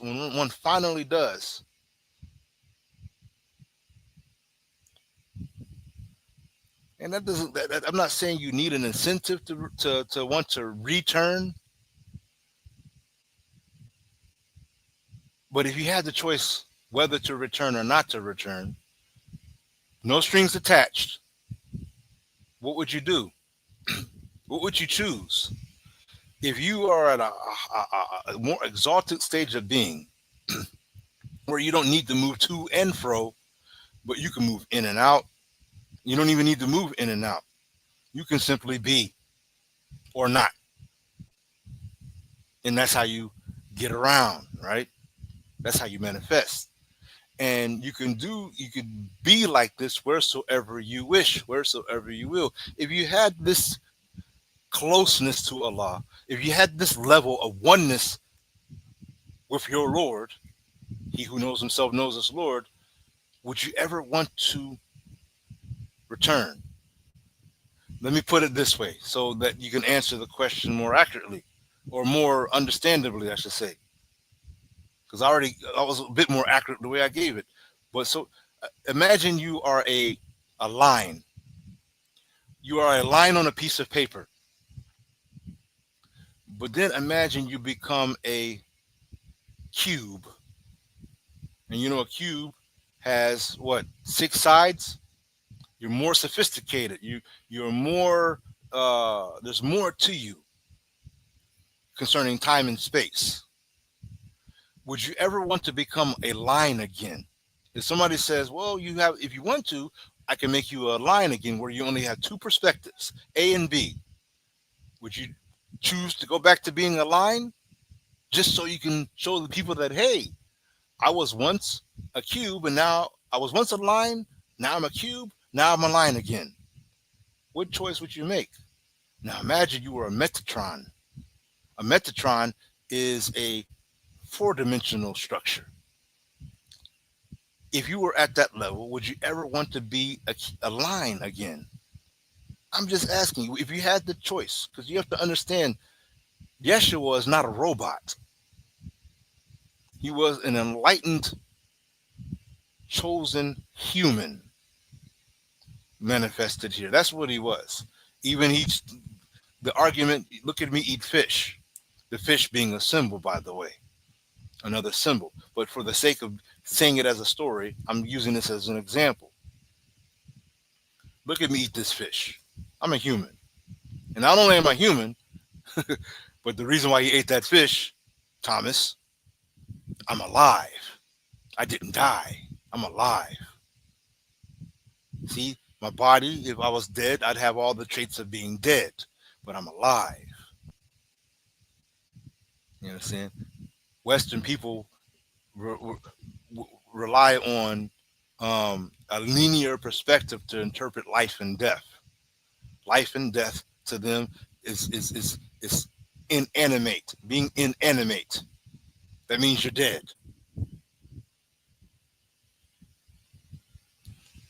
You understand? And for them, life is animate. That means you're moving.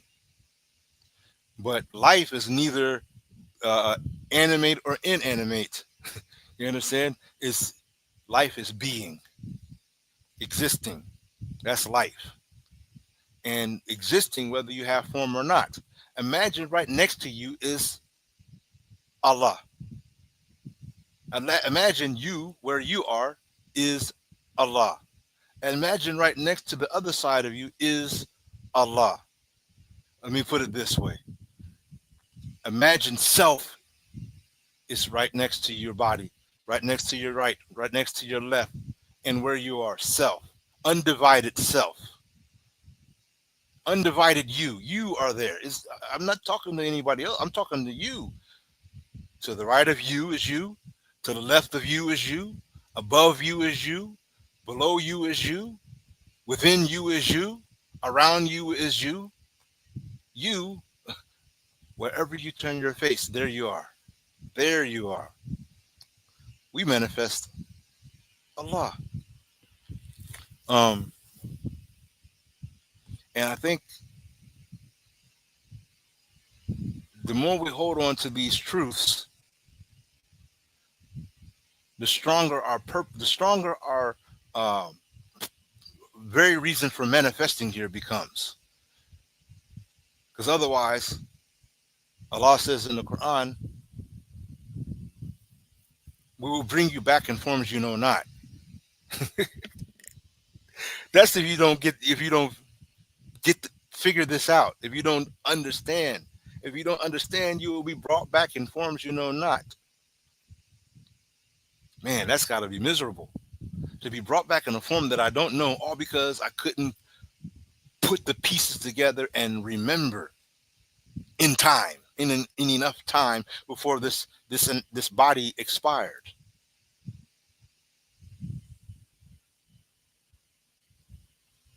Yes, indeed. Yes, indeed.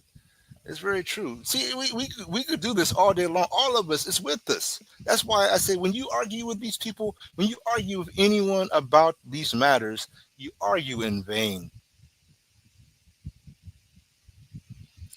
Because while, yeah, you could say that there may be some points that connect to sincerity, but it's like if you can imagine you and me standing on opposite sides of a ball that's smothered with different colors of paint, and we're arguing about what color is in front of us. You understand? Arguing about the same object that's before us, the same subject matter is before us, but we argue about it. Because let me ask you, where else are you going to get what you know from? Where are you going to get it from? All the enemy has done is distorted. It's still true. It's just distorted. It's just that you don't understand how he configured the pieces. And so when you try to take what he has and explain it, it's all broken up into pieces and misconfigured and in a distorted form. But it's still true. Even his lies are still telling the truth. The lies are no more than illusions that distort what the truth is. Understand that a lie is not real. Falsehood is not real. Illusions are not real. They don't exist. The only existence is the God. The God is the reality. So the only thing that exists is what is real. You understand? If it's a lie, it's not true, right? If it's not true, then it's not real.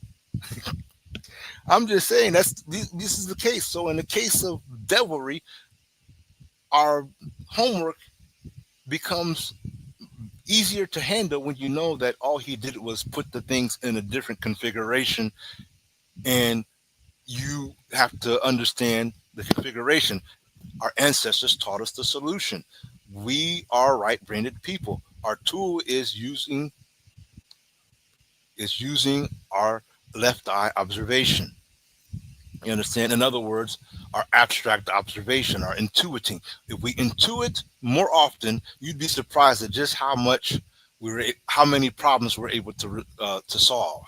You understand? If we intuit more often and open ourselves to being receptive to divine inspiration, divine. When I'm saying divine, I'm not saying anything spooky. I'm saying wholesome. I'm saying that which is of the essence of our very nature.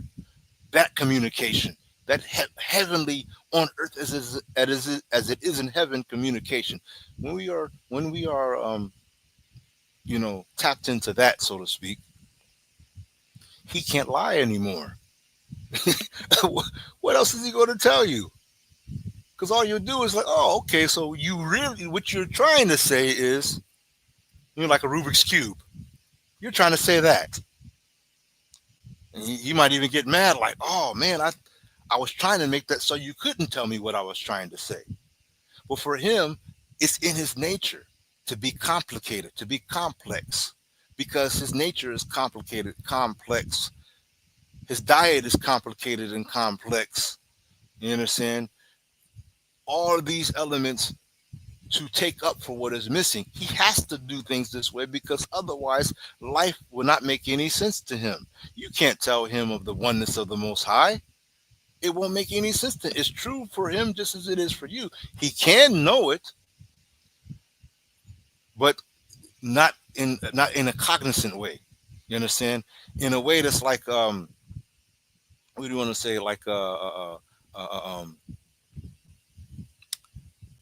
Like, for example, it's like having a cup of water in it and the cup is not transparent. You shake it, you know there's something liquid in it. You don't know what the liquid is, but you know there's liquid in there. You understand? Somehow, some way, I can't see it. That's how they are. That's why for them, the word of the day, while the word for you has to be intuition, the word for them has to be believe. For them, they have to believe in God. For you, you manifest. You are aware. When I say no, I don't mean scholastic knowledge like you read about it in a book. I mean, you are aware. You know God. You are aware of God. You are cognizant of God. You understand? You are one with God. Closer to you than your jugular vein, you manifest God. When you move, it is God that's moving. When you cut, it's God that cuts. When you write, it's God that writes. When you stand, it's God that stands and walks and forms and fashions and creates. You understand? But since this is not what's manifested in them, they can't intuit. They cannot intuit. You remember the story of Icarus, right? Icarus was the fallen one who got so close to the sun that his fake wings melted and he fell to the earth. He could not reach into the heavens, like the Nephilim. If you remember, the nature of the Nephilim is they can't enter the kingdom of the heavens, meaning they can't leave the dominion of the earth. They can't ascend. You understand? They can't ascend. These these ones, these devilry, they can't intuit. That's the ascension in this form, is being able to intuit.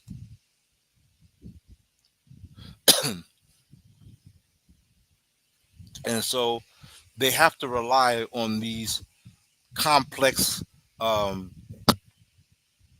assemblies of things to make any sense to them. They've got to label things. If they don't label something, they won't know how to relate to it. And we would be wise to know that while we're actually manifesting the true master over them, let them believe that they're masters. We know they're not our masters, but let them believe what they want and treat them accordingly. You understand? In their own domain. They can never be our masters. They can never be masters over that which they have no power over. This right here, you can move this like you move a rock if you have enough power. If you pick up a big rock, if you're strong enough to pick up a big rock, you can move it. This body is no different than that, but they have no power over that which is manifesting here. They don't even they don't even have a cognizance of that. You understand? That's why when we gather together, they're always confused and bothered. That's why when we gather together in big groups, they get really concerned because they don't know what we're doing. They don't know what we're intuiting. They don't know what we're talking about amongst ourselves. We might be planning an attack against them, so they got to do something to break this up. Break it up. Break it up. There's too many of y'all together. Break it up.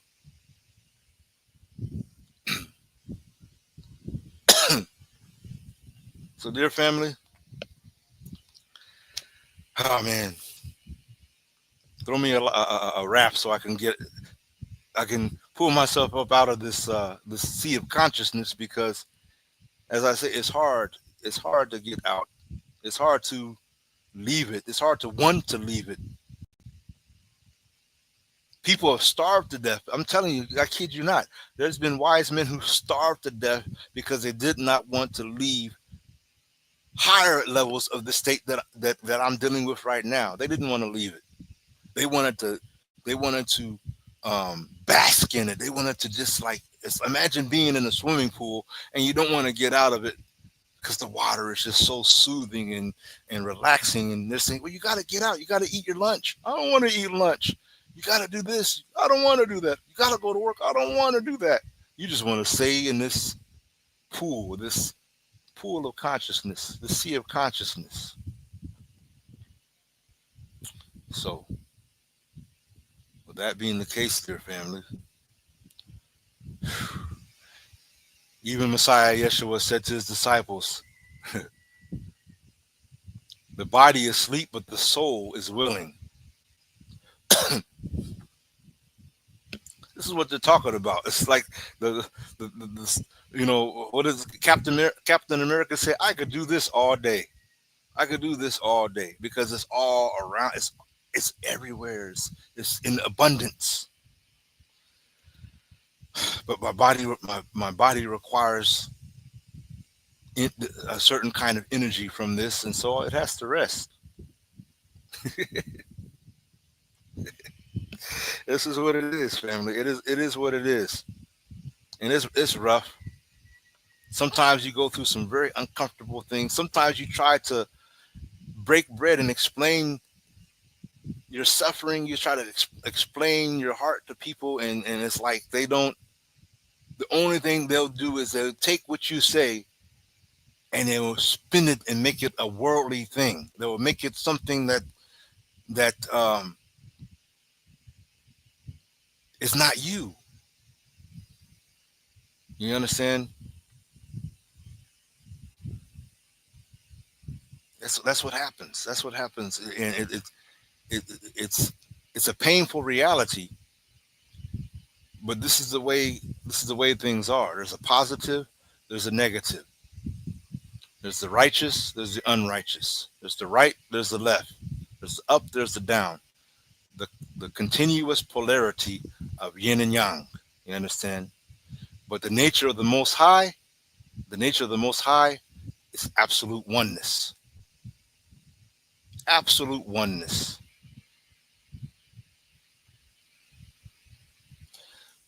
So yeah, this is your brother, Abdul Wadud, aka Questman, and stay tuned for our upcoming lives.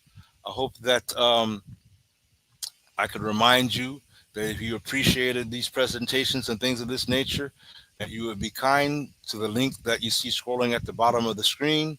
It's also in the description, because this helps a cause much greater than me.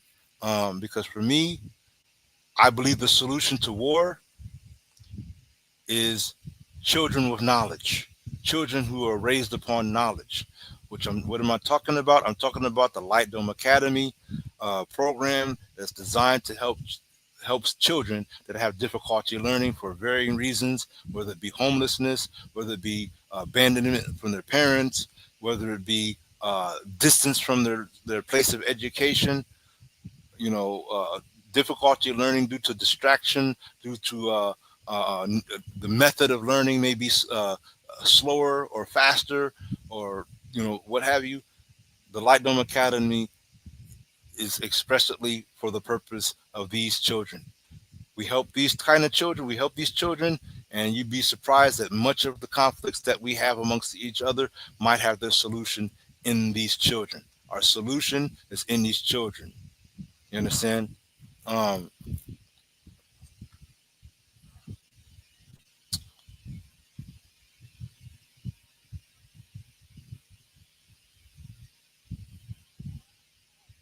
When you think about that, you think about that concept where the children are the kingdom of heaven. You understand?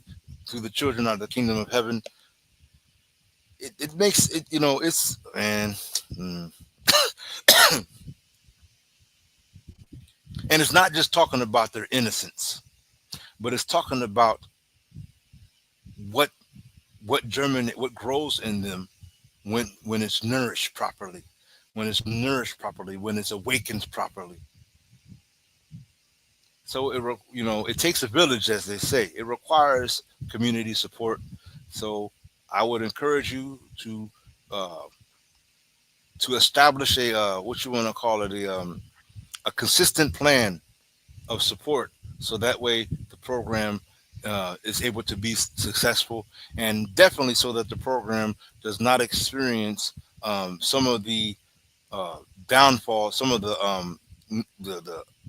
what do you want to call it, challenging circumstances that it had to endure recently. So there's that. Dear brothers and sisters, salam alaikum, rahmatullahi wa barakatuh. This is your brother Questman, aka Abdul Wadud, Soul Journey of Life, Conscious Social Media. Have a gracious rest of your day.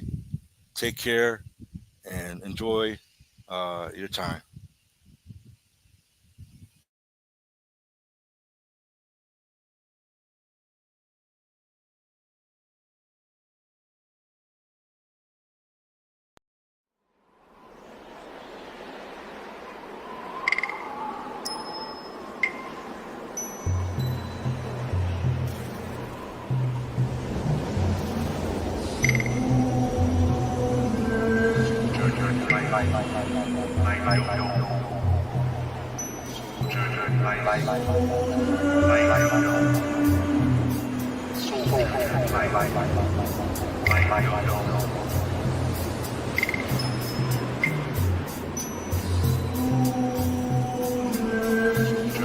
Light.